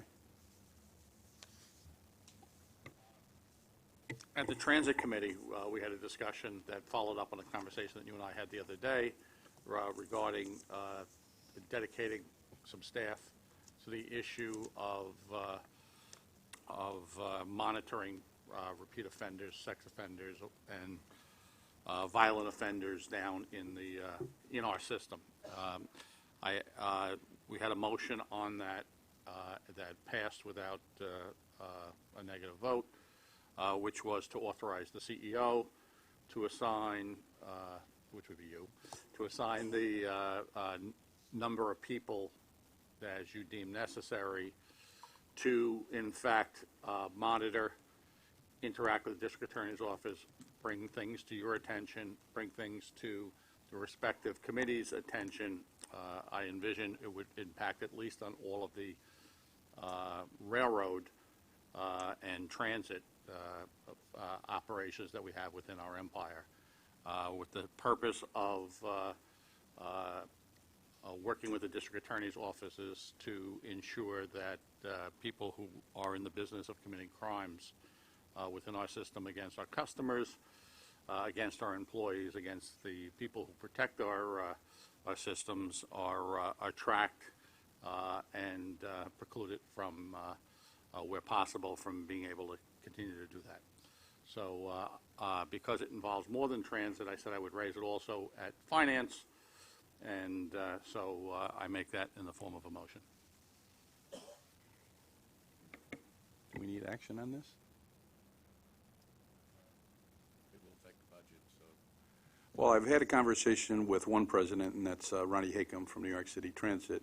The issue of recidivism in the system, there's been an ongoing dialogue with the Transit Bureau over a number of years with respect to how we can highlight those repeat offenders who utilize our services. And irrespective of whether there is a larger action to be taken, what you've talked about, which is what we can do to track and work with other law enforcement entities, including the district attorneys and the inspector general, to flag on an individual basis those particular offenders that are repeat, and use whatever means available to have decisions rendered when sentences are given out, is something that I've asked each one of the agency presidents to look at. With all the employees we have and all the functions we have, I'm not sure it will require any additional resources, but if it does require additional resources, we will devote the time and the decisions to do that. But I guess what I'm a little concerned with is that I want to make sure we take it through its processes to determine what the actual costs would be before I give approval to something that may be unbounded in cost. But I'm reasonably sure we can do this within the existing budgets, but I've asked, and the conversation hasn't gone past the president of the New York City Transit yet, so I want to take it through its paces. Okay, I can't imagine that you can't do it without it being within existing staff members. What I'm looking for is, and I think my colleagues want, is who's going to be responsible for making this, for doing this, spell it out to us, and reporting to the various committees as it goes on an ongoing basis. Well, it's the CEO. I mean, if it's going to be an entity if it's going to be a function that traverses across all the agencies, and the board wants to make sure that we're applying it in an even way across all the operating agencies, it's the CEO. So I read it loud and clear. Okay. So I will come back with not only a review of what's needed, but how we would structure it and how it would go forward. And if additional money is needed, we'll address it at that time. Thank you, Mr. Chairman. Sure. So why don't you just say that we'll make that part of the July plan is what we would do. Yeah, if we that was would, the case. when we, which also doesn't get approved by the board, but we would include that as a new need as part of the July financial plan. But that doesn't mean we can't start the process That's now right. either, so. Thank you. Procurements, right? Angel Barbosa is here to take us through the procurements. Good morning. So for headquarters, there are 6 competitive procurements for personal service miscellaneous contracts for a total of $153 million.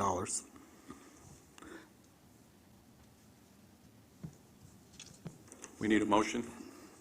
Second. Any comments or questions? All in favor? Aye. Next on the agenda, we have Metro North and Long Island Railroad.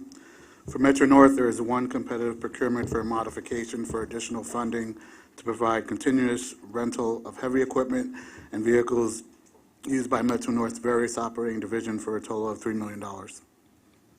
For Long Island Railroad, there is 1 competitive procurement for RFP to design and furnish signal system components for the new second track Farmingdale to Ronkonkoma on the Long Island Railroad Ronkonkoma branch for an amount to be determined. Can we have a motion? Second. Any comments or questions? All in favor? Aye. Next up, we have we have an action item actually for New York City Transit and MTA bus operations. So there's 1 action item for New York City Transit MTA bus operations managed by MTA CC, requesting board approval to enter into 4 agreements to accelerate the completion of critical activities necessary to commence revenue service on Phase 1 of the 2nd Avenue subway in December 2016. Can I have a motion? Second. Comments or questions? All in favor? Aye. For New York City Transit, there are 2 competitive procurements for a grand total of $205 million. One is to obtain board approval to award a contract for the 700-800 megahertz bus radio system for New York City Transit Authority and the MTA Bus Company to Parsons Transportation Group of New York Incorporated in the amount of $202 million, and for a duration of 58 months. The contract also includes 3 5-year options for maintenance and training support services, the pricing for which is not included in the total amount listed, as a separate approval and funding will be sought prior to the execution of any option. The second procurement is for a retroactive modification for additional design services for the rehabilitation of 9 stations and line structure on the Sea Beach line in Brooklyn, New York, for the not-to-exceed amount of $3.2 million. A motion, please. Second. Any comments or questions? Mr. Chairman, before the vote is recorded, I'd like to be recorded as recused on item number 1, as I did in Transit and Bus Committee, and voting in the affirmative on all the others. So noted. All in favor? Aye. So next, we have 3 procurements for bridges and tunnels for a grand total of $27 million. One is a non-competitive procurement with New York City DOT for the construction of pier foundations and other related work which will enable the future construction of a new connector ramp from the Robert F. Kennedy Bridge Manhattan span to the Harlem River Drive North for a not-to-exceed amount of $22.9 million. Two are competitive procurements for a grand total of $4.6 million. One is to amend a contract to include additional work to initiate an all-electronic tolling pilot project at the Cross Bay Bridges and Marine Parkway Bridges and update the software for the toll registration system for a total of $3.3 million. The second is requesting board approval to award a joint personal service contract to provide all labor, material, and equipment necessary to perform commercial driver license training for B&T and New York City Transit for a total of $1.3 million. Have a motion, please? Second. Any comments or questions on these procurements? All in favor? Aye. This concludes procurements. Thanks, Angel. Starting on page 78, you'll see MTA consolidated financial and operational reports. And we have real estate next. Jeff?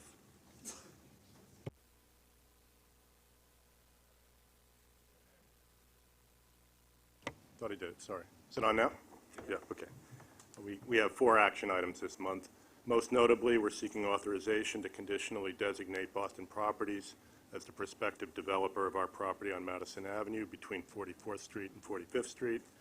As you know, there are currently 3 old and relatively small buildings on that site, as well as a vent plant that MTACC is building for East Side Access. We've been able to market the site by virtue of our having consolidated Metro North's offices at the Gray Bar Building on Lexington Avenue and our MTA headquarters here at 2 Broadway. Redevelopment of the site will require a special permit from the city, as well as compliance with the State Environmental Quality Review Act and follow-on decision-making by the MTA board. So I won't say that today's action represents the culmination of our office space right-sizing project, but it's nonetheless a major milestone for us. We offered the property for long-term lease, stipulating that the selected developer would be required to cantilever over our vent plant and to provide a new on-site entrance for East Side Access, while the MTA, as the fee owner of the property, would rely on proceeds from the lease to finance whatever off-site transit improvements the city requires in consideration of its special permit. We received 9 responses, and following BAFOs, Boston Properties emerged as the clear winner, offering the highest rent per buildable square foot, including a substantial upfront payment. We're pleased with the proposed compensation, which we're confident reflects full market value, and which we're counting on to provide funds for our capital programs.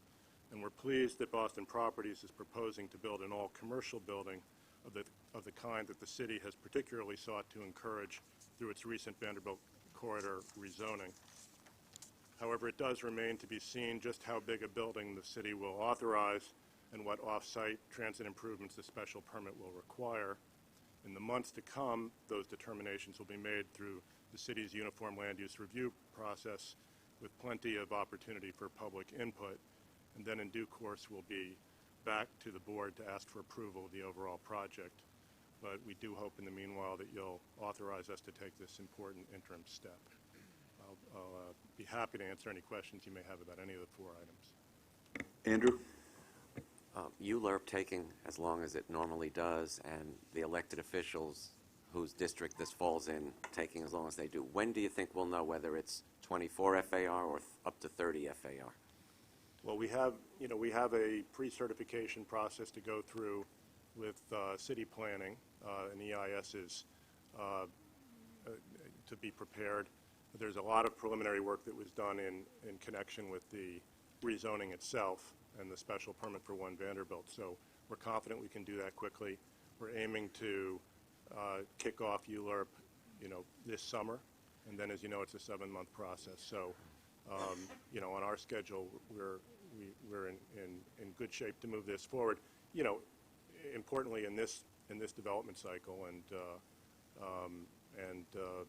in light of the cooperation we've had so far from all concerned. So there's no question that it would be a minimum of 24 FAR, right? As a technical matter, there's a question about that, but I think clearly the zoning was intended to encourage large buildings of just this kind. Our site is only 25,000 square feet, so it's not going to be, it's not going to be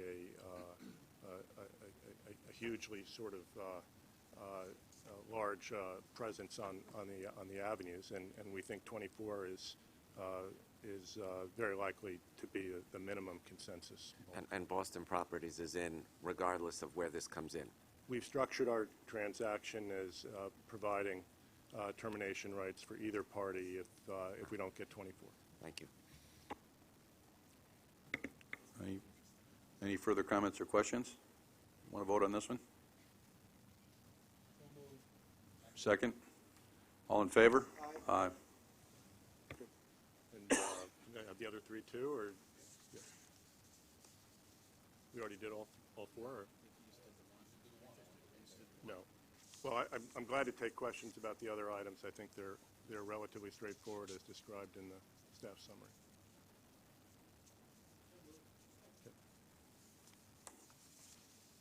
Any further comments or questions on the other actions? All in favor? Aye. Opposed? None?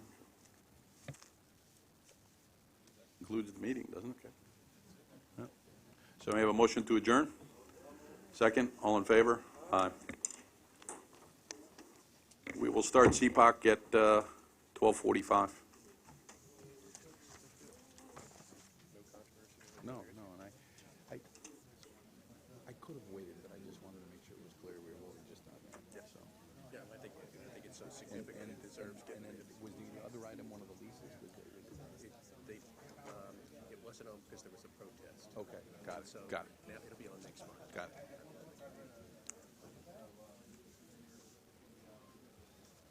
Yeah, it was. Did he know that Alan was going to do that? Okay. Well, that's okay. Freddie gave me a heads up.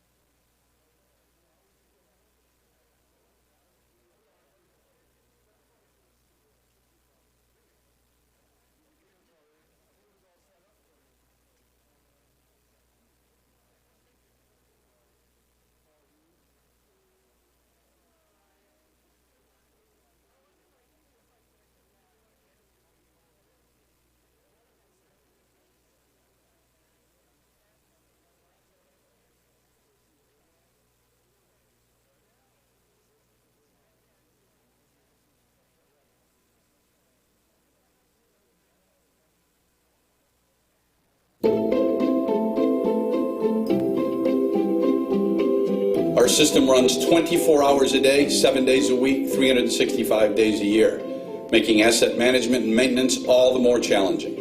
And get this, the combined value of all of our assets is nearly $1 trillion. And the challenge today is how do we do more with less? In the past, we worked very hard to maintain and build our railroad.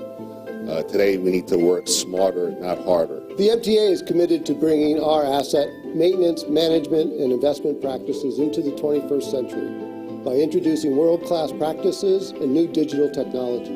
The EAM program will help us achieve 5 objectives. It will improve the safety, reliability, cost-effectiveness of our program while delivering a better customer experience on a more resilient system. This new system promises to improve our internal operations and customer service in a number of ways.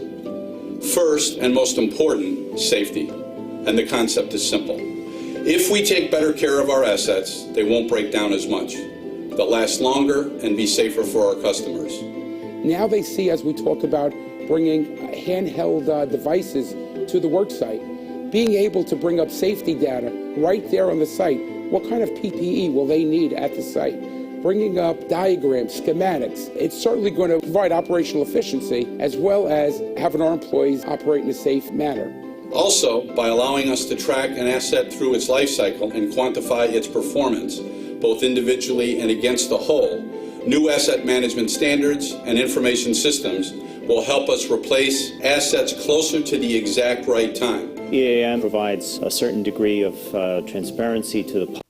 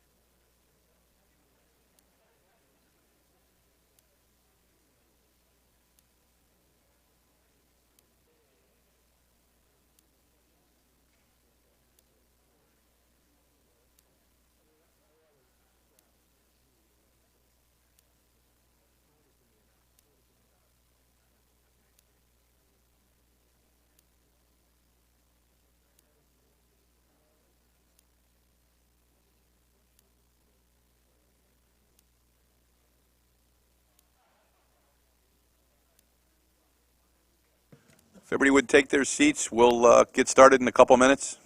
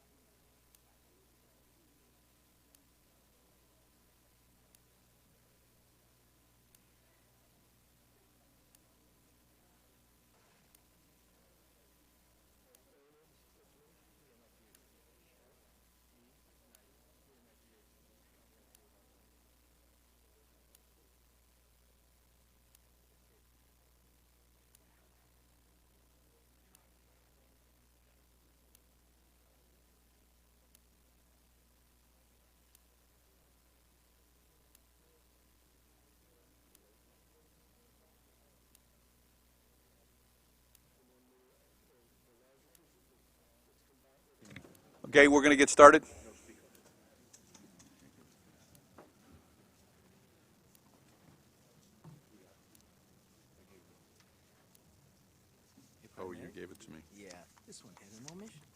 not an error and omission.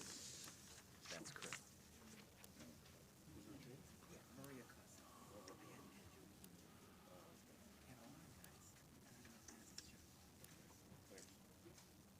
Welcome, everyone, to the February meeting of the Capital Program Oversight Committee. Do we have any public comments, Greg? No, we don't. Minutes have been circulated. Can I have a motion to approve them? Second, any comments or questions? All in favor? Aye. Committee work plan, Mr. Stewart? Yes, there's one change in the work plan that now reflects a monthly update for Second Avenue as requested by committee members.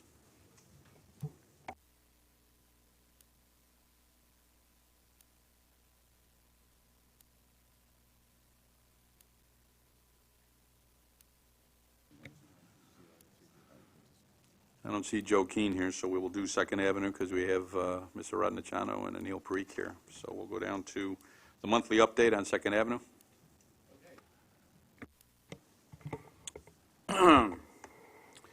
The acceleration work started on January 4th, and we negotiated with contractors for the cost of acceleration.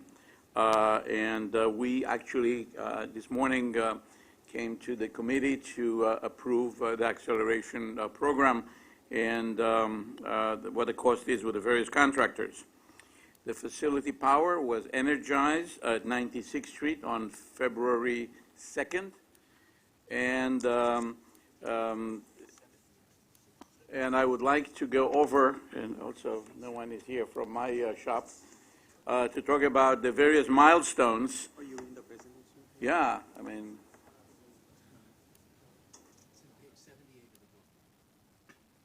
page 78 in the book, I'm told.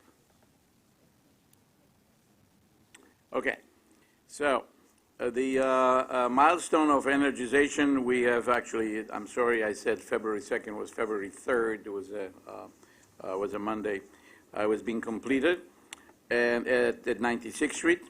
At 86th Street, we completed the installation and third-party testing, and as well as at this point, we started, and we will be, in effect, already started the Con Edison inspection in order to maintain energization by the end of April.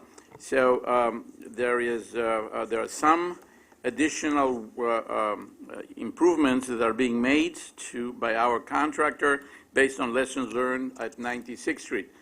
That is true both for 86th and 72nd Street.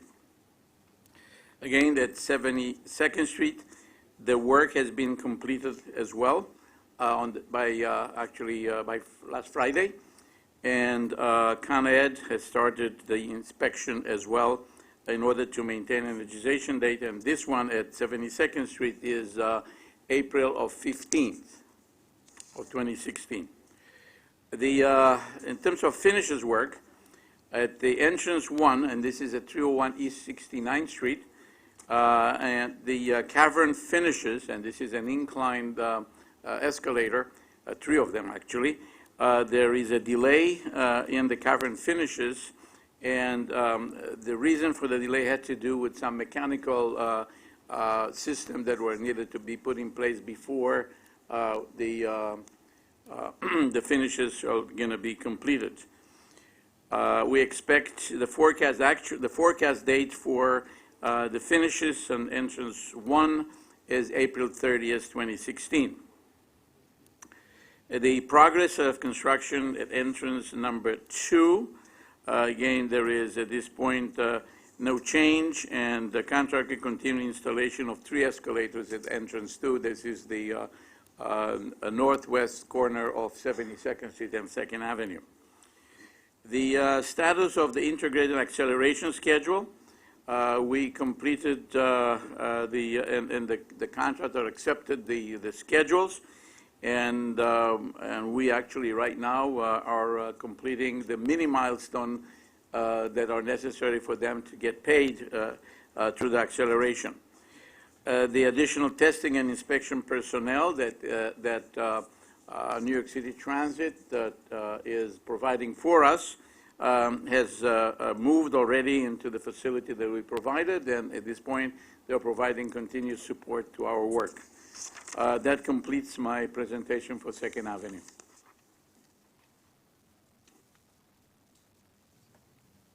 I apologize because we don't have the IEC here, and I want to keep this meeting moving. So when they get here, we'll come back to the review on Second Avenue.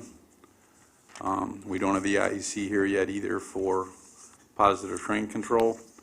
So the presentation from Bridges and Tunnels, which is a pretty comprehensive presentation, we'll have Joe Keane give that presentation now. I apologize. So if Long Island would please step away from the table so they can sit down.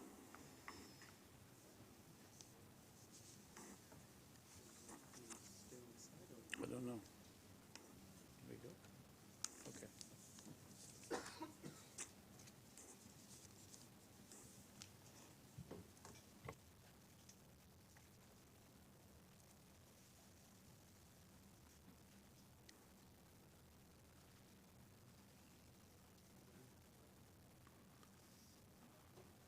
Take his nameplate down.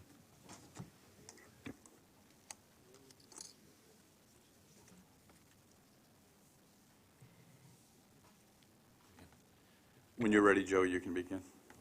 Good afternoon, and welcome to B&T's annual capital program update.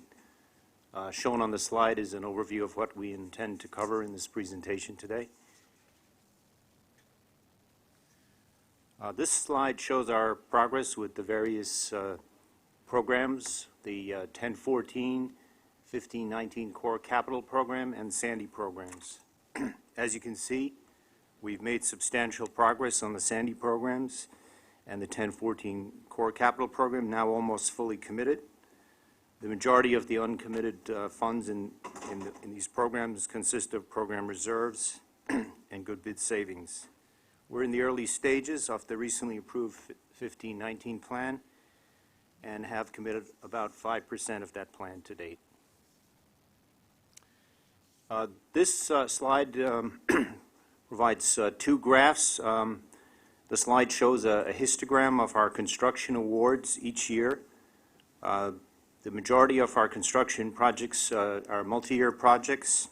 The red line represents the total value of construction projects under contract in any given year, and the blue trend line depicts the generally increasing volume of construction work going on at our facilities. As you can see from the histogram, we came off two of our highest construction years in 2014 and 2015 with $632 million and $443 million respectively in construction awards. And currently we have about $1.5 billion of construction contracts underway, and this is an all-time high for bridges and tunnels. In 2016, we're entering a cycle of design with construction of projects that are planned for award later in the 1519 program, and that accounts for the relatively low commitment value in 2016.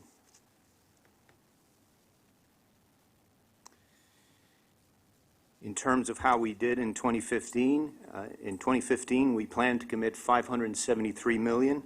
Actual commitments were $526 million, or about 92% of plan. As shown in the slide, the 2015 commitments were composed of tasks from both the 1014 Core Capital, Sandy programs, and some 1519 capital work as well. In 2016, we plan to commit an additional $105.5 million. That includes one design build project and several major design projects.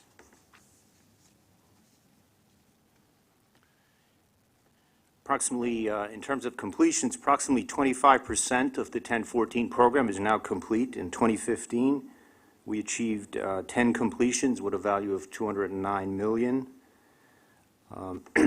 We had three major completions in 2015, the most significant of which was the $114 million replacement of the Queens approach at the Bronx-Whitestone Bridge. That project was reported on in last May's CPOC. So for this presentation, I will focus on the two other major completions that were made: replacement of necklace lighting and acoustic monitoring at the Bronx-Whitestone Bridge, and substructure and underwater repair work at the Marine Parkway bridges.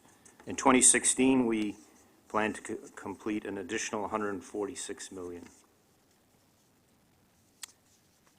So moving on to major completions, the first project is the replacement of main cable necklace lighting and cable monitoring system at the Bronx-Whitestone Bridge. This project is an important project for the local community, and the necklace lights are considered an essential aesthetic aspect of the bridge. The new necklace lighting system consists of energy-efficient LED lighting. These lights were procured in partnership with New York Power Authority and will result in a 70% reduction in electrical power requirements for the system. The project also included the installation of a new state-of-the-art acoustic monitoring system, which is a structural health monitoring system that we use to monitor main cables on the bridge. Next project that was completed is the Marine Parkway substructure and underwater project. Scour and erosion of the channel are particularly at bridge piers and substructure elements is a major concern for bridge owners. At the Rockaways, the Marine Parkway Bridge sits in a very active channel prone to channel movement. As part of our ongoing program, we identified the need for a significant project to stabilize and protect vulnerable sections of the channel from erosion and to restore other areas. The project shown addressed those needs. The main protection method used was the placement of concrete armor units. They were placed around the perimeter of the main tower spans in about 40-foot deep water using barges and long-reach excavators. The project also included concrete repairs, and the project is now successfully completed. Moving along to the program at the Verrazano Narrows Bridge. I'll first start with a reminder of the program that we have underway there. A significant amount of work is ongoing. Shown in orange and green on the slide are two projects that will result in the creation of a 7th lane on the upper level of the bridge connecting to a bus HOV ramp that will have many benefits to regional mobility. The HOV ramp and 7th lane are planned in close coordination with New York State Department of Transportation and their improvements on the Staten Island Expressway and the Gowanus Expressway. Overall, the projects in the corridor will result in improved mass transit access for Staten Island customers using express bus service, improved traffic flow and safer access to the upper level, reducing weaving maneuvers and resulting accidents, and along with New York State DOT improvements, will reduce travel time by creating a continuous bus HOV corridor from Staten Island to Manhattan. I will discuss these two projects in greater detail in the next few slides. Shown in this slide are the Brooklyn approach ramps and the Gowanus Expressway interchange at and Bell Parkway interchange at the Brooklyn side of the Verrazano Bridge. Circled in yellow are the piers for the new bus HOV ramp that will be threaded through the existing web of ramps that currently exist. Reconstruction of the Bell Parkway ramps was accelerated to allow for a more favorable grade for the new bus HOV ramp, shown in green. Shown in orange is the new lower level Bell Parkway ramp connector that was completed and opened to our customers in July of last year. So far on this project, the majority of the repairs on the Bell Parkway ramps have been completed, all foundations and the majority of piers for the new bus HOV ramp have been constructed, and as I mentioned, a new lower level connector ramp is now open to service. Overall, the project is on budget and schedule with ramp opening planned for late 2017. Next project we'll discuss is the redecking of the upper level of the Verrazano Bridge suspended spans. This project will result in the reconfiguration of the deck to allow for the addition of a 7th reversible bus HOV lane, which ties into the new bus HOV ramp discussed in the previous slide. Deck replacement is being performed through stage construction to minimize customer impacts. As of December, stages 1 and 2, shown in the center and the roadway, are complete, with 402 of 938 orthotropic deck panels in place. Demolition for stage 3, the right-hand portion of the roadway, is ongoing, and overall stage 3 installation is expected to be complete by fall of this year. In terms of fabrication, 86% of fabrication work is complete, and we're currently embarking on completing the remaining 134 panels, and those will be fabricated between March and August of this year. This contract includes an incentive of approximately $5 million for early completion, and currently, based on schedule to date, we expect the contractor will achieve most, if not all, of those incentives. In the 2015 to 19 program and beyond, we must continue our long-term reconstruction program at the Verrazano Bridge. Shown in this slide in blue is a major project in our 15-19 plan. This project is phase 1 of a series of projects in a program of work to reconstruct the bridge approaches. This project will replace the Brooklyn-Staten Island decks on the upper level westbound approaches, the anchorage spans in both directions, and it would also reconstruct and realign the lower level eastbound Bell Parkway ramp. This project is planned to start construction in 2019. Moving ahead with an update on the tunnel programs. The tunnel restoration projects integrate sandy restoration work and capital improvements in the tunnel and plazas into one consolidated project at each tunnel in order to minimize impacts to our customers. Work in both tunnels, as you can see in the slide, is similar, includes leak repairs, replacement of fire lines, replacement of wall tiles, electrical communications and lighting upgrades, and replacement of catwalks and duct bank systems that were damaged by Sandy.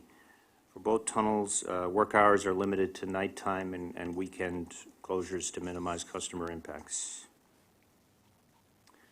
The work at the Hugh Carey Tunnel, as discussed earlier, the work integrates Sandy restoration work, capital improvements, and plaza work, in this case the Brooklyn Toll Plaza.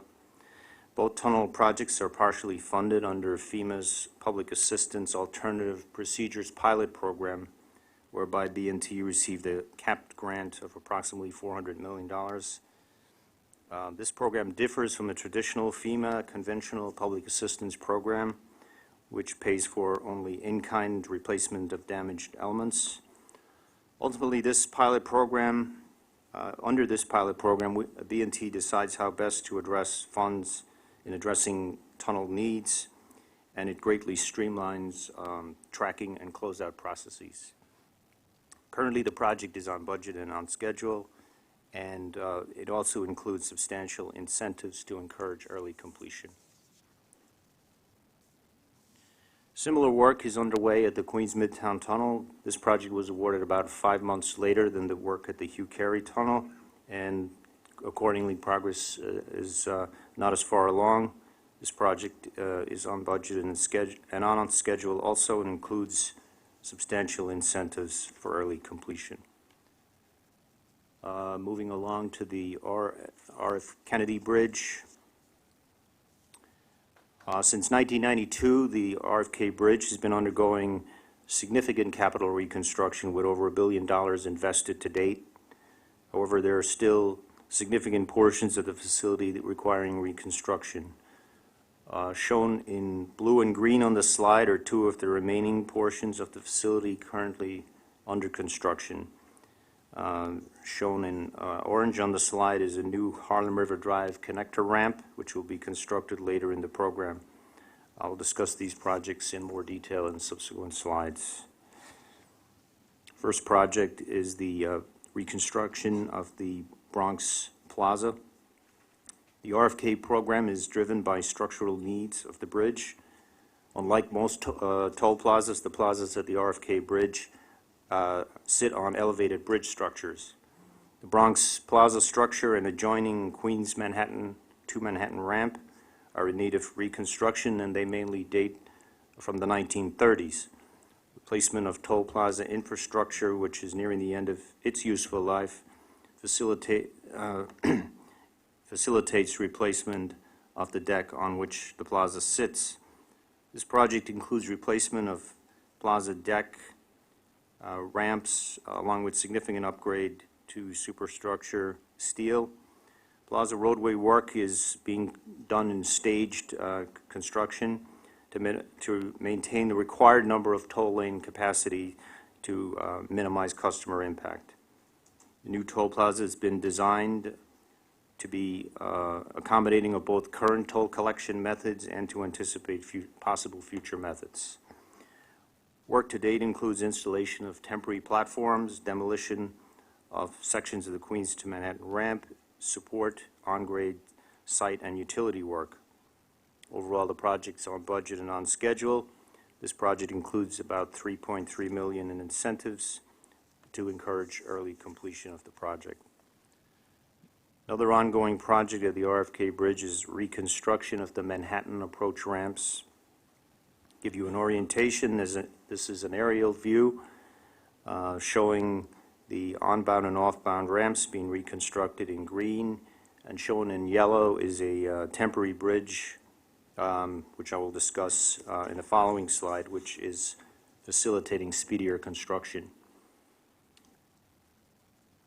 This project features use of a temporary bridge as a traffic management technique. It was deemed to be the best option for maintaining traffic in the offbound ramp. In addition to using the temporary bridge to minimize customer impact, through partnering with the contractor, an alternative staging scheme was developed, which allows concurrent work on the two ramps. This compressed the schedule and advanced the completion of permanent lane closure work by about 3 months, reducing customer impact. The contract also includes an incentive of over $1 million for early completion. Overall, the project is on budget and on schedule.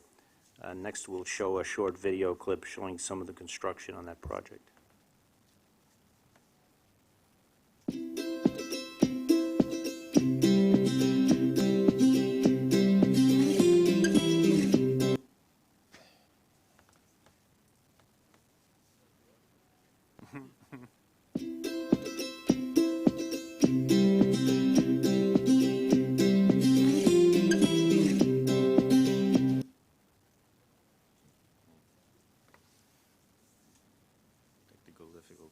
We're experiencing difficulties with the video portion of the presentation, which we will try to correct in a second. Although it was a pleasing melody.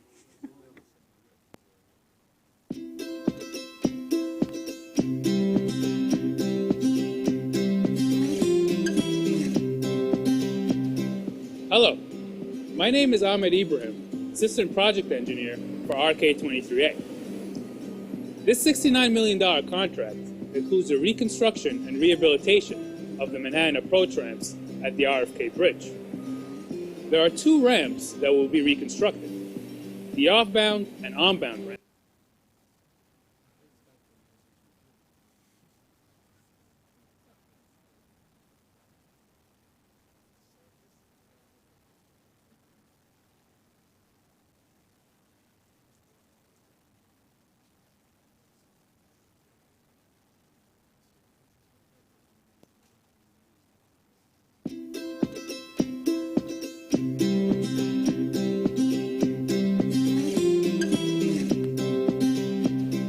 Hello, my name is Ahmed Ibrahim, Assistant Project Engineer for RK23A. This $69 million contract includes the reconstruction and rehabilitation of the Manhattan approach ramps at the RFK Bridge.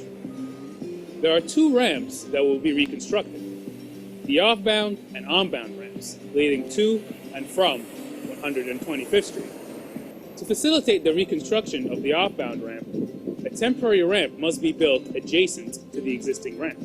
To connect the temporary ramp to the RFK Bridge, a portion of the hammerhead steel must be removed.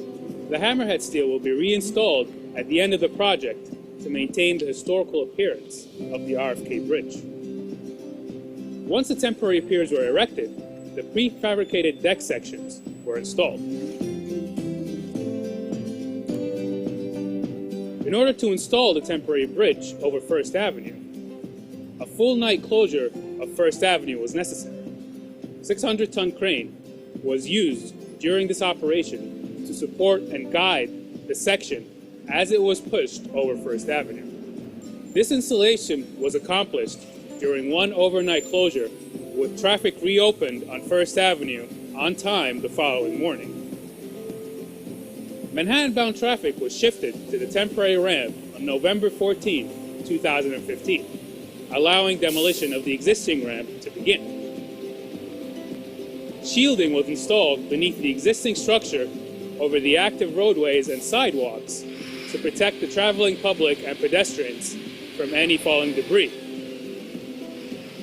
The existing deck is cut into 13.5 feet long by 7.5 feet wide sections and lifted by a 50-ton crane onto a flatbed truck. The construction of the outbound ramp is scheduled for completion in late 2016. The overall project is on budget and is currently on schedule for substantial completion by December 2017.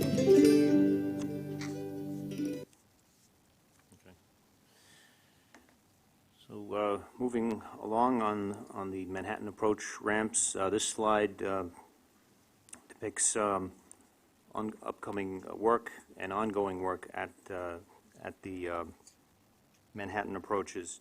New York City DOT's reconstruction of the 127th Street Viaduct portion of the Harlem River Drive just north of the RFK offered an ideal opportunity to partner with New York City to facilitate future construction of a new direct connector ramp from the RFK Bridge Manhattan span to the northbound Harlem River Drive. B&T partnered with City DOT to modify their design to adjust alignments and make room for the proposed new Harlem River Drive ramp.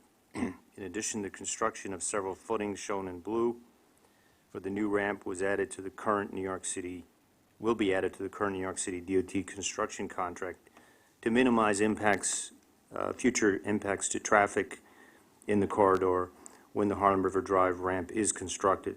The New York City DOT contract is now under construction, and memo of agreement to cover the additional foundation work is being presented to the board this month for approval. Once the New York City DOT project is completed in 2018, construction of a new Harlem River Drive connector ramp will begin in 2019 under a design-build project that's currently estimated around $100 million, shown in green on the slide. Just a few words on our design-build program. So far, we have completed 12 design-build projects with 4 currently underway, which we'll talk about in the following slides. Looking forward to our 15 to 19 plan, about 22% of our program is design-build. Proposed design-build projects vary from building, electrical, mechanical, rehab, fire standpipe installations, new ramps, and various other types of projects, and they range in value from $4 million to $100 million in size. We'll take a closer look at our current design-build projects. This project is nearing completion at the Verrazano-Narrows Bridge. It's the construction of a new substation, electrical substation. This was a good candidate for design-build. It was new construction. The contractor had full control of the site.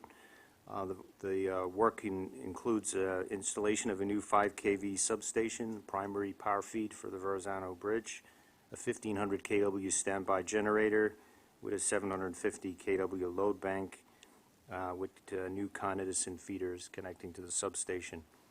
Overall, the project is on budget and schedule and is forecast for completion this May. Another ongoing project is the construction of a new B&T training facility at the RFK. This is similar to a recently completed maintenance facility project previously discussed at last CPOC. meeting. This building is being constructed to house functions that are currently located under the Manhattan Plaza structure that must be relocated in order to facilitate reconstruction of Manhattan Plaza structures.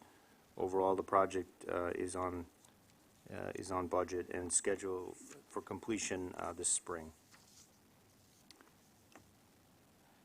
This shown on this slide is a project for replacement of electrical substations, and the installation of emergency generators at both Marine Parkway and Cross Bay Bridge.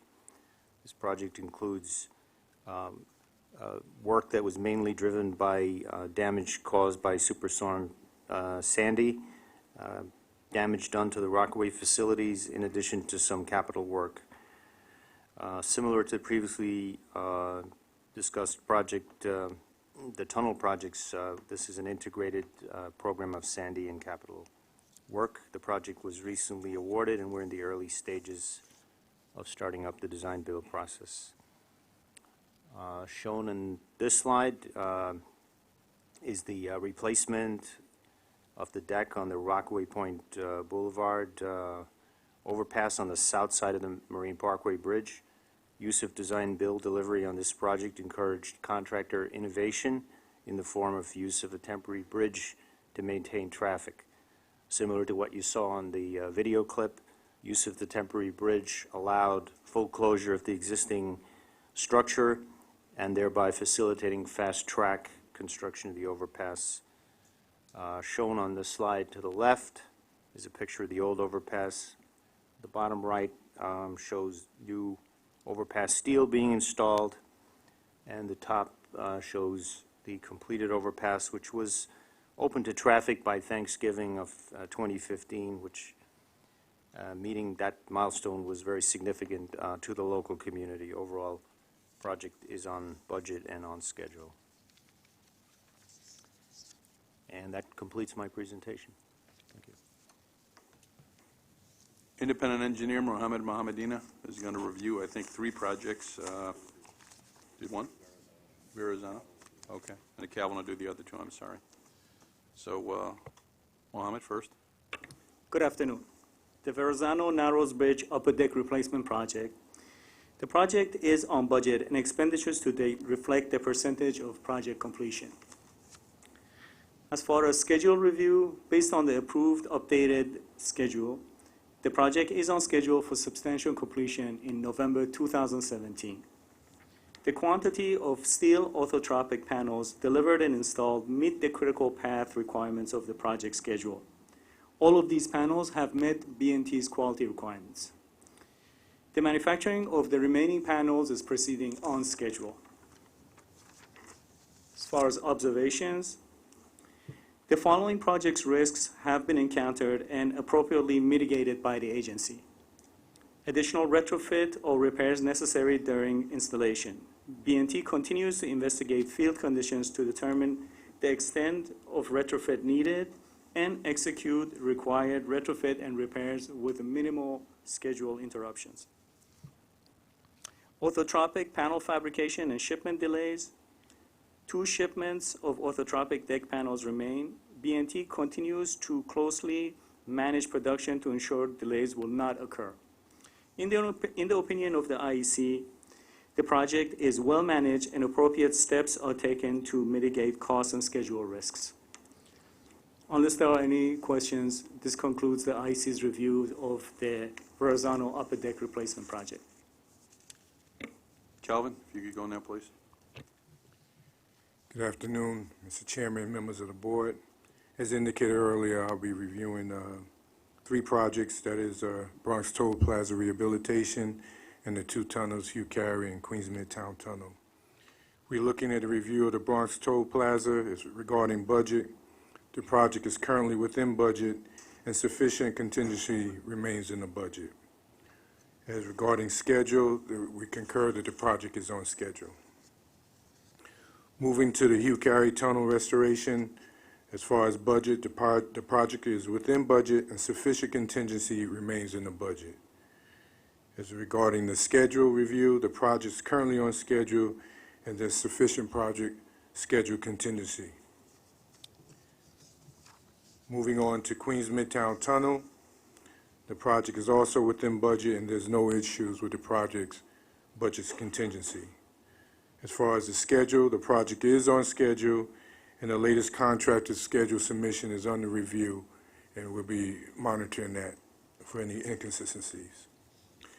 Moving on to IEC observations, specifically at the Bronx Toll Plaza job, the IEC recognizes that the agency's executive partner sessions as being instrumental in addressing and finding solutions to early construction issues. The IEC also believes that these executive partner sessions should be maintained.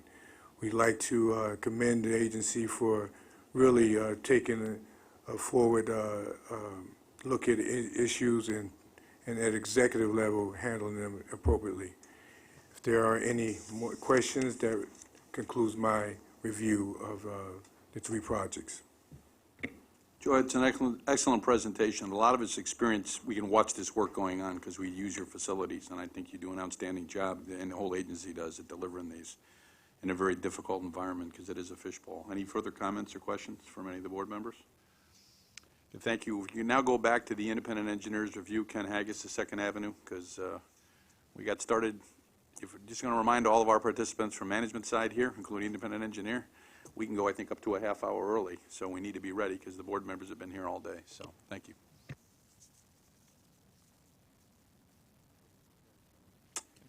All right, I was waiting for the slide, but in our monthly review here for the Second Avenue subway, we find the project team has generally maintained its schedule for progressing the installation of permanent power, station equipment in January. The project expects to update its integrated project schedule for the remaining work by incorporating the accelerated testing and commissioning activities of each contract by early March. However, the IEC notes that the initiation of several tests has been rescheduled recently. Project cost contingency will be reduced by our estimate to approximately $50 million by approval of the proposed acceleration agreements with the contractors. Although the acceleration it certainly improves the outlook for the project's completion, we feel the project remains with a moderate sense of risk of delay to completion. The top schedule risk we see, the continuing design and scope changes during construction, hasn't been mitigated.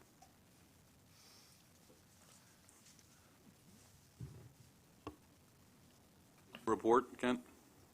Does that conclude your report? That concludes. I'm sorry that I missed the early start. That's okay. Any comments or questions from the board? I think we're reporting on this project monthly from here on in, so you'll have plenty of chance to ask questions if you see anything that's a concern. We'll now move to the PTC program update. Debbie Chin and Company.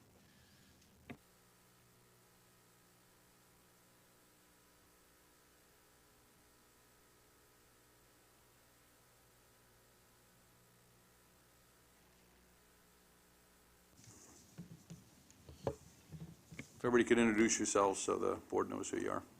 Okay. Good afternoon. My name is Deborah Chin. I'm the Executive Director for PTC for Long Island Railroad. Bruce Polo, Senior Vice President, Long Island Railroad. Anthony Facina, Executive Director for PTC for Metro North Railroad. Glenn Hayden, Vice President of Engineering for Metro North. Okay. I'll be giving the PTC update for both railroads, and if there are any specific questions for either Long Island or Metro North, we can answer those as we go along.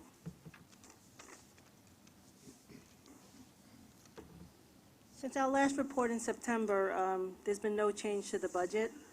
On October 29, 2015, the President extended the PTC deadline to December 31st, 2018 as part of the Surface Transportation Extension Act of 2015.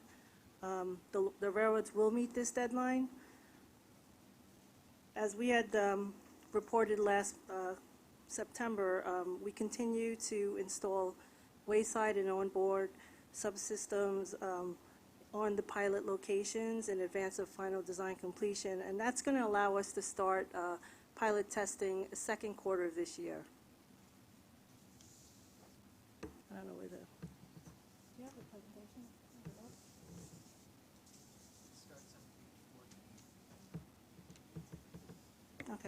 So we don't have it up online. I'm assuming you have it in front of you.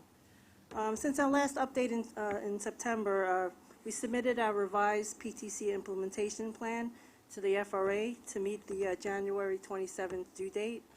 Our original implementation plans were submitted in 2010, and therefore we had to update them to reflect the new deadline and our plan to complete the project.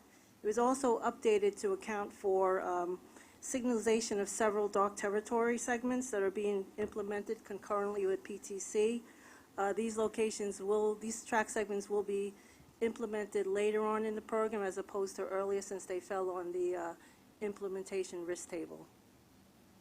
We continue to finalize hardware designs for both wayside equipment on the pilot segments, as well as finalizing hardware designs for the M7.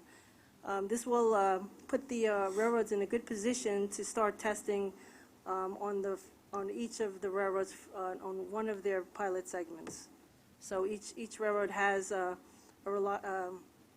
only needs the M7s for one of their segments.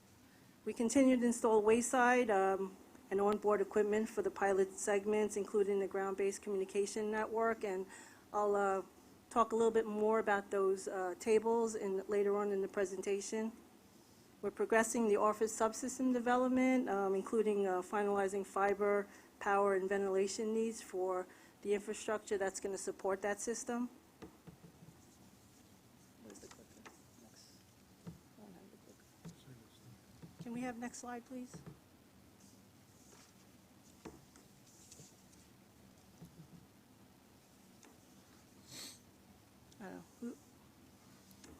The systems, we're on the next slide, okay? The systems integrated had recommended to the railroads to consider implementing a test track for pre-revenue testing.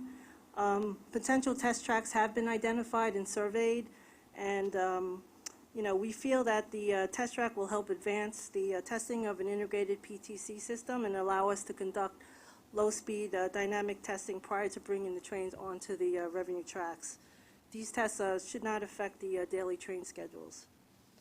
At our last report, we had told you that the communication subsystem was significantly lagging behind the other subsystems, and over the last few months, we've worked really hard to progress that communication design to a level which will allow us to finalize the radio frequency network that supports PTC.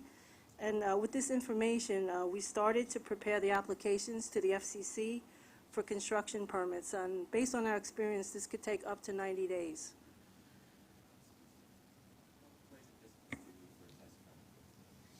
About 1,000 feet. No, it's, excuse me. A few thousand feet.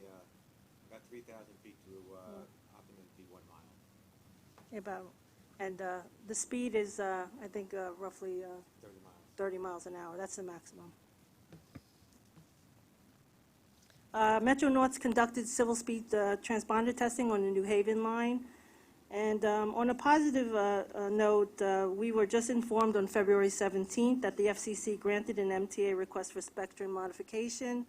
What that means is the proposed modification stays on public notice for 30 days, and if no oppositions are received, the requested spectrum will be finalized by the FCC, and they'll grant us a license for those remaining 4 counties.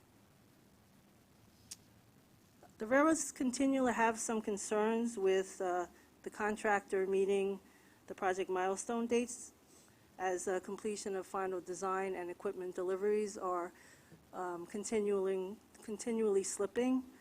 In addition, any slippage to the completion of the 2016 pilot testing also poses a risk to the completion date.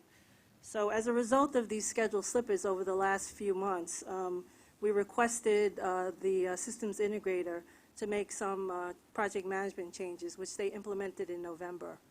And to ensure that the contractor has a corporate commitment to properly manage and resource the project, there's a high-level executive meeting between the chairman, the railroad presidents, and the executives from the contractor, actually tomorrow, to discuss the importance of this project and the urgency to meet the deadline. Next slide, please. The 120-day look ahead.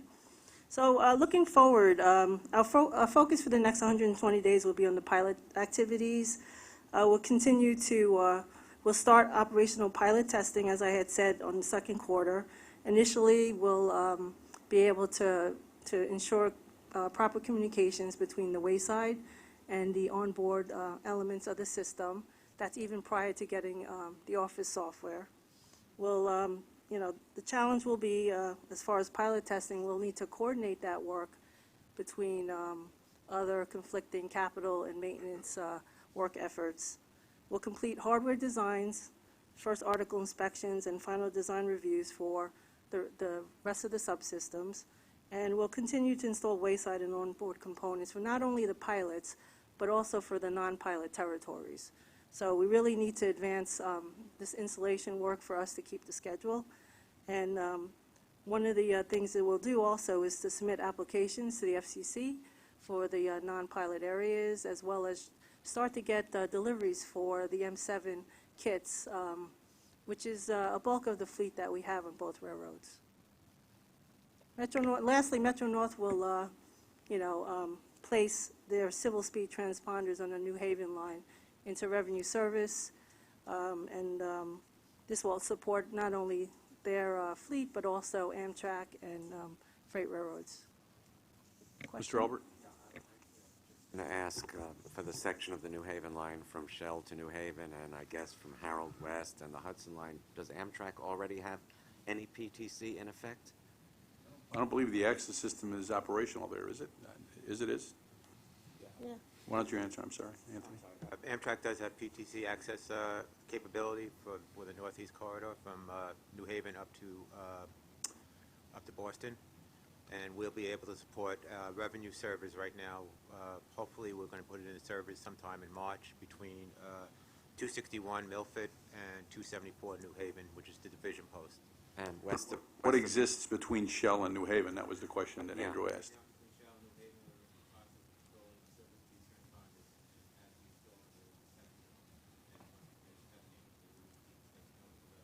So access is not operational in that section of track?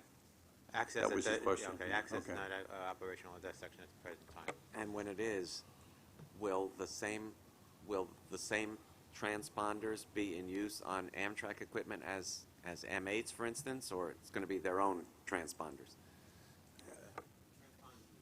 Same. Thank you.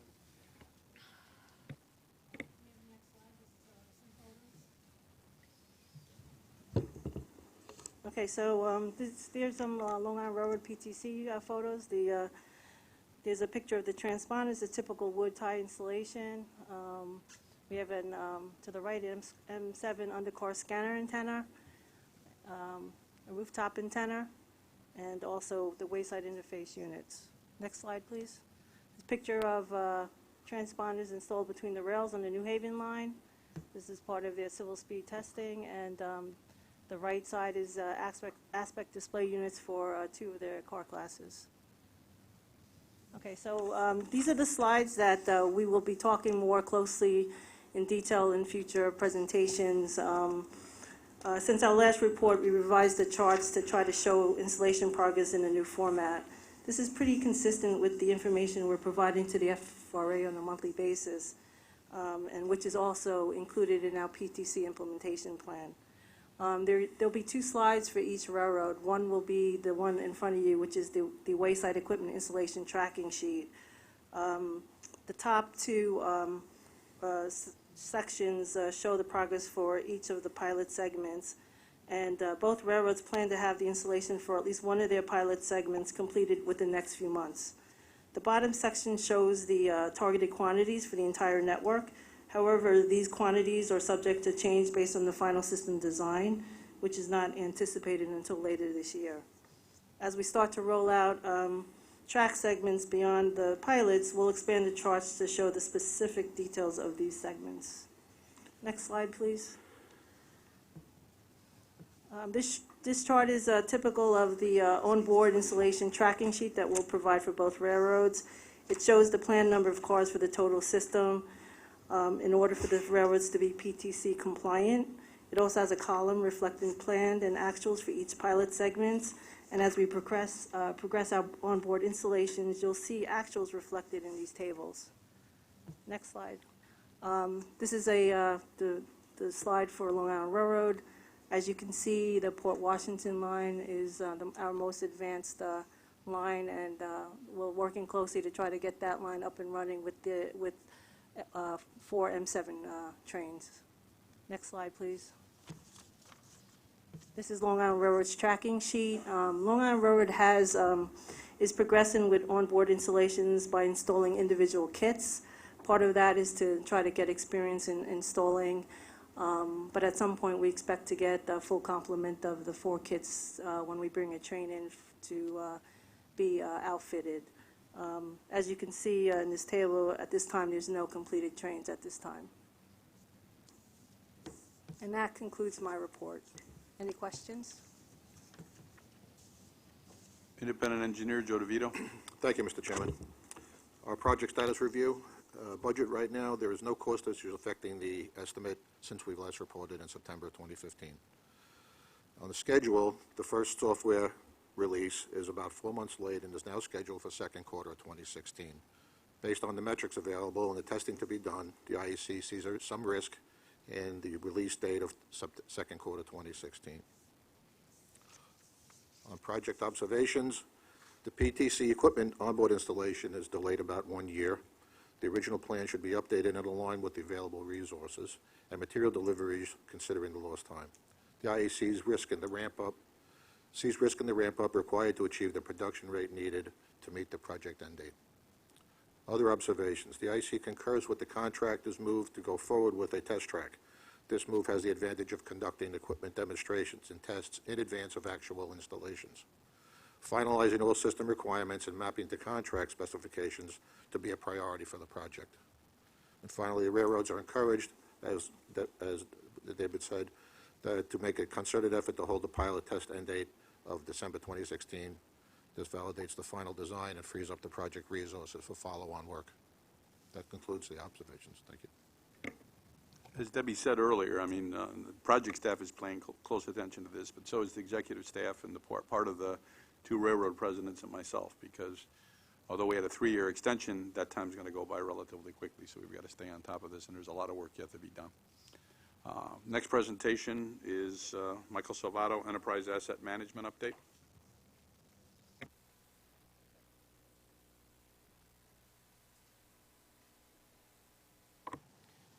Good morning, good afternoon, everyone. I'm Michael Salvato. I'm the Director of Asset Management. Can I take over? Wonder where he's at. He's sitting back there. Sorry. I'm here today to introduce an important management initiative, Enterprise Asset Management. Let me first acknowledge Craig Stewart, the executive sponsor of the EAM program, as well as Elisa Pica, the sponsor from Long Island Railroad, Kim Porcelain from Metro North, Mildred Chua from Bridges and Tunnels, Alexandra Infeld from New York City Transit, Sally Libera from Subways, Colette Erickson from Bus Operations, Susan German from Capital Construction, and Dave Kohler, our partner at MTA IT. These are just a few of the people that are helping lead the EAM program. I'd like to start with a short video.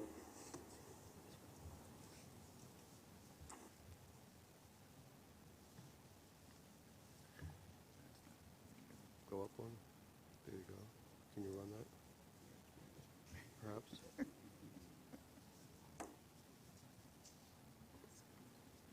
You had it just a second ago. Go there. Just put it there. You got it. Just over.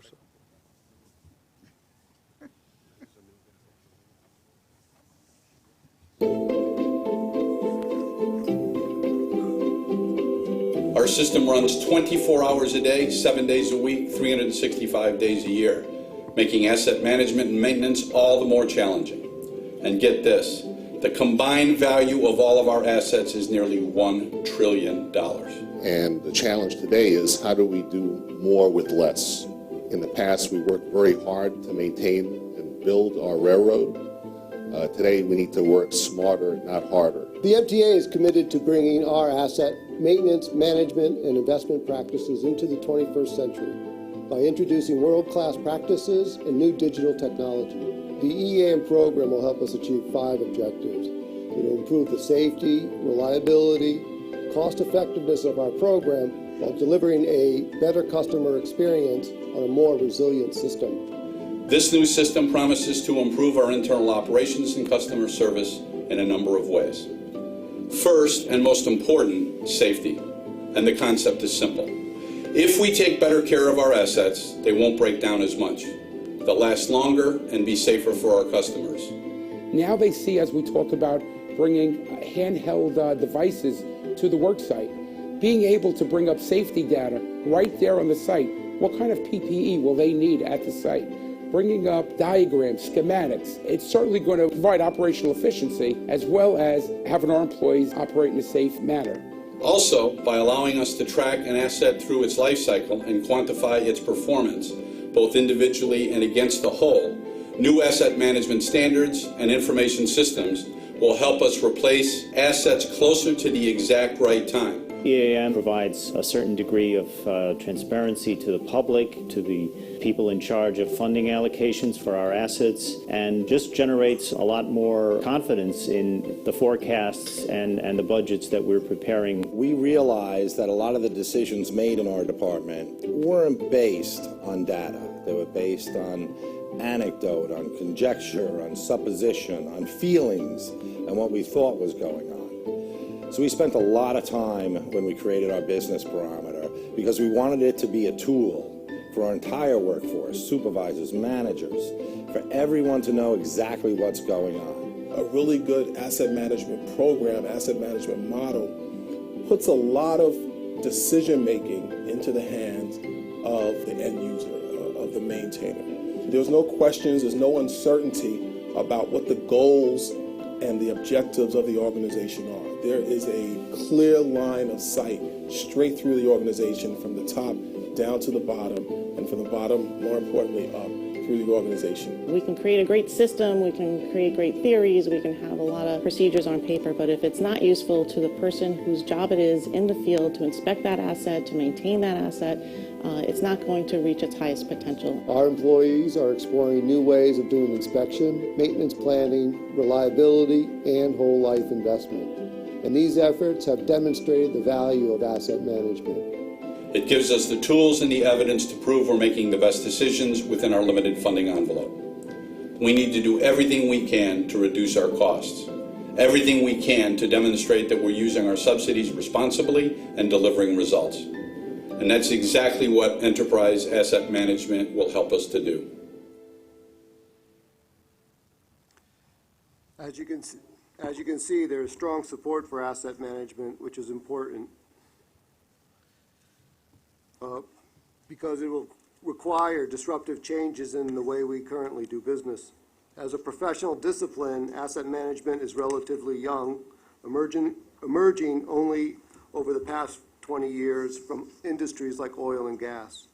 The MTA has been playing a leadership role as well as a member of the ISO Standards Committee, as well as the chair of the U.S. chapter in the Institute of Asset Management.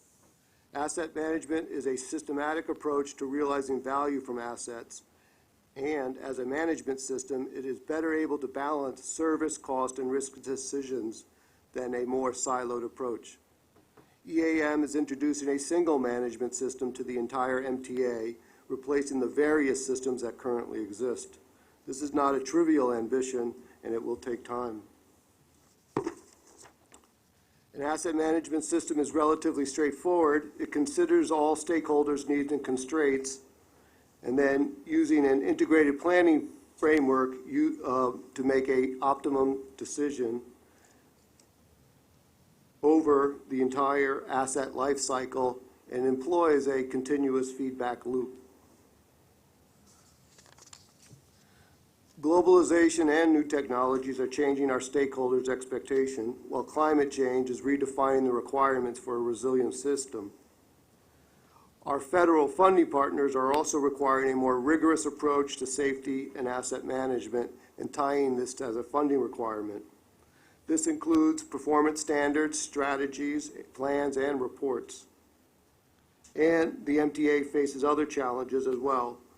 For example, more demanding use of our assets due to service increases, higher standards for reliability and enhanced customer experiences, more complex technologies and systems, and inadequate funding to tackle our backlog of replacement needs. Significant benefits can be had through a joined-up management system. However, these kind of improvements do not happen overnight. They will require difficult changes in the current way we do business.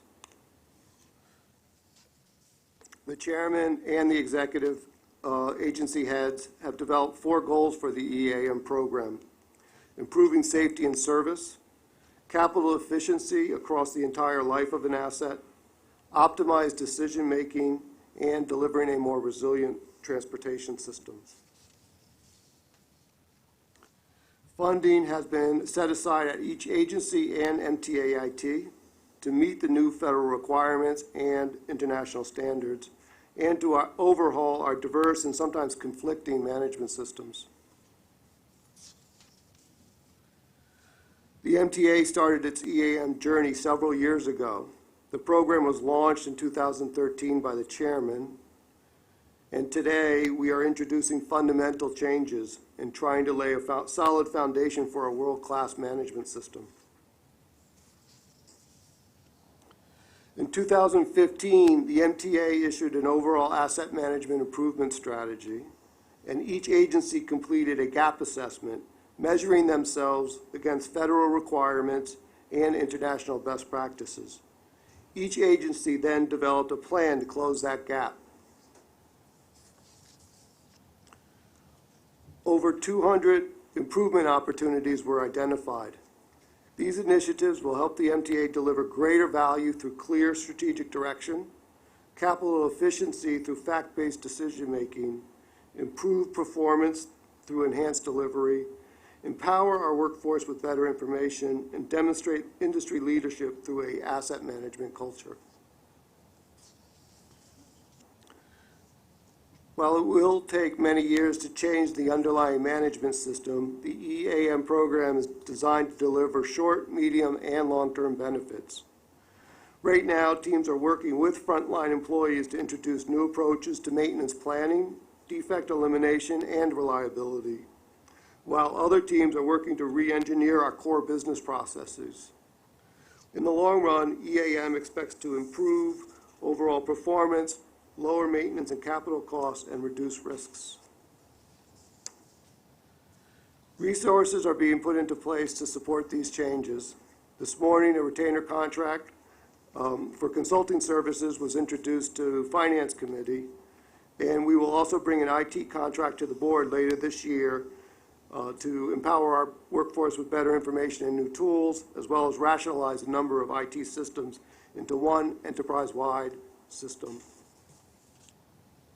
At the end of the day, better asset management is about our employees and the culture of the MTA.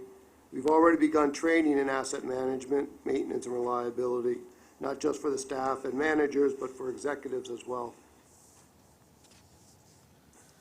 Governance has been put into place to provide executive direction, cross-agency collaboration, program ownership, and project delivery.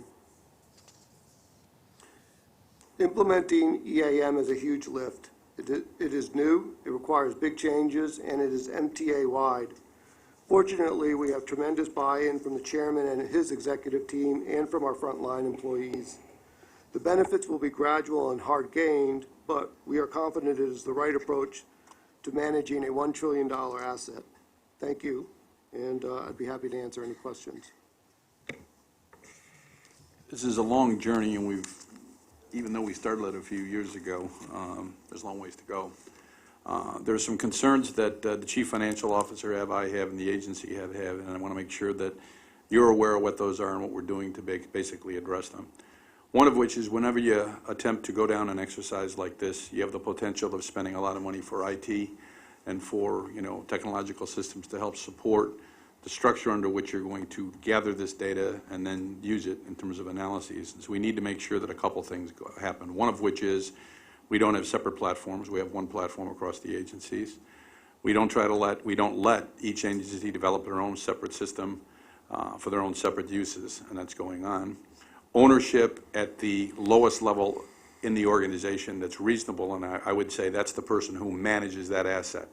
So even though under the Metro North organization, Joe Giletti has ultimate responsibility for everything, there is an individual that is responsible for track, and that person has to buy into those aspects of the system as it relates to gathering data and making decisions as to how the assets will be managed.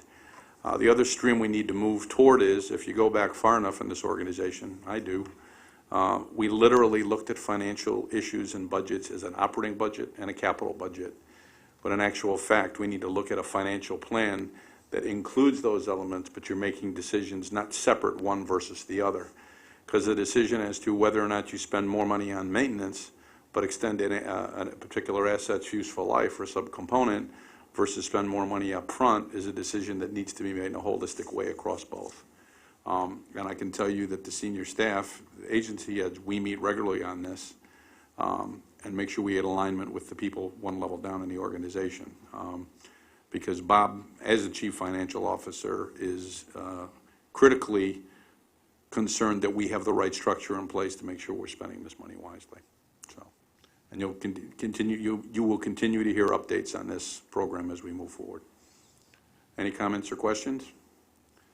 I believe that concludes the agenda with the exception of capital program status.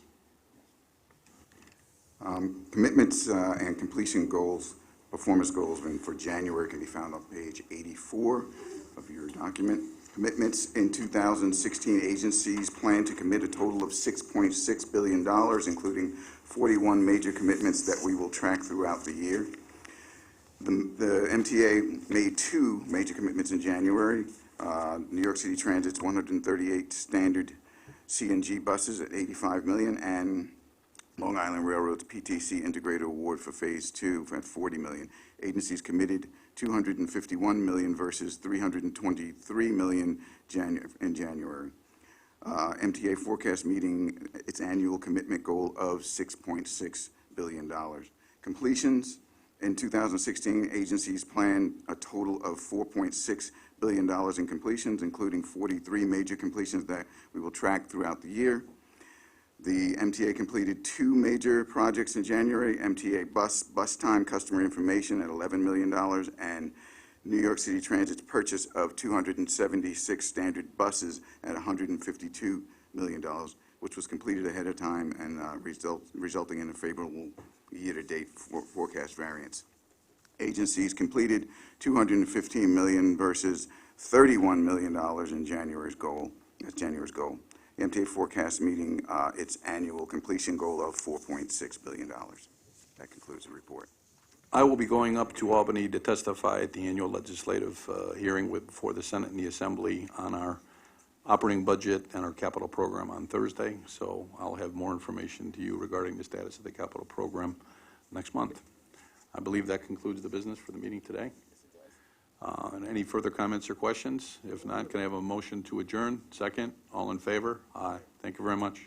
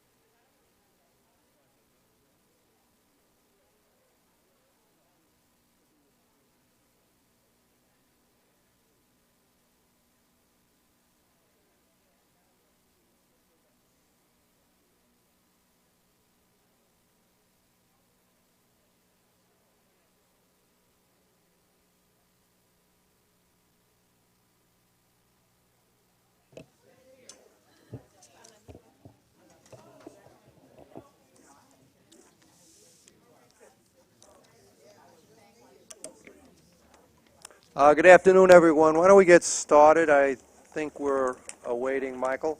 Yes, but we can get started. Might as well get started.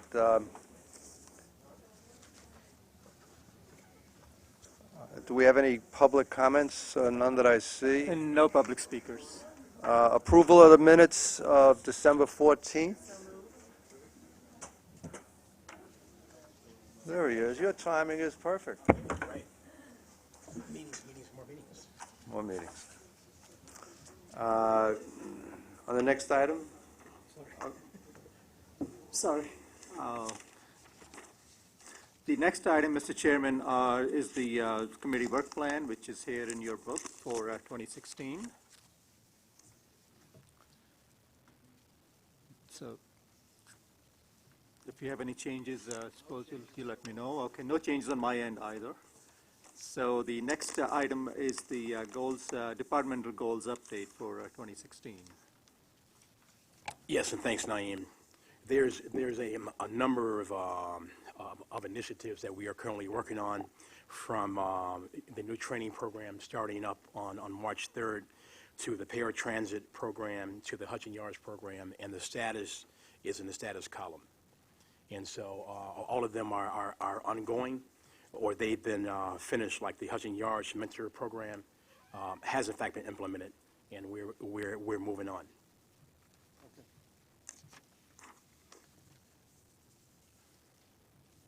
Next. Next item is the MTA Business and Diversity Initiatives.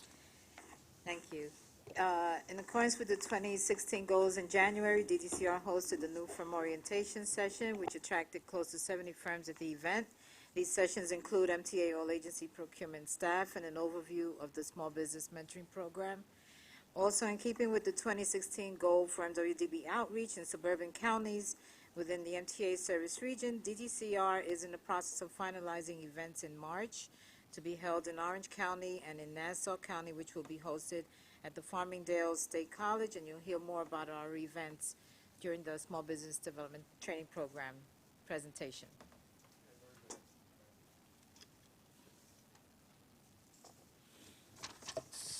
Next item, Mr. Chairman, are the diversity events. In February, MTA headquarters, MTA Long Island Railroad, as well as MTA Bridges and Tunnels celebrated the African American History Month.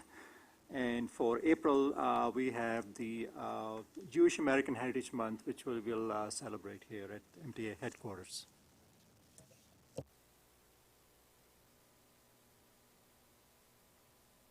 The next item is the certification report, so Mr. McCune is here to deliver his report. Certifications in 2015, we had applications received, 94 applications. And for our certification applications, new applications, we processed 107 applications. Of that, 59 were certified, 3 were denied, 29 returned, and 16 were ineligible. As far as A quick question. Is there any reason why there seems to be a decline in these numbers year to year? Well, in 2014, around November 2014, FTA created a new application. The new application is much more extensive, requires a lot more documentation. So what we've been doing is conducting monthly classes for our DBEs to educate them on the new application process and to help them work their way through to increase the numbers. Okay, thank you. Can I ask a Please. follow-up? Is the new application more difficult than sister agency applications? In other words, It's the same. It's the same? Same federal application, yes. everywhere? Yes. Are the other agencies seeing the same drop-off? They're seeing the same issues that we're having with educating the public on the new applications. A lot of applications are being returned because people are sending them incomplete and we can't process them. And when you do the recertification process, is that a different application form as well? It is a different form that they have to complete, but it's much quicker. They have to submit additional tax returns and an affidavit of no change. And once we get that information, then we can process the annual reviews. Okay, thank you. Contracts awarded to DBE firms So we wanted to I mean, it's one thing tracking the number of firms who are certified. It's a different thing in tracking of those firms who are certified, who are getting contracts. And so we want to report on an ongoing basis as to the number of firms certified, but also what contracts that they are being awarded, both at the prime level and the sub-level. Question about that, sorry. In the olden days, there was a reciprocity amongst agencies. Is that still the case? Because just because some firms that might have been certified by us might be working for another agency with that same certification. So is there any way we can track any of that, or is that just hard to do? Well, what we have is the interstate certification process, meaning if you're certified with another state as a DBE, the certification process is much quicker. You just fill out send in all the appropriate documentation from your home state. We review that and determine whether we accept that certification, which is much quicker than going through the normal certification review process. Okay. When we talk about contracts awarded to DBE firms from 2009 to 2015, the number of DBE firms certified, 442. The number of firms certified from 2009 to 15 receiving federally funded prime and subcontracts is 111. Number of federally funded prime subcontracts for DBEs in that same time period is 397. Total contracts awarded to DBE firms from 2009 to 2015 on federally funded contracts total $741,220,930. There are also 133 firms certified as DBEs during 2009 with dual MWBE certification that received contracts on New York State contracts totaling $310,866,220, representing 574 prime subcontracts award, and the grand total is over $1 billion. Yes. That's a huge improvement over when, the prior 5 years. It's really striking.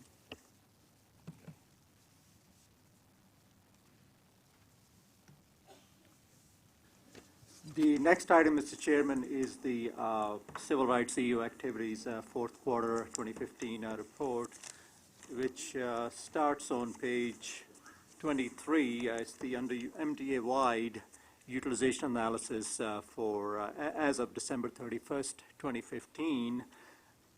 It lists highlights the underutilization of minority groups and women throughout MTA's different job categories.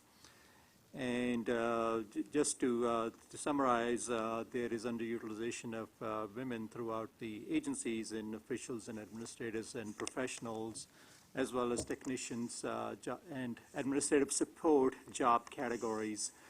There is some underutilization in paraprofessionals and protective services. Similarly, there is underutilization of Hispanics and Native Hawaiian, other Pacific Islanders mainly. We have done better in terms of African Americans and Asians, although there is some underutilization among Asians and different job categories. In terms of new hires for the year 2015, over 6,700 employees were hired throughout the agencies, and of these employees, 20% are women and 72% are minorities.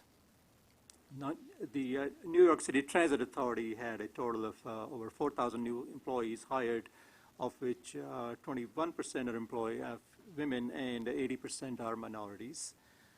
You had asked about the veterans hiring for 2015. Of the employees hired, 238 are veterans. And that number is an improvement from 2014, when in that year we hired 218 veterans. So it continues to show improvement as we continue our outreach efforts to reach out to veteran groups, minorities, women and minority veterans. We're still struggling with women, and with Hispanics. What are we going to be doing differently in the months ahead to make a shift in that? I see some of the broad-based numbers are good, certainly on the new hires, but it appears that we need to find a new way to reach those two communities, both women and Hispanics. Right. Well, we are having internal discussions right now, and we're going to come back to you in a very, very short period of time for strategies for improvement. Some of the strategies that we are talking about is establishing more up-close and personal relationships with the ethnic trade groups and association, targeting ethnic media, basically also working together with the EEO staff and the HR staff to make sure that we are moving as one. Secondly, having a all-agency recruitment budget. So when we have areas in which are underutilized, we can then target and focus with funding to basically do a better job of outreach and a better job of a recruitment. So those are some of the recommendations that we are going to be coming back to you in a very, very, very short period of time. Okay. And we also have complaints starting on page 29. This lists the complaints handled MTA-wide, both externally and internally. Externally, that means complaints which are filed with the anti-discrimination agencies by employees and applicants for employment with city, state, and federal agencies, and complaints handled internally with the EEO offices for the agencies and headquarters. So for the entire year of 2015, we have about 528 complaints, citing 955 separate allegations. One complaint can have more than one allegation.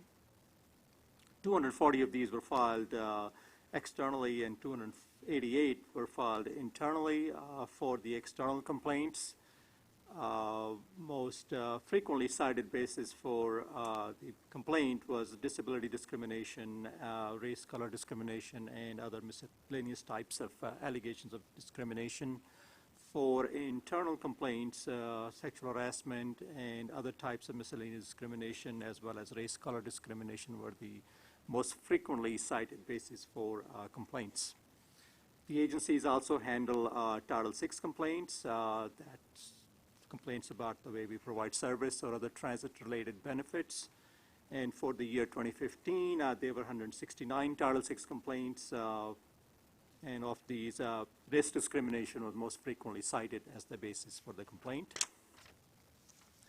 And we also have provided you with the dispositions of the EEO and Title VI complaints. And for MTA headquarters, do you have any questions before I go to MTA headquarters? Okay. For MTA headquarters, we have the underutilization reported at different at MTA police, as well as MTA headquarters, and the MTA headquarters workforce utilization is on page 34 of your book. And it states underutilization again of women in technicians and protective service groups, and for national Native Hawaiian and other Pacific Islanders in certain job titles.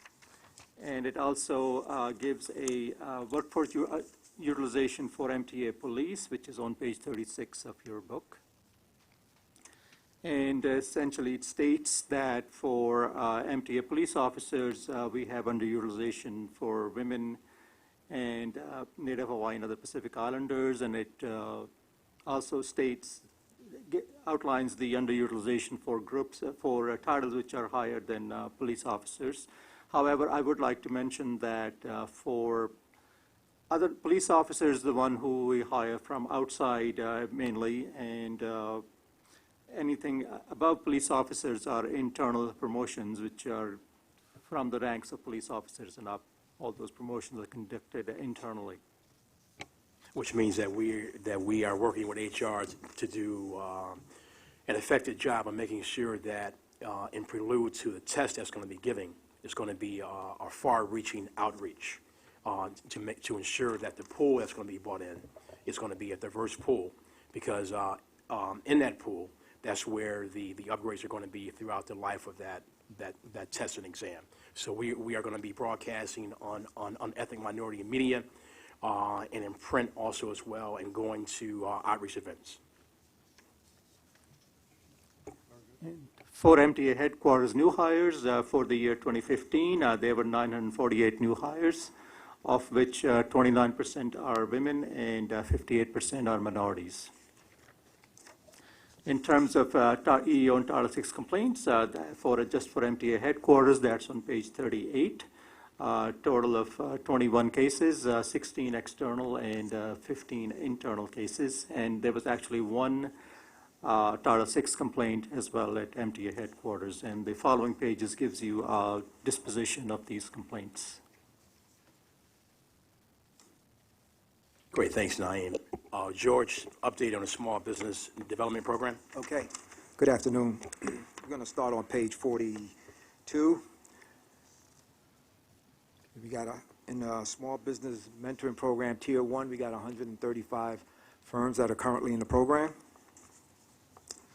The next page showed the total number of firms that are in all three programs. We got 208 firms in all three programs. The next slide shows firms that were pre-qualified during the period of September 2015 through February 2016 by ethnicity.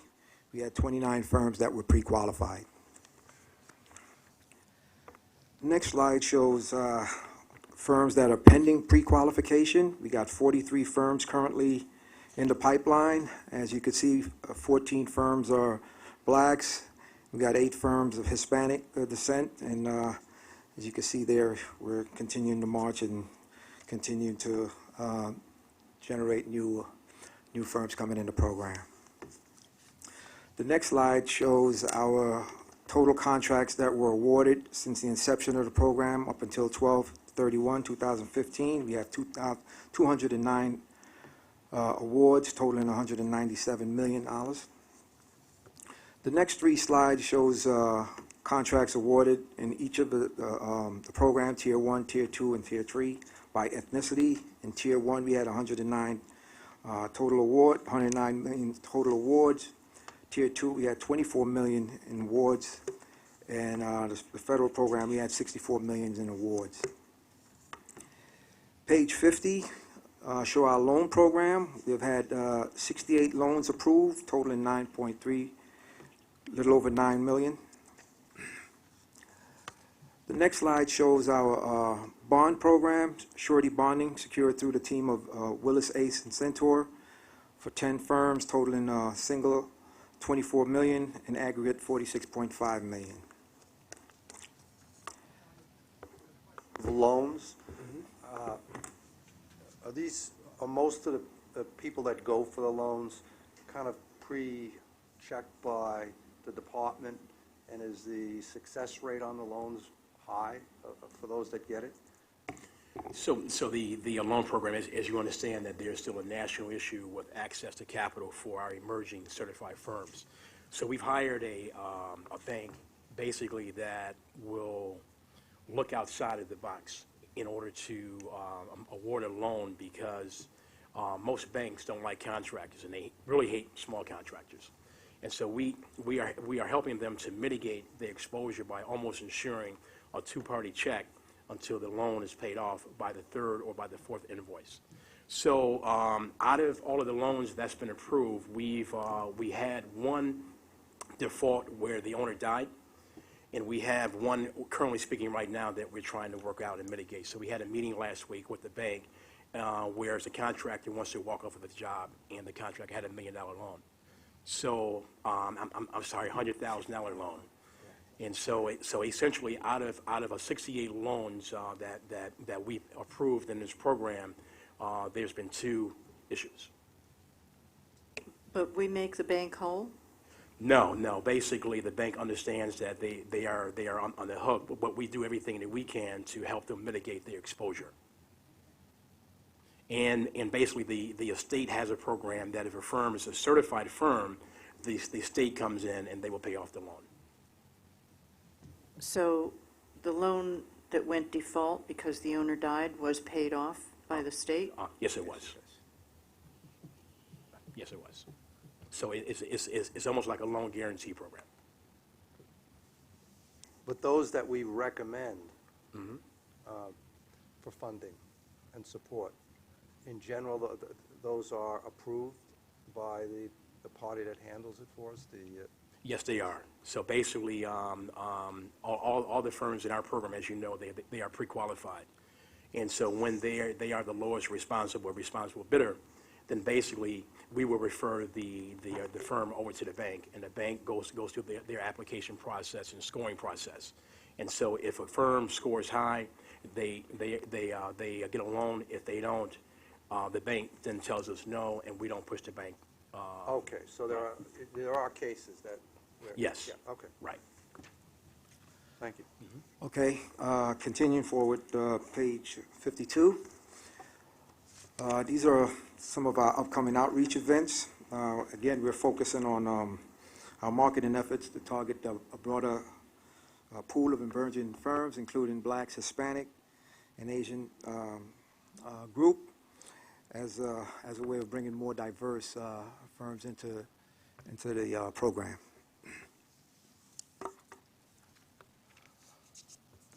The next slide shows some additional performance, and in particular, the amount of awards that we have awarded contribute to 4,728 jobs in the MWB community.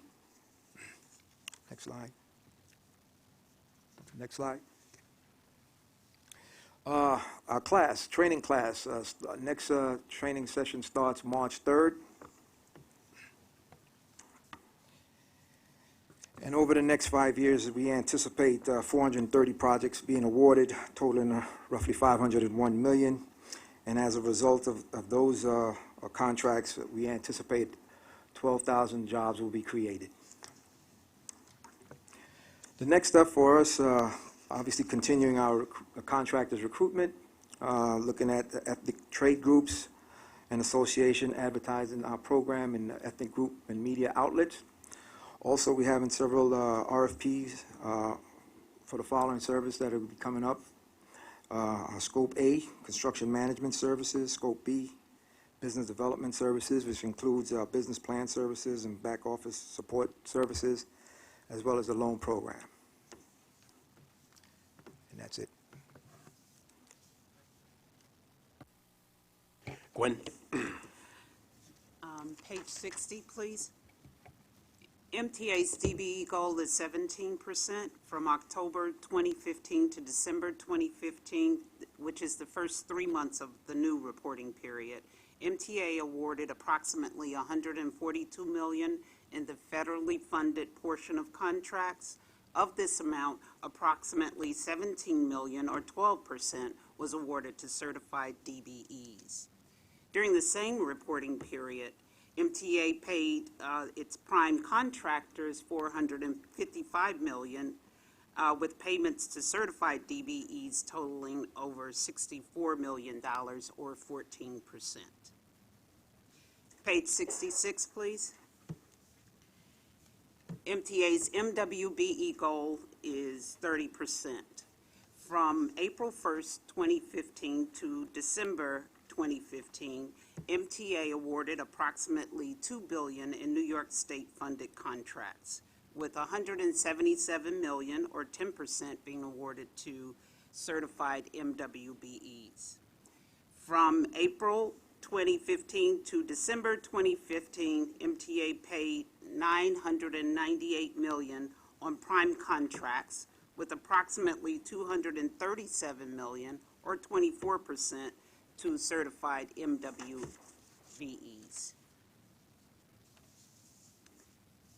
Page 71, between April 2015 to December 2015, MTA's total procurements, which is everything that is New York State funded, were $1.9 billion, with $242 million, or 13% of the total awards, being given to certified MWBEs. Next page, please. Between April 2015 to December 2015, MTA awarded $201 million on contracts that were valued at $200,000 or less. Of these contracts, approximately $21 million, or 10%, was awarded to MWBEs, and $12 million, 6%, was awarded to SBCs, or small business concerns, as discretionary awards.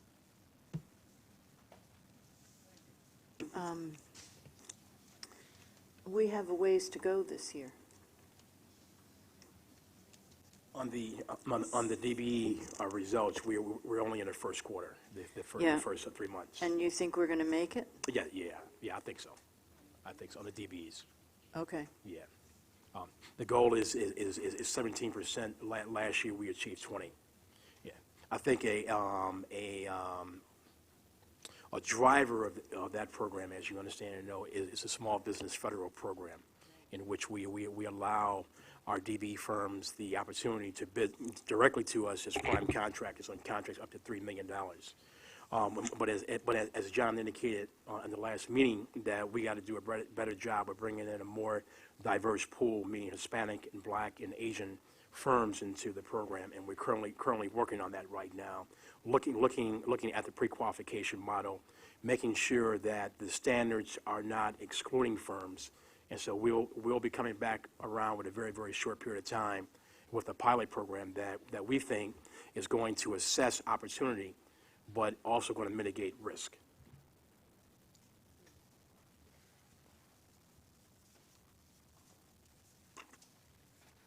Let me talk about the legal fees. We are currently at 10%, and it's growing based upon the number of legal assignments that the agencies give. We're making sure, circling back around, that we're going to a diverse pool of law firms and issuing assignments to. Second, we have gone out with a major legal services RFP recently, which is going to establish a new pool of legal firms. So it's the first time since 2004 that we have gone out with a major legal services RFP. And there is a real focus on making sure that the bench is going to be diverse, because it is our understanding that at the end of the day that we want to ensure that 30% of the assignments are going to be afforded to MWBE firms. Let me also talk about the underwriting fees. We are currently at 35% MWBE inclusion.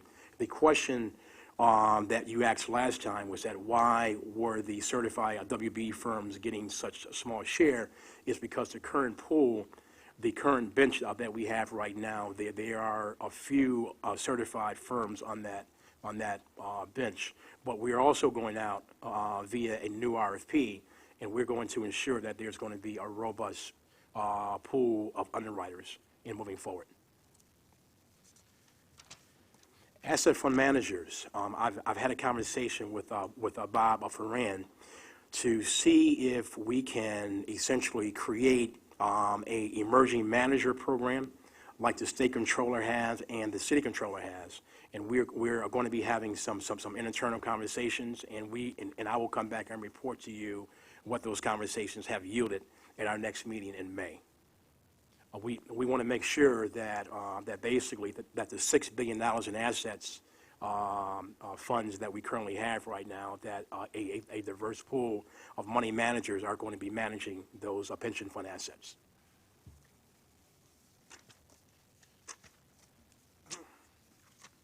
Could you repeat again, Michael, where it's done, the other agencies that it's done by? So both the state controller and the city controller, they have a emerging manager program where they bring in smaller minority owned asset fund managers, and sort of kind of almost like a mentor, not a mentor, but giving them the opportunity to manage smaller funds in certain categories. If they've been through that program, are they qualified for our work? We need to look at where the opportunities are here, and to basically see which other categories that they are managing asset funds at the state controller and at the city controller. And so we have a list of those firms. And so we need to have an internal conversation to see if those are the kind of opportunities that exist here and if this program would, in fact, fit here. Gwen Harrelson. Between January to December 2015, MTA awarded $786 million in federally funded portion of capital projects. Of this amount, $158 million, or 20%, was awarded to certified DVEs. Next slide, please. During the same reporting period, or during 2015, MTA awarded $400 million in New York State-funded capital projects, with $83 million, or 21%, being awarded to MWBEs. 11% was MBEs, and 10% WBEs. Naeem? Mr. Chairman, the next item are the policy statements for MTA headquarters. These are the EEO policy, the sexual and other discriminatory harassment policy, and the Americans with Disabilities Act policy. These will be distributed to our recruitment sources. The EEO policies will be distributed to our recruitment sources, and we will be displaying these policies in prominent locations throughout the MTA facilities. This is something we do every year, so Yes. a reaffirmation of our commitment. Thank you. Anything else? Anything else at your end? That's it? Well, it's good to see everyone, and I guess a motion to adjourn? Thank you all. See you in May. Oh, yeah, so we're doing an outreach at Sony Farmers Field in April. Yeah. 15. Yeah. And Susan, we'll be up in your territory. Got it. I can't remember when it is. Okay, great. Sounds good. All right. All right, thank you. Thank you. How are you? You know, when is that outreach? March 31st. April. 15. Yes? Yes. Yes. Okay. Have you got a location up there already? We're doing it at the chamber. Oh, we're gonna do it at the chamber. I know that you can't fit too many in there, but, Where are you doing it at the college?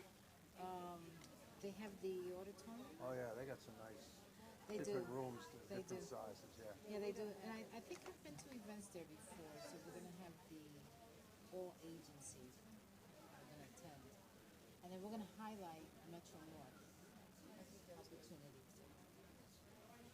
Oh, but they're hurting. They won't let us do anything until we pay the membership fee. They're really hurting. Yeah, they are. What's that, the chamber, our chamber's going belly up. And it's their own damn fault. Is it really? They have a beautiful, beautiful building. Well, it's breaking. You know, they thought they would be renting pieces of it, and that hasn't worked out. So the gentleman who used to be in charge is no longer there, it's Lindsay Kramer, and she's struggling with it. So it's, yeah, it's sad. It's a beautiful building. Oh, it is, but they bit off more than they could chew. So we're going to look to advertise. That'll help. Yes. You know, if we can do some advertising. Yeah, that would be good. I'm gonna meet with Metro North tomorrow and see what else we can come up with a boost. They have, Metro North has put ads in newspapers that have been quite effective. So we're gonna do that. Yes, and one type of shop. We're gonna do that also, and we're not just gonna do Metro. 3155 Birch Place. These are you want them? If not, they're over, but, and this, the last package you got, right?